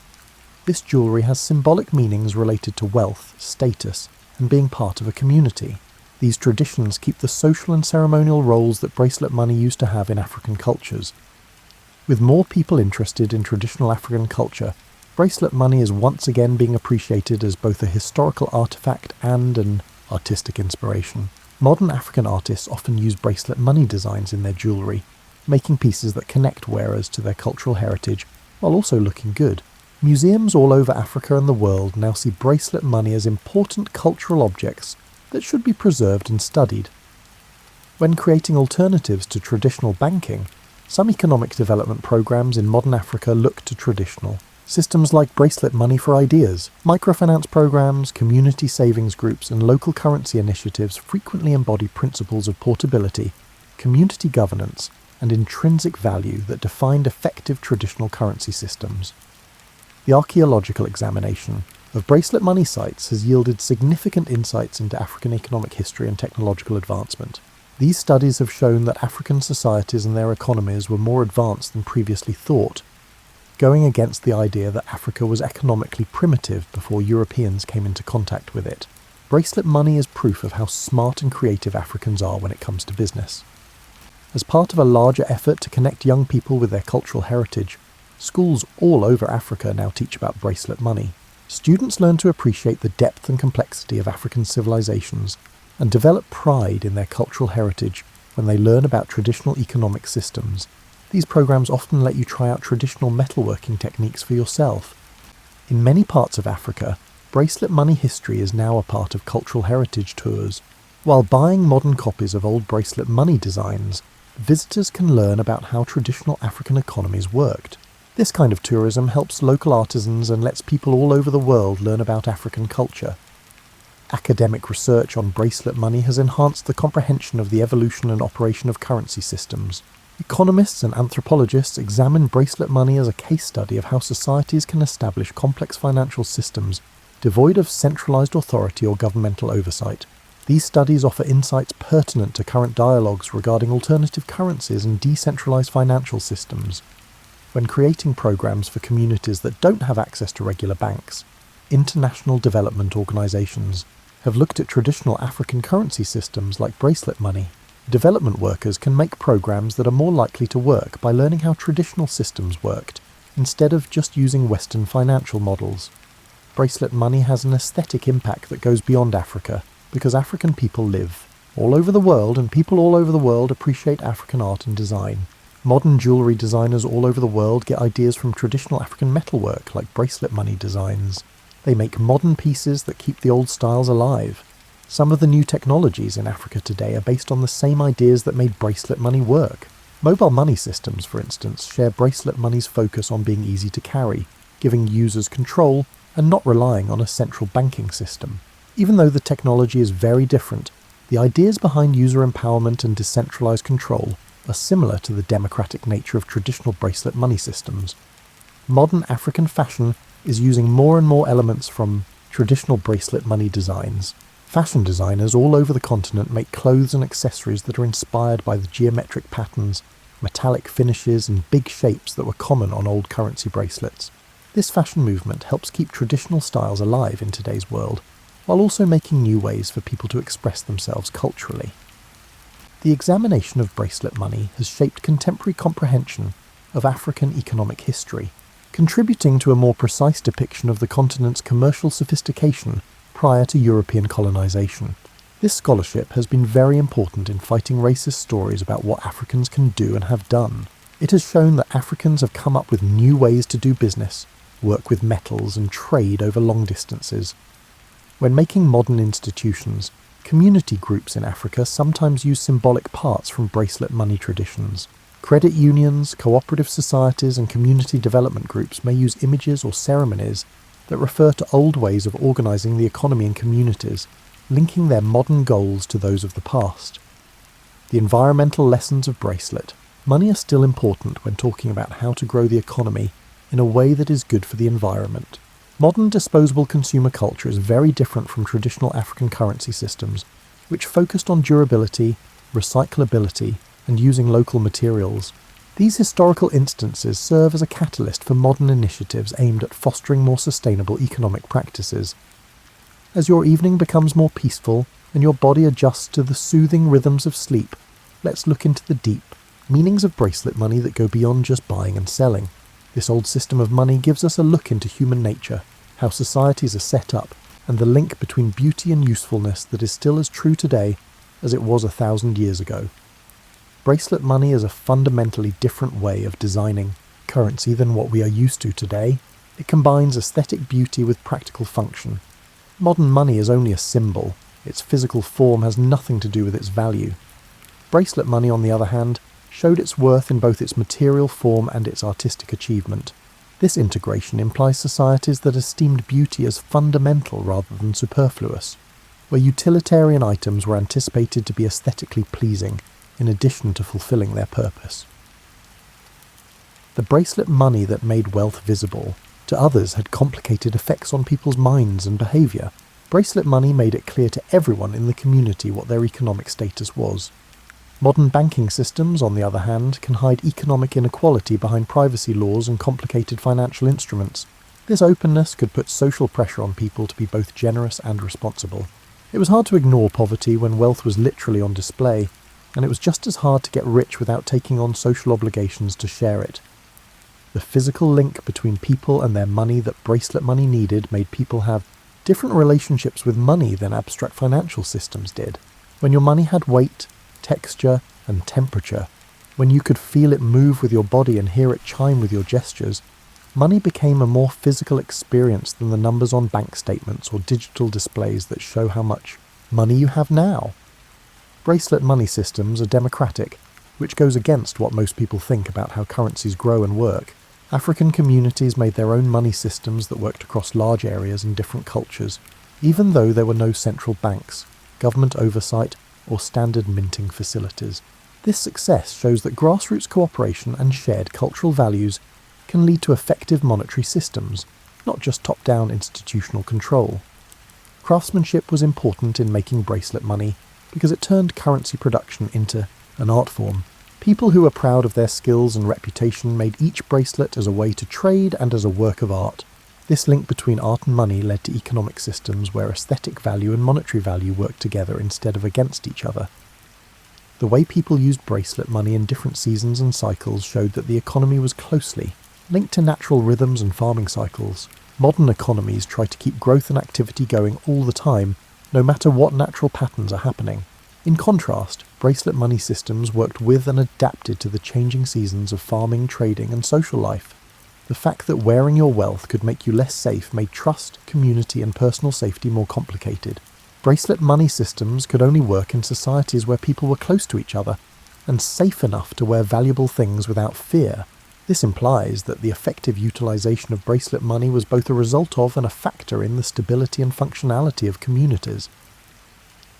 The gender dynamics surrounding the use of bracelet money differed among societies, yet it frequently afforded women economic independence and security that were less accessible in alternative currency systems. When women wore and controlled jewellery as a form of wealth, it opened up chances for women to be involved in the economy that may not have been possible with other types of money. The transfer of wealth between generations through bracelet money led to different ways of inheriting and family economic relationships than those seen in systems that only use abstract money. Families could pass down bracelet money as both useful items and meaningful items that linked generations to their ancestors and cultural traditions. Bracelet money's ability to resist inflation and debasement showed that its currency systems were very different from today's fiat currencies. Authorities couldn't change the value of bracelet money for political reasons, because it was based on the materials and work that went into making it. The cultural integration of bracelet money into religious, ceremonial, and social practices resulted in currency systems that transcended mere economic instruments. They were important parts of cultural identity, spiritual practice, and social organization in ways that modern currencies that only serve a purpose cannot match. The technological needs of making bracelet money led to the growth and upkeep of advanced metallurgical knowledge that was useful for more than just making money. People who made bracelet money were usually also good at making tools, weapons, and other kinds of metalwork that were useful for both everyday life and war. The trading relationships made possible by bracelet money built networks of trust and cooperation that went well beyond just buying and selling. These networks laid the groundwork for cultural exchange, diplomatic ties, and mutual aid during crises, which made African societies stronger in ways that economic analysis alone cannot fully explain. As we get ready for the last chapter of our journey through the world of bracelet money, take a moment to think about how this old way of making money might help us understand today's economic problems. The ideas that made bracelet money work for hundreds of years still apply today, even though we now do most of our transactions online, and the world of finance is much more complicated. Bracelet money was based on intrinsic value, which is very different from modern currency systems that are based only on faith and government support. In a time when inflation can make money worth less without anyone noticing, and financial crises can wipe out savings in a flash, the idea of currency that keeps its value through its physical substance has become more appealing. Although it is improbable that we will revert to wearing our wealth, the concept of underpinning currency with tangible value instead of mere promises warrants examination. The democratic and decentralized nature of Bracelet money systems provides insights for current dialogues regarding alternative currencies and financial autonomy. People who are interested in cryptocurrencies often want to bring back the peer-to-peer, government-independent features that traditional African currency systems had by working together and following the same rules. The success of Bracelet money shows that currencies can work well when they come from the ground up instead of from institutions. The combination of beauty and function that Bracelet money had goes against what we think we know about efficiency and specialization today. In today's world, we often separate aesthetic concerns from practical ones. This leads to the creation of objects that are only useful and don't provide any sensory pleasure. Bracelet money says that this separation isn't needed and might even be harmful. Things that are both beautiful and useful might work better, because people take better care of beautiful things. The seasonal and cyclical patterns of Bracelet money use can help us understand how to build a long-term economy. Modern economies that expect growth all the time, no matter what the natural cycles are, often cause social and environmental problems that traditional systems didn't. The capacity of Bracelet money systems to integrate natural rhythms while preserving economic functionality indicates potential avenues for cultivating more sustainable methods of economic organization. The social openness of Bracelet money wealth goes against modern ideas about financial privacy and its benefits. It is clear that privacy in financial matters is important, but the visibility of wealth in Bracelet money systems may have led to more responsible and socially conscious economic behavior than our current systems of hidden wealth and anonymous transactions. The connection between craftsmanship and currency that Bracelet money represented shows how modern economies could better combine artistic expression with practical production. The tradition of Bracelet money reminds us that in a time of mass production and automated manufacturing, it's important to connect individual skill and creativity to making useful things. The community-based standards that made Bracelet money work in different parts of the world show that international cooperation is possible without formal institutional frameworks. In this time of complicated international negotiations and bureaucratic trade deals, the fact that African communities came up with compatible currency standards on their own shows that grassroots cooperation can sometimes do what formal diplomacy can't. The long-lasting and durable nature of Bracelet money teaches us about how to make and use things in a way that is good for the environment. Modern, disposable culture makes a lot of trash and hurts the environment, but older systems avoided this by focusing on making things that last and can be used again. We can't go back to the way bracelets were made in the past, but the ideas of durability and longevity that guided their creation are still useful. The educational aspects of Bracelet money systems, where successful participation required understanding, metallurgy, trade routes and market conditions, suggest ways that economic systems can serve educational functions beyond their primary purposes. Contemporary financial literacy initiatives could gain from comprehending how conventional systems integrated economic education into everyday practices. The conflict resolution mechanisms that enabled Bracelet money systems to operate across cultural and linguistic divides provide valuable insights for modern international relations. These traditional systems fostered cooperation through mutual practical advantages rather than formal treaties or institutional structures, indicating alternative methods for cultivating trust and collaboration among diverse groups. The function of Bracelet money in safeguarding and conveying cultural values illustrates that economic systems can fulfill objectives beyond mere efficiency. In our globalized world, where local cultures are pressured to become more alike, the example of currency systems that strengthened rather than weakened cultural identity shows that there are ways to develop the economy that support rather than undermine local traditions.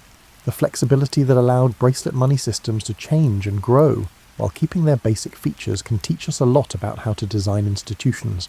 Modern organizations often have trouble finding the right balance between stability and adaptability.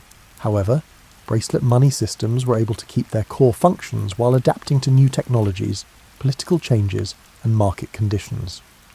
As we come to the end of our journey through the world of Bracelet money, let this story's gentle, Weights settle in your mind like a well-made bracelet on your wrist. You've travelled through centuries of African creativity, innovation and business savvy, learning how our ancestors dealt with problems that we still have today, but in different ways. The story of bracelet money is really about how smart people are, and how creative they are when it comes to making systems that are fair, work well, and look beneficial for organising their economic lives. It serves as a reminder that our current financial systems, like bracelet money, are subject to change, improvement, and replacement when they no longer meet people's needs. When you wake up tomorrow and view your bank balance on your phone or tap a plastic card to pay for your coffee, take a moment to remember the soft musical chiming of copper bracelets in an old African market. Keep in mind that money is just a tool that people make to help them work together and trade.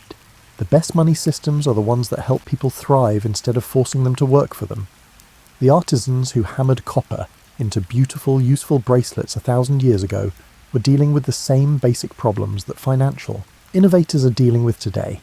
How to store value safely, how to make trade easier between people from different cultures and distances, how to make economic systems available to everyone who needs them, and how to make currencies that people trust and want to use. The most important thing to learn from bracelet money is that economies work best when they are part of and help human communities instead of being separate from them. The bracelets worked because they linked people to their wealth in direct physical ways and linked communities to each other through shared standards and recognition. In our time of ever more abstract and complicated financial systems, it's smart to remember the simple beauty of money that you could wear, money that was pleasing to look at and touch, and wealth that linked you to skilled craftsmen and old traditions instead of far-off companies and unknown algorithms. The slow pace of bracelet, money transactions, carefully weighing, feeling the quality and talking to each other during each exchange, made economic systems that were more community-oriented and human-scaled than what we usually see today. We should not try to bring back the economies of medieval Africa, but we can learn from how they valued personal relationships, community standards, and combining beauty with usefulness. As you drift off to sleep, remember that you're part of the same ongoing story of people coming up with new ideas, changing to fit new situations and working together. The need for portable wealth, reliable standards, and systems that work across cultural boundaries are problems that every generation has to confront in its own way. The sound of bracelet money may be gone from African markets, but people are still coming up with new ways to work together and be creative. The spirit of bracelet money lives on every time someone comes up with a new way to solve an old problem, every time communities work together to make something useful and beautiful, and every time people find ways to trade and share that make their relationships stronger instead of weaker. Rest easy, knowing you are part of a long line of people who have run their businesses according to their values and goals. The story of bracelet money is also yours. It shows that people have always been smart enough to change the systems they need when they do, and maybe tonight, in your dreams, you'll hear the distant sound of metal hitting metal, the soft beat of prosperity moving through old markets, bringing with it the hopes, dreams, and practical advice of people who knew how to make their money as beautiful as their lives.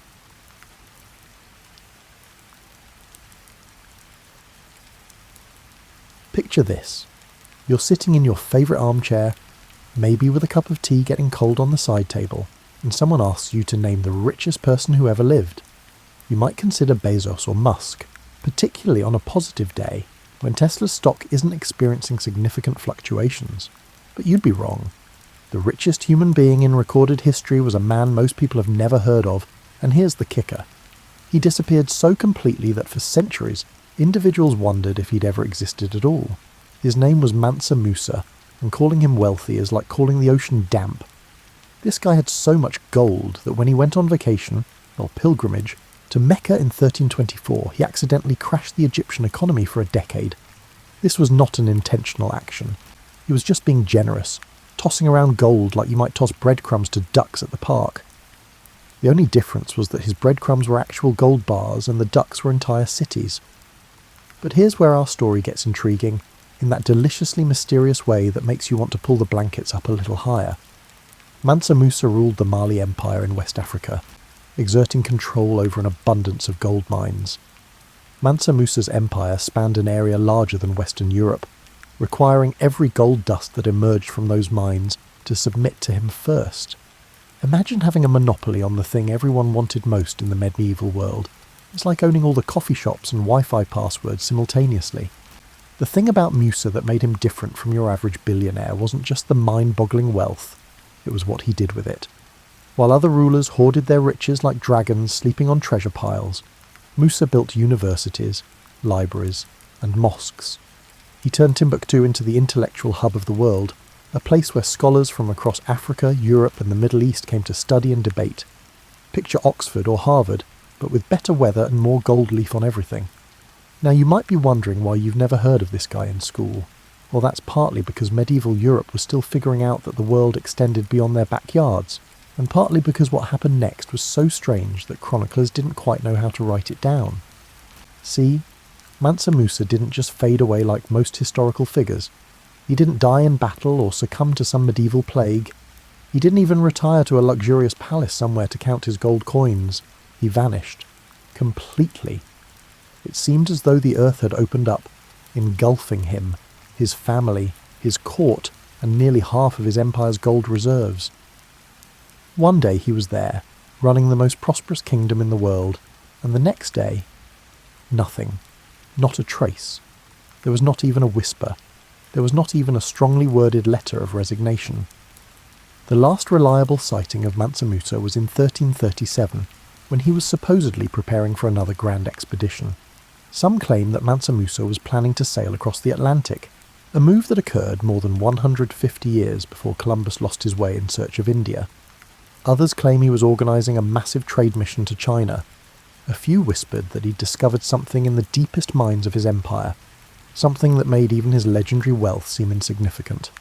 But then, silence. The silence was so profound that it prompted you to double-check the functionality of your phone. His advisors claimed he'd gone into seclusion for religious contemplation.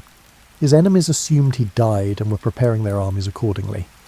His people waited for announcements that never came. It was as if the richest man in history had simply decided that being unimaginably wealthy was overrated and had gone off to try something else entirely. What makes this disappearance even more puzzling is that Musa wasn't just any ruler. He was obsessively organised. This was a man who planned his famous pilgrimage down to the last camel load of provisions.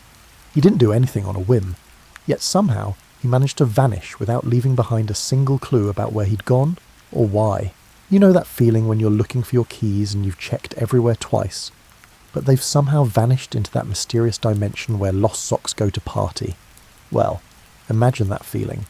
But instead of keys, it's the world's richest man, and instead of your house, it's an empire the size of Western Europe. That's precisely what happened to the Mali Empire in 1337. The Mali Empire wasn't just wealthy, it was stupid wealthy. The kind of wealthy that makes lottery winners look like they're counting pocket change. The empire sat on top of the largest gold deposits in the known world, and Mansa Musa controlled every ounce of it. But gold wasn't even his only trick. He also controlled the salt mines, and if you think salt isn't exciting, you've never lived in a world without refrigeration. Salt was literally worth its weight in gold, which was convenient since Musa had plenty of both. Picture the empire as a massive spiderweb, with Musa sitting at the centre and every strand representing a trade route. Caravans loaded with gold, salt, ivory and slaves moved along these routes like blood through arteries. The empire's capital cities, Niani, Timbuktu and Jenne, were medieval Las Vegas, but instead of losing money, everyone was making it hand over fist. Merchants from as far away as Venice and Cairo would make the dangerous journey across the Sahara just to get a piece of the action. But here's where things get as twisty as a pretzel factory. The Mali Empire had a peculiar system of succession that would make even the most complicated family reunion look straightforward. The crown didn't automatically pass from father to son. Instead, it went to the previous ruler's brother, then to his son, then to the next brother, and so on, like a royal game of musical chairs that could last for generations. This system had worked beautifully for centuries, mainly because there was so much wealth to go around, that even the distant cousins lived better than most European kings. When Mansa Musa disappeared, this orderly system suddenly looked like a house of cards in a windstorm. Nobody knew if he was dead, alive, or just taking a really long bathroom break. His designated heir, a nephew named Magan, stepped up to fill the void, But ruling an empire isn't like house-sitting for a friend. You can't just water the plants and collect the mail. Magan found himself trying to hold together a massive political and economic machine without the instruction manual. The first sign that something was seriously wrong came from the gold mines. The miners, who had worked for generations under the watchful eye of Musa's appointed governors, suddenly found themselves with no clear chain of command. Some mines shut down entirely when local chiefs couldn't agree on who had the authority to keep them running. Others kept operating, but with no one to report to about production levels or security. It was like having an ATM that kept spitting out money but with no bank behind it. The confusion spread like spilled coffee on a white tablecloth. Trade routes that had operated smoothly for decades suddenly became hazardous, as local rulers, sensing opportunity, started demanding their own tribute from passing caravans. Some caravans simply stopped coming, which was catastrophic for cities that depended on trade like fish depend on water. Timbuktu, which had been the intellectual capital of the world, found its universities struggling to pay scholars as funding dried up. What made the situation even more bizarre was the complete absence of any explanation. In medieval times, when a ruler died, there were ceremonies, announcements, and usually quite a bit of dramatic wailing. When they went missing, search parties were organised, rewards were offered, and generally speaking, someone made a fuss. But in Musa's case, there was nothing. No official statement, no search efforts, no leaked gossip from palace servants. It was as if the entire imperial court had collectively decided to pretend nothing had happened. The neighbouring kingdoms, meanwhile, were watching this unfold like spectators at a tennis match. The kingdom of Songhai to the east and the Moroccan sultans to the north had spent decades being politely envious of Mali's wealth, while maintaining careful diplomatic relations. Now they found themselves wondering if they should send condolence gifts, congratulation cards, or invasion armies. The uncertainty was driving everyone a little crazy. Some historians believe that Musa's disappearance was actually part of an elaborate plan, possibly connected to information he'd received about Portuguese explorers who were beginning to probe the West African coast. Others suggest that he'd discovered something in his empire's archives or mines that required immediate and secret action. A few romantic souls like to imagine that he'd simply grown tired of being the richest man alive and had decided to try being anonymous for a while. Let's take a step back and talk about the last time anyone was absolutely, positively sure they knew where Mansa Musa was, and boy did they know where he was. It was 1324, and Musa had decided it was time to fulfill his religious duty of making the Hajj to Mecca. Now, when most people go on pilgrimage, they pack light, maybe bring a few snacks for the road, and try not to spend too much money. Musa approached his pilgrimage the way some people approach Black Friday shopping, with overwhelming force and a complete disregard for economic consequences. Imagine a caravan so vast that it resembled a bustling small city. We're referring to a caravan of 60,000 individuals, comprising soldiers, servants, merchants, scholars, and likely a few individuals who merely wished to observe the excitement. The most significant aspect is that Musa brought 80 camels, each of which carried 300 pounds of gold. This amounts to approximately 24,000 pounds of gold, which Musa casually carried across the desert as if it were a routine task. To put the situation in perspective, that's more gold than most countries had in their entire national treasuries. The caravan moved across North Africa like a slow-motion parade of abundance. Every city they passed through became, temporarily, the richest place on earth. Musa didn't just travel, he celebrated. He threw parties that would make modern billionaires' birthday bashes look like modest potluck dinners. He employed local musicians, occupied entire marketplaces, and lavishly distributed gold as if it were a fashion statement. But the real fireworks happened in Cairo. The city was already one of the great trading hubs of the medieval world, a place where merchants from Europe, Asia, and Africa came to make deals and exchange not just goods, but gossip. When Musa rolled into town with his golden caravan, it was like a celebrity walking into a small-town diner. Every conversation stopped, every eye turned, every hand extended in greeting. Musa stayed in Cairo for 3 months, and during that time he single-handedly redefined the concept of generous spending. He bought everything that caught his eye, tipped servants with chunks of gold, and made donations to local mosques that left the religious leaders speechless. One chronicler wrote that Musa gave away so much gold that its value didn't recover for 10 years. 10 years! This behaviour is not generosity. It resembles economic warfare disguised as kindness. The Egyptian merchants and government officials found themselves in a complex and challenging situation. On one hand, they were making more money than they'd ever dreamed of. On the other hand, they were watching their entire monetary system collapse in real time. When gold becomes as common as sand, suddenly your life savings don't seem quite as substantial. Some clever merchants started trading their gold for silver and other goods, essentially playing the medieval equivalent of currency speculation. However, this is where the story becomes particularly intriguing, as it prompts one to consider whether medieval people were inherently more skilled at drama than we are today.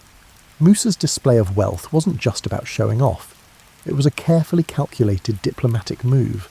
He was announcing to the world that Mali wasn't just some distant kingdom that happened to have gold mines. It was a major power that could afford to destabilise entire economies casually, just by being generous. The news of Musa's pilgrimage swiftly disseminated throughout the medieval world, akin to a lively conversation at a family gathering. European mapmakers, who had previously labelled most of Africa as "here be dragons" or just left it blank, suddenly started drawing detailed pictures of a king holding a massive gold nugget.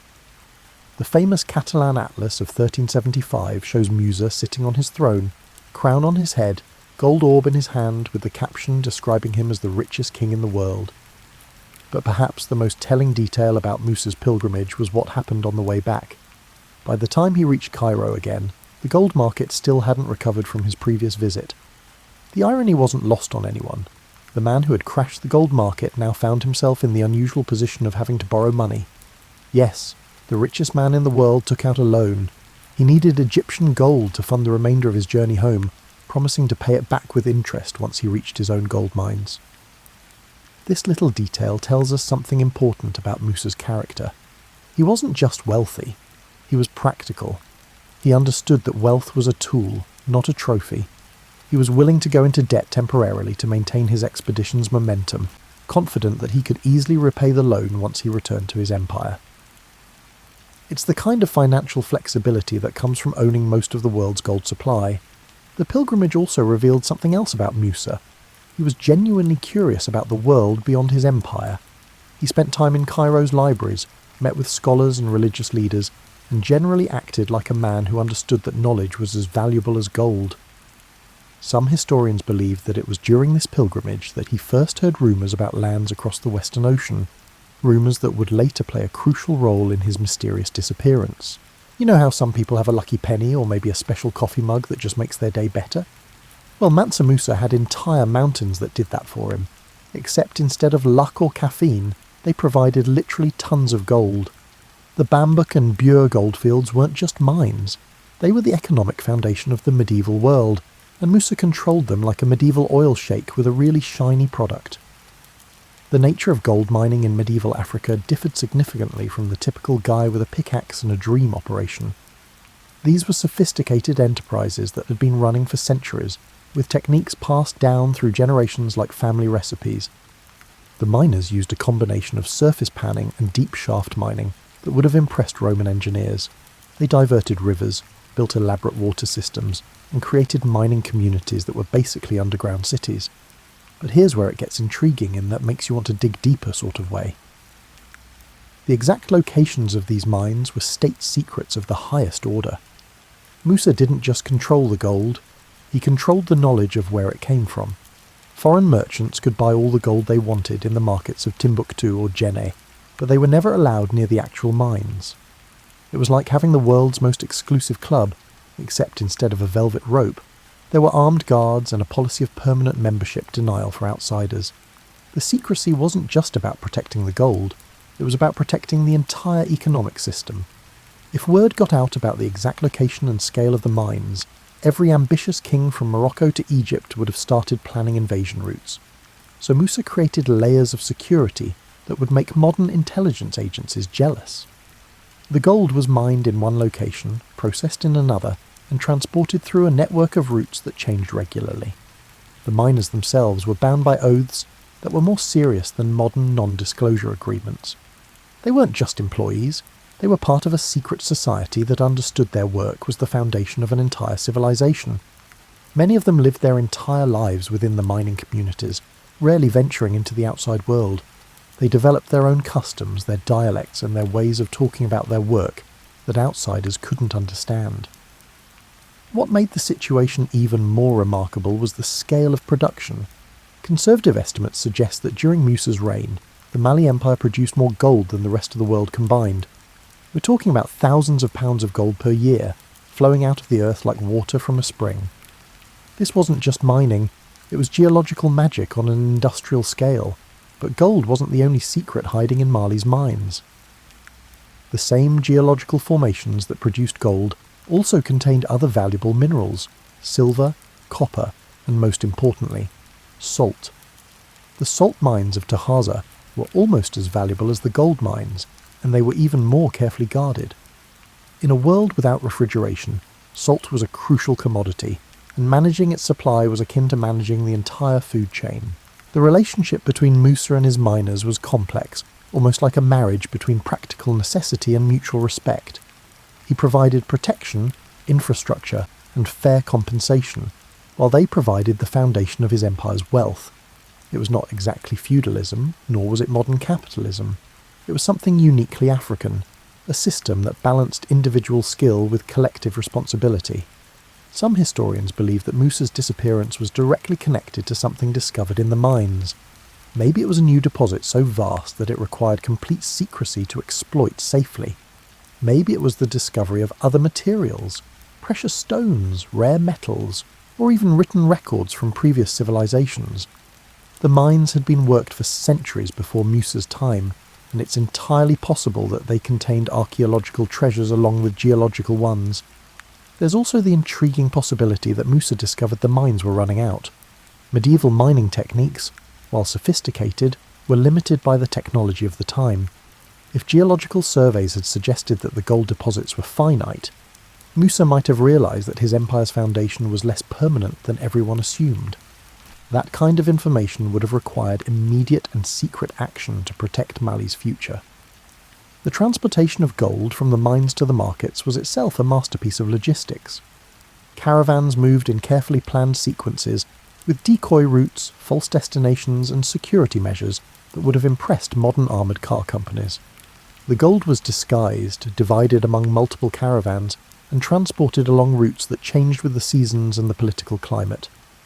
But perhaps the most important secret about the mines was something that Musa took with him when he vanished: the knowledge of how to find new deposits. Medieval African prospectors had techniques for reading the landscape, understanding geological formations, and predicting where gold might be found that were far more advanced than anything Europeans possessed. When Musa disappeared, he took not just his knowledge, but the entire institutional memory of the empire's geological expertise. Here's where our story takes a turn that's stranger than anything Hollywood could dream up. Sitting in his palace in Niani, surrounded by more gold than most people can imagine, Mansa Musa became obsessed with something that should have been completely irrelevant to the world's richest man: the Western Ocean. Not the Mediterranean, which was basically medieval civilization's highway, but the Atlantic, which most people considered the edge of the world where dragons lived and ships went to die. Now, you might be thinking, why would someone who controlled half of Africa's wealth care about a bunch of water? Well, it turns out that Musa wasn't just wealthy, he was curious, and in medieval times, curiosity about the unknown was often the first step toward doing something completely insane. According to several Arab historians, Musa had become convinced that there were lands beyond the Western Ocean, lands that might contain riches that would make even his legendary wealth seem modest. The story goes that Musa's predecessor, a ruler named Abu Bakari II, had become so obsessed with exploring the Atlantic that he'd abdicated his throne to lead a naval expedition himself. Indeed, a medieval African king relinquished his crown to embark on a voyage into the unknown. Abu Bakari had assembled a fleet of 2,000 ships, loaded them with supplies, and sailed west in 1311. Only one ship returned, and its captain reported that the others had been swallowed by the ocean. Most reasonable people would have taken the incident as a sign that maybe the Atlantic wasn't worth the trouble. But Musa wasn't most people. Musa was a man who saw a business opportunity in a collapsed gold market. The disappearance of Abu Bakari's fleet didn't discourage him. It challenged him. He began planning an expedition that would make his predecessor's attempt look like a pleasure cruise. Multiple sources provide evidence of Musa's ambitions in the Atlantic, revealing a man who was thinking beyond the conventional boundaries of his time. He commissioned the construction of ships that were larger and more advanced than anything Africa had ever seen. These were not merely trading vessels, but exploration vessels, built to transport months' worth of supplies and outfitted with navigational equipment that would have been fitting for a European ship a century later. But here's where it gets even more interesting, in that makes you want to check your history book sort of way. Historians hold the belief that Musa's ship successfully traversed the Atlantic long before Columbus lost his way in search of India. There are tantalizing hints, linguistic similarities between West African languages and certain Native American dialects, archaeological evidence of African presence in pre-Columbian America, and most intriguingly, references in Mayan and Aztec texts to dark-skinned visitors from across the Eastern Sea. The preparation for Musa's Atlantic expedition was typically thorough. Musa didn't simply assemble a fleet of boats and rely on luck. He spent years studying ocean currents, wind patterns and navigation techniques. He consulted Arab sailors who had experience with long-distance ocean travel, and he even brought in experts from as far away as China and India. His voyage was going to be a scientific expedition, not a medieval equivalent of a road trip. The ships themselves were marvels of medieval engineering. Based on descriptions from Arab chroniclers, they were massive vessels, some over 200 feet long, with multiple decks, sophisticated steering systems, and storage capacity for months of supplies. They were built using techniques that combined traditional African shipbuilding with innovations borrowed from Arab and possibly even Chinese maritime technology. But perhaps the most telling detail about Musa's Atlantic preparations was the secrecy surrounding them. Musa kept the Atlantic expedition quiet, unlike his famous pilgrimage that aimed to impress the world with Mali's wealth. Ships were built in remote locations, supplies were gathered discreetly, and crew members were sworn to secrecy. This mission wasn't about showing off. This was about achieving something that would change the world. Many historians conclude that Musa didn't vanish at all. He sailed, especially given the timing of his disappearance, just as these preparations were reaching completion. The theory goes that Musa, perhaps inspired by his predecessor's failure and armed with better ships and more knowledge, decided to lead the expedition himself. It would explain why he disappeared so completely, why there were no remains or obvious successors, and why the preparations for the Atlantic voyage stopped so abruptly. If Musa did sail west, it raises fascinating questions about what he might have found. The Atlantic currents that flow from West Africa toward the Americas would have carried his ships directly to the Caribbean or the coast of South America. Given the sophistication of his preparation and the resources at his disposal, it's entirely possible that he not only survived the journey, but also established contact with Native American civilizations. The idea of Mansa Musa, the richest man in medieval history, encountering the Inca or Maya empires decades before European contact, is the kind of historical what-if that makes you wonder how different the world might have been. The meeting of two incredibly wealthy and sophisticated civilizations occurred not through conquest, but through exploration and trade. It's a tantalizing possibility that history has largely forgotten. You know that eerie feeling you get when you're in a house and the air conditioning suddenly shuts off, and you realise there was this constant background hum that you'd completely gotten used to. That's exactly what happened to the medieval world after Mansa Musa vanished. The constant buzz of news, trade updates, and diplomatic messages from the Mali Empire just stopped, and the silence was deafening. The immediate aftermath of Musa's disappearance was like watching dominoes fall in slow motion. His nephew Magan, who had been left in charge, tried to maintain the illusion that everything was normal. Royal proclamations continued to be issued, trade agreements were honoured, and the machinery of government kept running. But anyone paying attention could see that something fundamental had changed. It was like watching an orchestra continue playing after the conductor had left the stage. The first people to notice were the merchants. These merchants, akin to international businessmen from the medieval era, possessed a keen awareness of political instability. Caravan routes, which had been stable for decades, suddenly lost their reliability. Traders who had made regular trips to Mali's market started reporting delays, confusion, and a general sense that nobody was quite sure who was in charge of what. It was like trying to do business with a company where all the phones kept going to voicemail. Within a year, rumours began to circulate. traders whispered in the Cairo markets that jealous relatives had assassinated Musa. Sailors in the ports of Morocco asserted that Christian crusaders had captured him. European courts, many of which had never heard of Mali until Musa's famous pilgrimage, suddenly found themselves fascinated by reports of succession crises and civil wars in the mysterious Golden Empire. But perhaps the most intriguing theories came from within Mali itself. Palace servants spoke in hushed tones about Musa's final days, claiming he'd been spending long hours in the royal library, studying ancient texts and consulting scholars about subjects that nobody else understood. Some said he'd become obsessed with prophecies about the end of the world. Others claimed he'd discovered something in the deepest minds that had convinced him to abandon his throne. The Atlantic expedition theory gained traction slowly, mainly because it sounded so completely insane that it took a while for people to consider it seriously.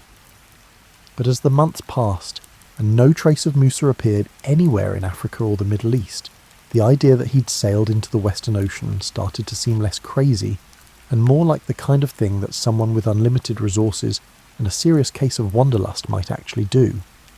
What made the Atlantic theory particularly compelling was the discovery of Musa's personal effects. It's more accurate to say that there was no discovery made. When medieval rulers died, they left behind distinctive personal items: crowns, sceptres, religious artifacts, and personal jewellery. These items were usually displayed, buried with the ruler, or passed down to successors. But none of Musa's personal effects were ever found. His crown, his famous golden staff, and his personal copies of the Quran, all gone. It was as if he'd packed for a very long trip. The economic impact of Musa's disappearance rippled outward like waves from a stone dropped in still water. The gold market, which had been stable for decades under his careful management, began to fluctuate wildly. Some mines shut down entirely when local managers couldn't get clear direction from the central government. Others kept operating, but with reduced security, leading to the first recorded gold thefts in Mali's history. Meanwhile, neighbouring kingdoms watched these developments with the mixture of concern and opportunity that medieval rulers were famous for. The Moroccan sultans, who had spent years being politely envious of Mali's wealth, began making subtle diplomatic overtures to Mali's border provinces. The Kingdom of Songhai, which had been Mali's respectful eastern neighbour, started expanding its influence into territories that had previously been under Mali's control. But perhaps the most poignant aspect of Musa's disappearance was its effect on the people of Mali itself. At stake wasn't just the loss of a ruler, it was the loss of a symbol.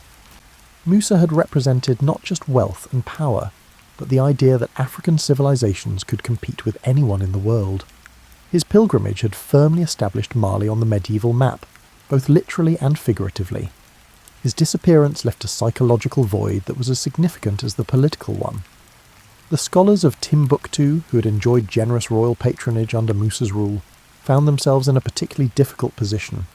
The libraries and universities that had made the city the intellectual centre of the medieval world suddenly faced funding cuts and uncertain futures. Some scholars packed up their books and headed for Cairo or Baghdad, where patronage was more reliable. Others stayed, hoping that Musa would return or that his successors would continue his educational investments. As months turned into years, the theories about Musa's disappearance became more elaborate and, frankly, more entertaining. Some claimed he'd been transformed into a spirit and was wandering the desert, protecting travellers and merchants.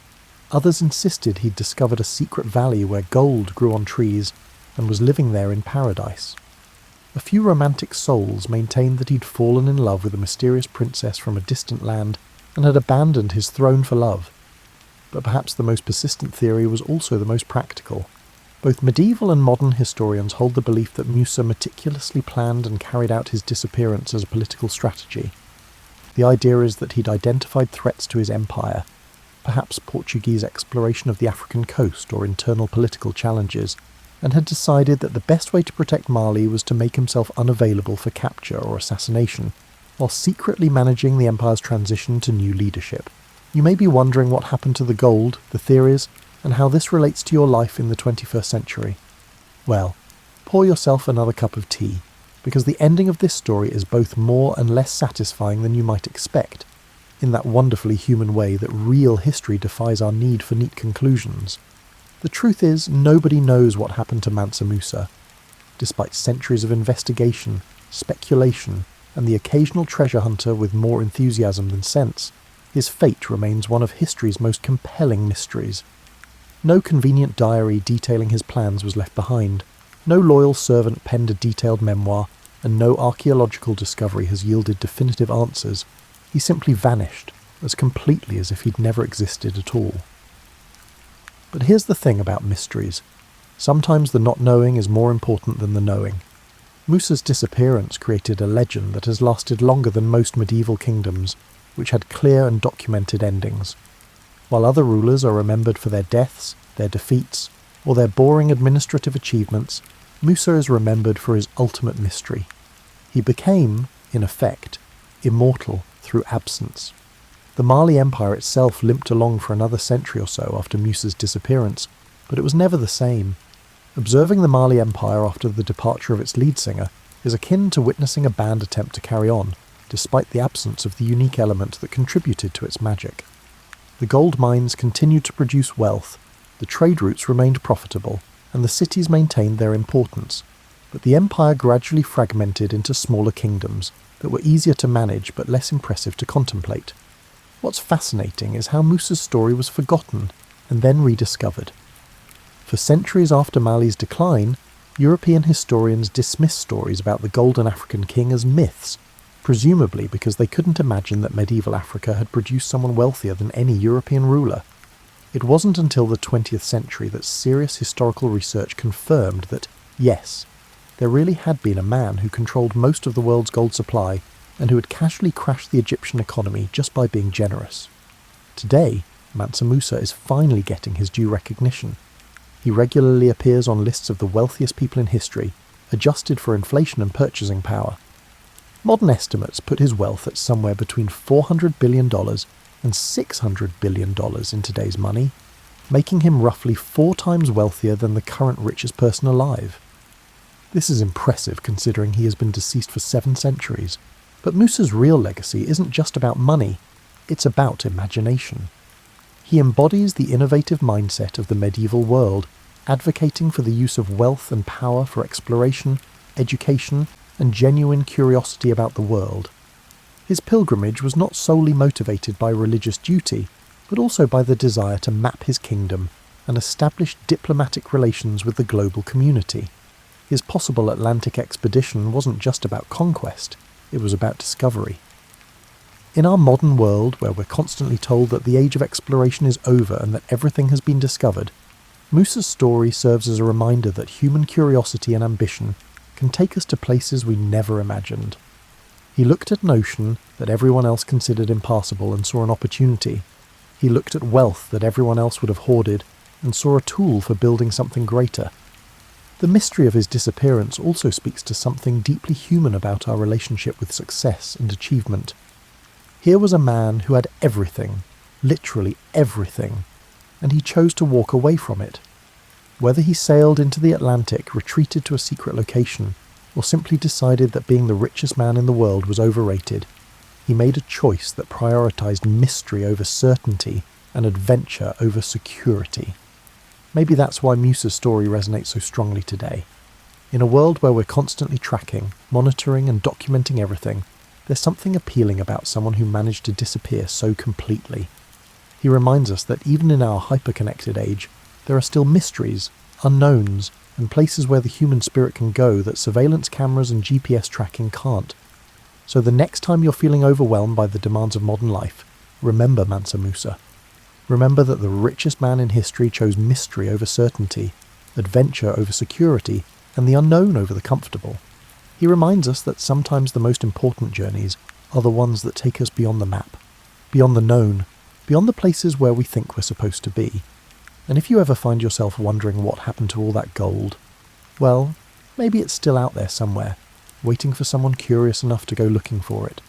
After all, the world is still full of mysteries, and some of the best stories are the ones that never really end. Remember, sometimes the most valuable treasures are the ones that remain hidden, waiting for the right person to discover them. Just like Mansa Musa himself, some things are worth more when they remain wonderfully, mysteriously unknown.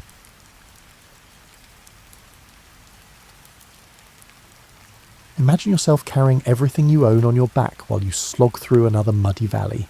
your goatskin boots squelching with each step. Once more, your stomach rumbles, your shoulders hurt, and to be honest, you're growing weary of living a nomadic lifestyle. Does that sound familiar? Perhaps not precisely, but your distant ancestors were conversing with themselves about 9,000 years ago. You see, people had been perfectly happy to roam around like perpetual tourists without guidebooks for thousands of years. They would hunt anything that didn't hunt them back, pick berries, follow the herds, and generally take each day as it came. Yes, it was easy, but it was also tiring. Imagine never being able to say, "Honey, I'm home," because your home was wherever you collapsed that evening. Then, something magical occurred in what is now known as the Fertile Crescent, though no one was referring to it as such at the time because, well, no one had yet come up with appropriate names for regions. It would all change when a clever human named Bob, because every good story needs a Bob, discovered that plants could be trained. Not trained in the sense that if you planted seeds in the same spot and gave them proper care, they would grow there year after year, but not trained in the same way as your neighbour's overly eager golden retriever. Really revolutionary stuff.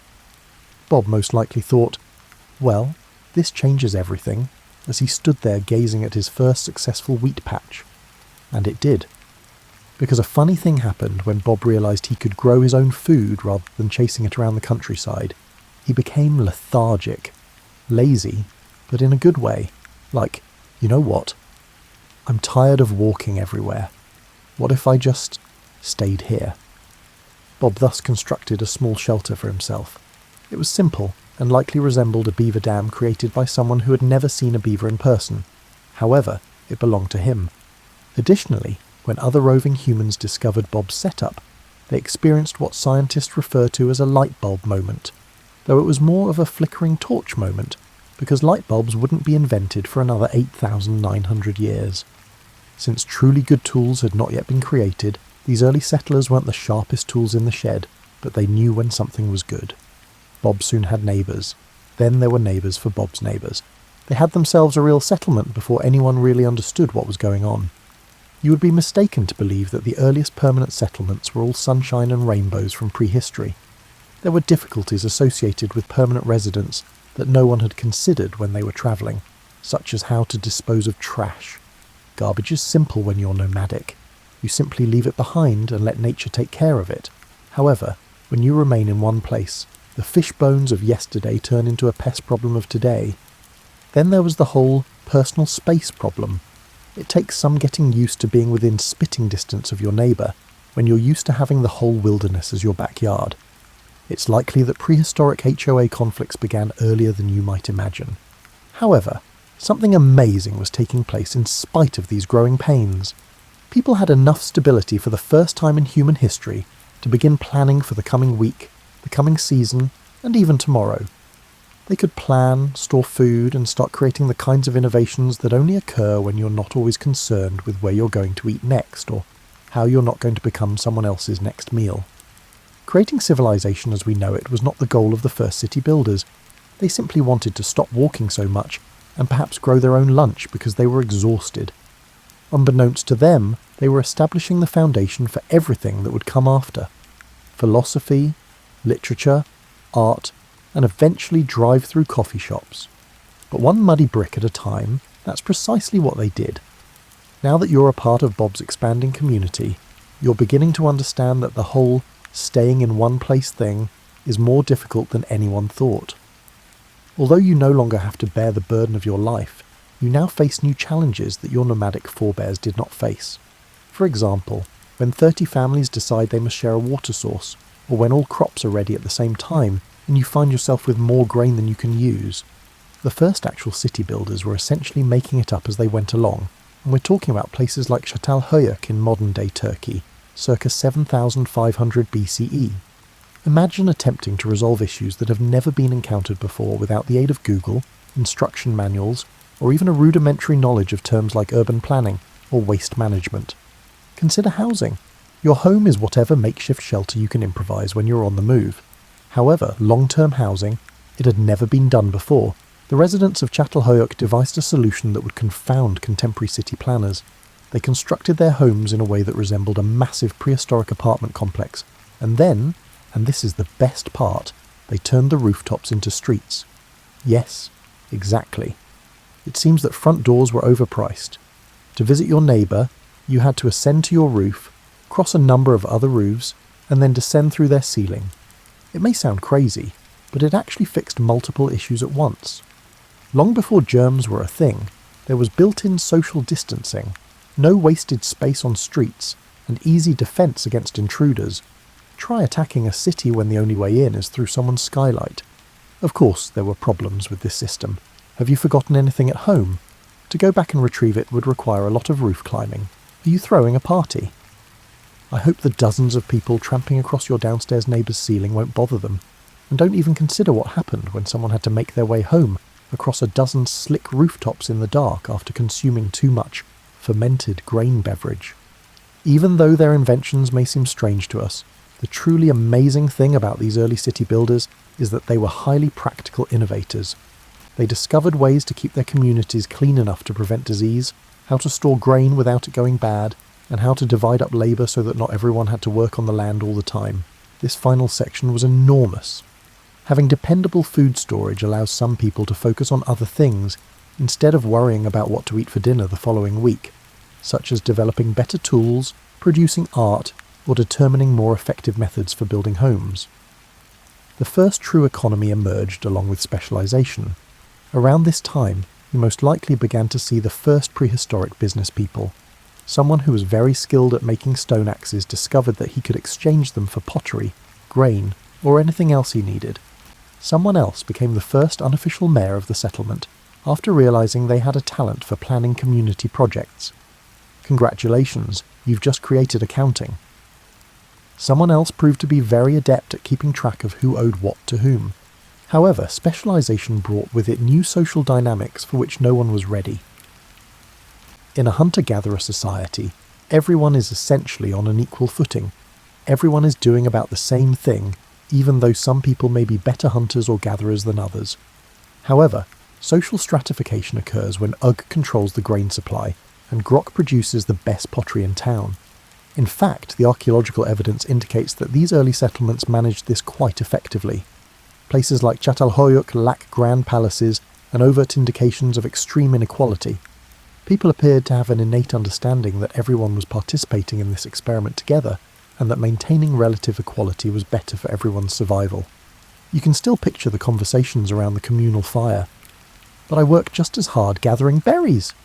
Yes, but anyone can gather berries. Not everyone can make pots that don't fall apart. So, because good pots are hard to make and we need them, why does Grok get extra grain just because his pots don't leak?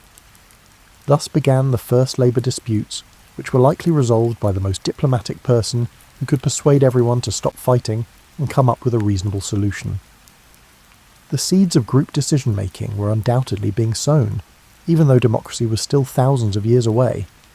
Now that you're truly getting used to city life, you're learning that sharing living quarters with hundreds of other people presents difficulties that would make any contemporary urban planner cry into their coffee. These were people who were figuring out civilization from scratch, one awkward neighbour interaction at a time. Keep in mind that they weren't raised with an understanding of ideas like shared resources or community standards. Let's discuss what transpired after settlements grew past the point at which everyone knows everyone else's business. Social pressure is a good way to keep people in line in a small group. When everyone else can see exactly what you're doing all day, nobody wants to be the one who doesn't do their share. However, anonymity begins to creep in when your settlement reaches several hundred residents, and the first freeloaders arrive along with anonymity. You know the kind, the archaic counterpart of your neighbour who takes your lawnmower and never gives it back. However, in this instance, it's more akin to the individual who consumes food from the communal grain stores but never helps with the harvest. Modern HR departments would be proud of the accountability systems these early cities had to devise. By 8000 BCE, settlements were facing problems that seemed surprisingly contemporary, according to archaeological evidence from sites like Jericho, one of the oldest continuously inhabited cities in the world. For example, property disputes. People start to care a lot about who owns what when land becomes valuable, due to its fertility or advantageous location. Neighbours attempting to determine precisely where one family's plot ended and another's began likely conducted the initial surveying rather than experts with sophisticated equipment. Then there is the intriguing evolution of the first public works initiatives. You live in a settlement that has gotten so big that individual families are no longer able to keep up the infrastructure. A well that supplies water to 50 people requires different upkeep than one that supplies water to 5 families. All of a sudden you have to plan, coordinate and get ready, pay your first taxes. The complaints likely reverberated throughout the settlement for weeks. Imagine having to stand up at the community meeting and say, "So folks, we need everyone to contribute extra grain this season, because we're going to hire Grok and his sons to spend the next month fixing the irrigation channels instead of farming." However, these early urban dwellers managed to figure it out somehow. They likely created more complex collective decision-making systems than we realise.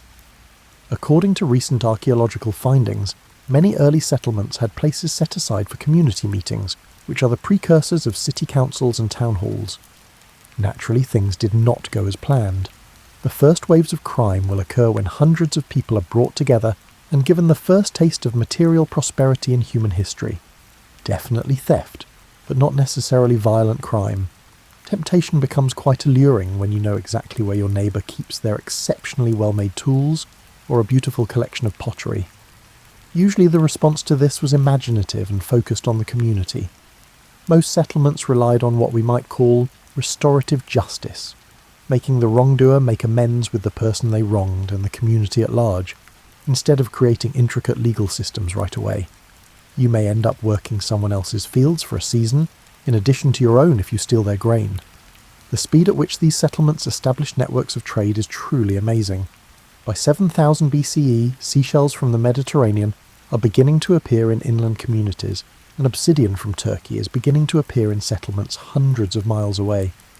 This was a systematic exchange that required standardization, trust, and most likely the earliest credit systems. It was not merely sporadic trading. Consider this. Without written contracts, without legal enforcement, without any of the systems we take for granted, these early cities developed international commerce. Someone in your settlement is trusted enough by people days away to show up with a cart full of grain and say, "I'll take those obsidian blades now, and my cousin will be by next month with the pottery we owe you." Most astonishingly, though, they were beginning to create culture, not just a means of survival, but real art, music, and narrative. Archaeologists discover musical instruments, decorated pottery, and carved figurines when excavating these early settlements. Individuals who had only been living hand-to-mouth for a few generations were investing time and money in expression, creativity, and beauty. Even though you were probably unaware of it at the time, you were seeing the beginning of civilization. You believed that you were merely attempting to find a peaceful way to coexist with your growing number of neighbours. Living in the first real cities in human history required the acquisition of skills that were never necessary for a nomadic lifestyle, such as how to coexist with people you didn't want to be around, how to settle conflicts without just relocating to a different area, and how to organise activities among hundreds of people who all had different opinions about how things should be done. It felt like the first and most important group project in history, and no one had ever worked on a group project before. Settlements in locations like Çatalhöyük had expanded to accommodate several thousand people by approximately 6500 BCE. To put that into perspective, these early city dwellers were in charge of populations that were bigger than those of many small towns in the modern era, but they lacked the social, legal and governmental frameworks that we take for granted. They were making it up as they went along, and it was working somehow. Just think of the logistics. Organising the production and distribution of food for thousands of people, controlling water supplies, disposing of waste, and preserving the types of specialised crafts that were transforming these settlements into thriving commercial hubs. To address these issues, contemporary city planners rely on decades of urban theory and computer models. Common sense, trial and error, and most likely a great deal of intense community meetings were employed by your ancestors. The idea of communal work parties was one of the most creative solutions these early cities came up with. Do you need the walls of the settlement repaired? For a few days, everyone helps out. Is it harvest time? To efficiently harvest everyone's crops, the entire community pitches in. Large-scale building project. To boost spirits, turn it into a social gathering that combines a work party with food, music, and most likely some sort of fermented beverage. These were the best examples of social engineering, not just workable fixes. These early cities strengthened social ties, gave people a stake in shared infrastructure, and provided opportunities for various families and craft experts to collaborate and exchange knowledge by making major projects community events.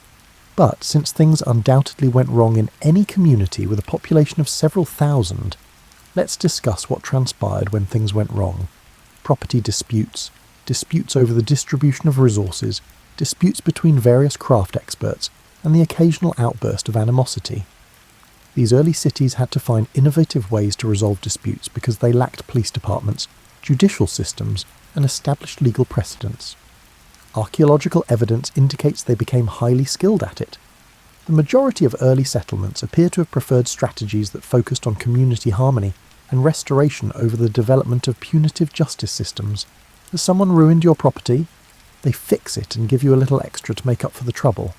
Does someone interfere with community service projects? To show their dedication to the group, they take on additional responsibilities. The way these communities dealt with repeat offenders, those who simply couldn't or wouldn't adjust to city life, is especially intriguing. The majority of settlements appear to have employed banishment as a last resort rather than execution or permanent imprisonment, which would have required a significant amount of resources and possibly caused instability. In essence, you are free to return to the nomadic lifestyle if you are unable to learn how to coexist with others.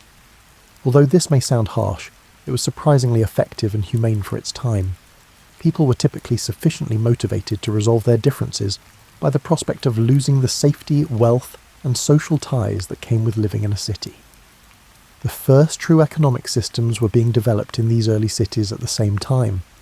Real market economies with standardized weights, measures, and most likely early forms of currency existed in addition to trading and bartering.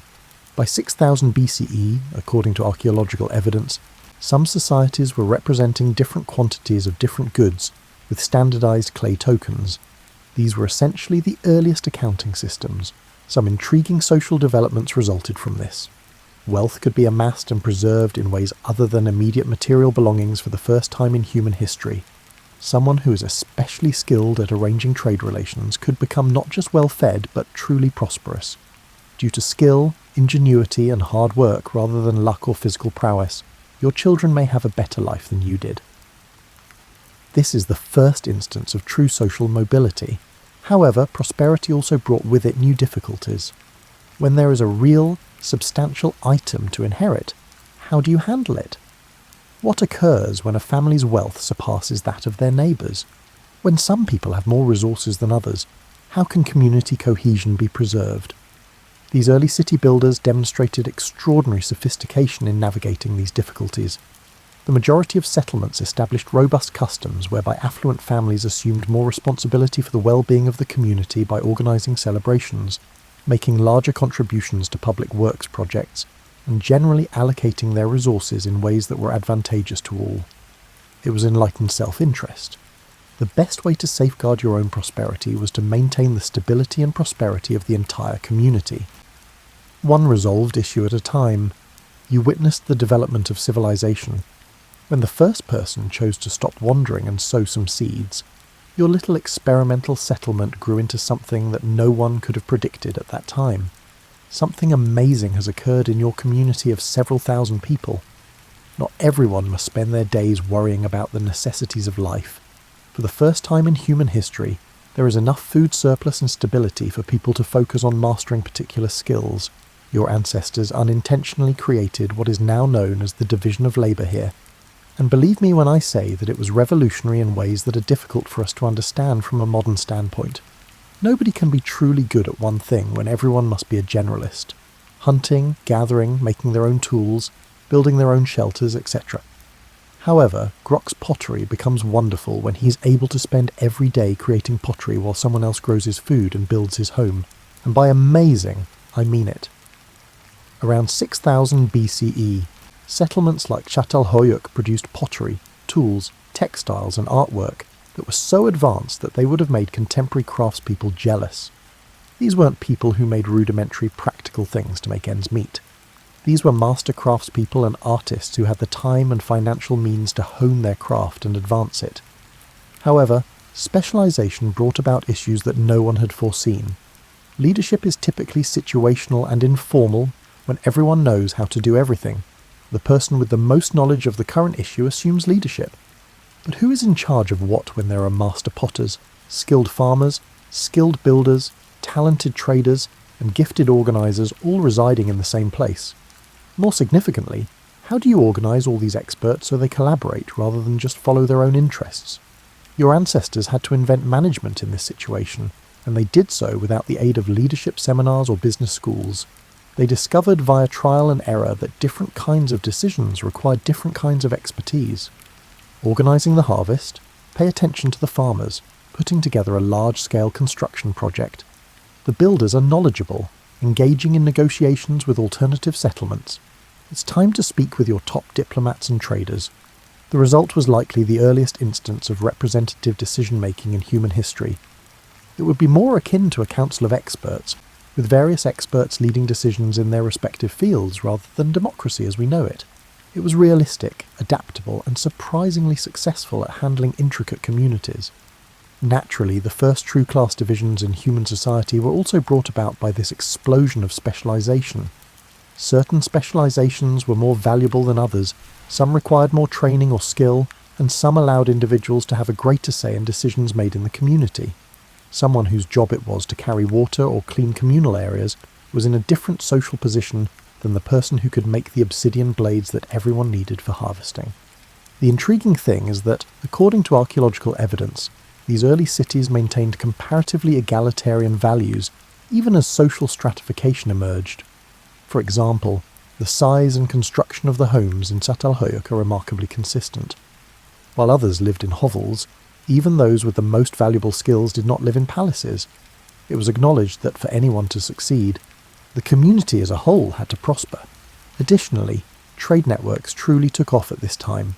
You have the foundation for long-term trading relationships when your community produces the best pottery in the area, your neighbour makes the best stone tools, and the settlement across the valley has learned how to work metal.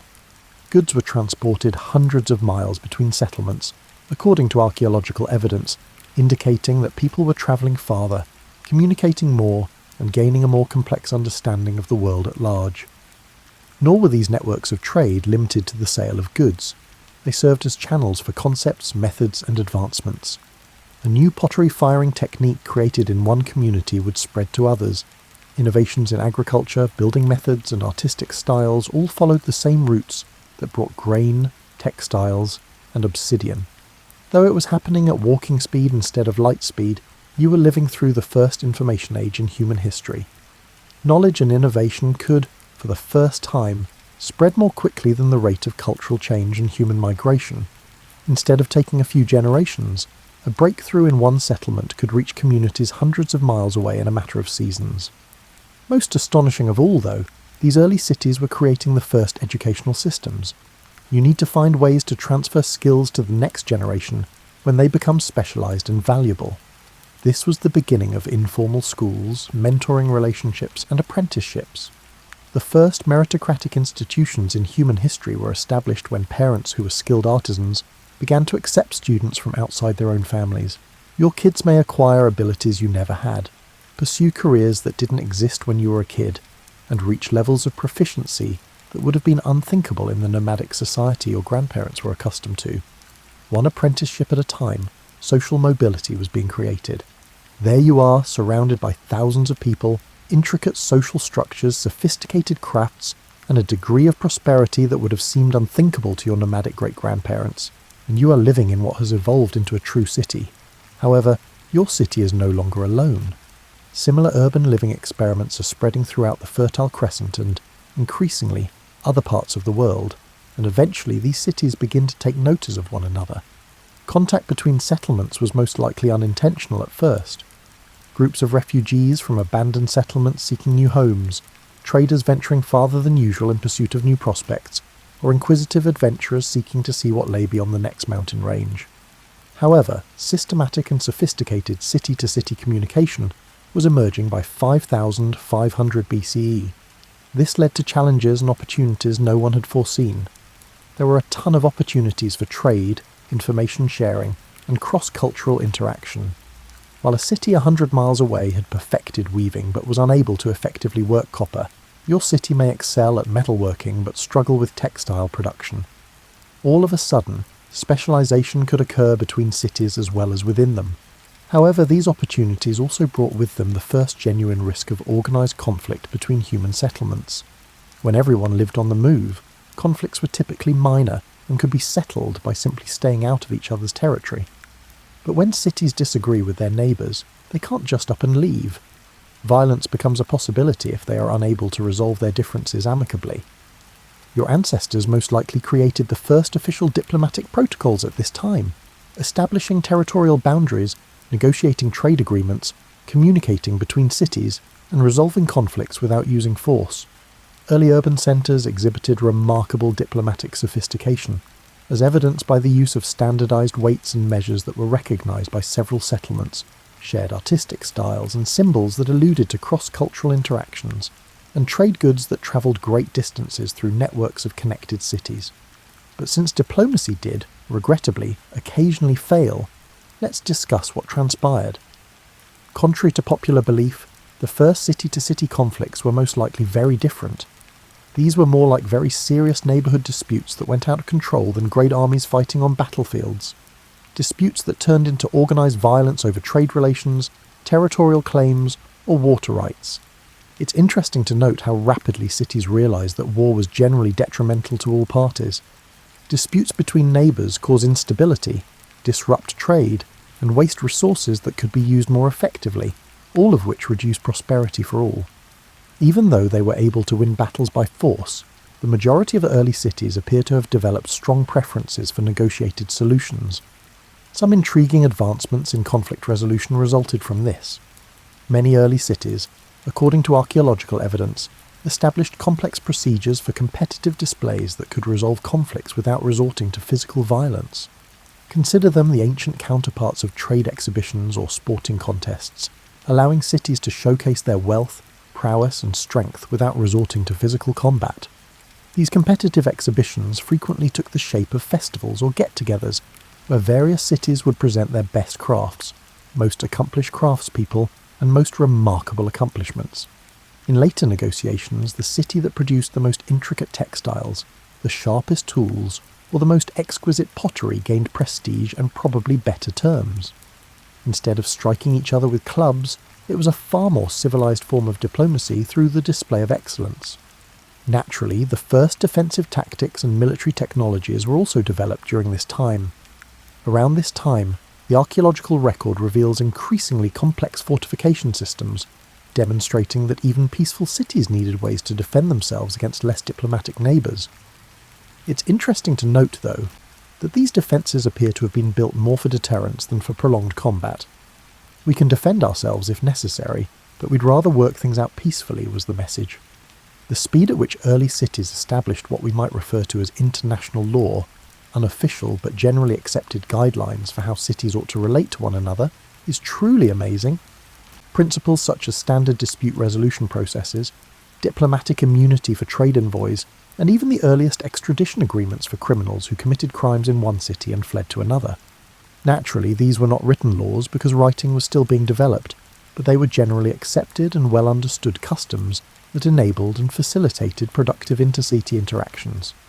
They were upheld out of mutual self-interest rather than by any higher authority. Cities that disregarded these agreements were cut off from diplomatic ties and trade networks, which were becoming vital for security and prosperity. As you watched your species learn how to structure complex societies and get them to cooperate rather than just compete with one another, you were witnessing the beginning of international relations. Despite its messiness and occasional violence, civilization was eventually able to flourish and spread. You have contributed to the creation of something completely unprecedented in the history of life on Earth, thousands of years after those initial hesitant attempts at staying put and cultivating your own food. You're part of an economic and social system that is so intricate that no one could possibly comprehend it all, but it manages to function, despite the fact that you're living in a true urban civilization that is linked to a network of similar cities over great distances. The most amazing thing, though, is that you and your fellow city builders have unintentionally created the foundation for almost every significant advancement in human civilization that has come since. Science, philosophy, and technology will eventually follow from the specialization of labor you have developed.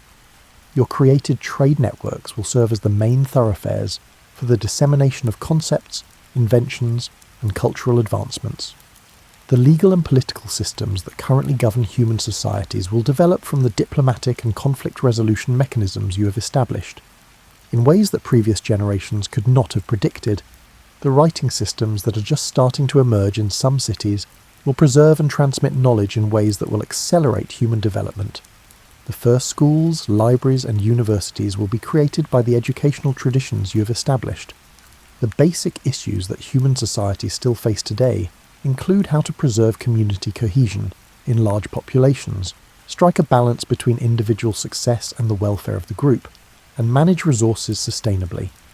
It's interesting to note that you most likely did not consider yourselves to be revolutionaries or builders of civilization. You were merely individuals attempting to find solutions to everyday issues, such as how to ensure that your children had a better life than you did, how to live in harmony with your neighbours, how to have enough food, and how to stay safe. But in the process of resolving these common issues, you created civilization, not just any civilization, but one that was extraordinarily resilient and flexible. You contributed to the development of the fundamental urban model, which spread throughout the world due to its success. This model included permanent settlements, specialised labour, trade networks, and social institutions for cooperation and conflict resolution. From New York to Tokyo to Mumbai, every modern city is essentially based on ideas that you and your fellow early city builders discovered via trial and error thousands of years ago. Like any physical technology, the social technologies you created were revolutionary. Innovations as important as agriculture, metalworking, or writing included learning how to manage the activities of thousands of people, how to make decisions as a group, how to settle disputes amicably, and how to preserve social cohesiveness among various populations. Everything else was made possible by them. Most astonishing of all, you accomplished all of this while upholding essentially egalitarian and cooperative principles. The early cities continued to be places where everyone was responsible for the welfare of the community, where innovation and achievement were valued but not at the expense of social stability, and where individual success was understood to depend on collective prosperity, even in the face of growing social stratification and economic inequality. Crime, conflict, inequality, and all the other issues that arise when a lot of people are crammed into a small area made this place anything but utopian. However, you developed sophisticated, compassionate, and successful systems for handling these issues. You demonstrated that people could coexist in expansive, intricate societies without losing their essential humanity. According to the archaeological record, most people found life in these early cities to be safer, wealthier, and more culturally diverse than anything they had ever known in earlier generations. They created amazing art and crafts, had more varied diets, lived longer, and established the first official educational systems. They were the first people in history to have a legitimate expectation that their offspring would live better lives than they did. The problem is that you carried out all of this without a plan, without any examples to follow, and without any idea of where it might go. As you went along, you were forming civilization based solely on human decency and practical necessity. It's amazing it worked at all. It is truly miraculous that it functioned so well that it served as the basis for all later human development. Therefore, keep in mind that you are a part of an experiment that started with people just like you, trying to figure out how to live together peacefully and prosperously the next time you are frustrated with bureaucracy, stuck in traffic in a modern city, or irritated with your neighbours.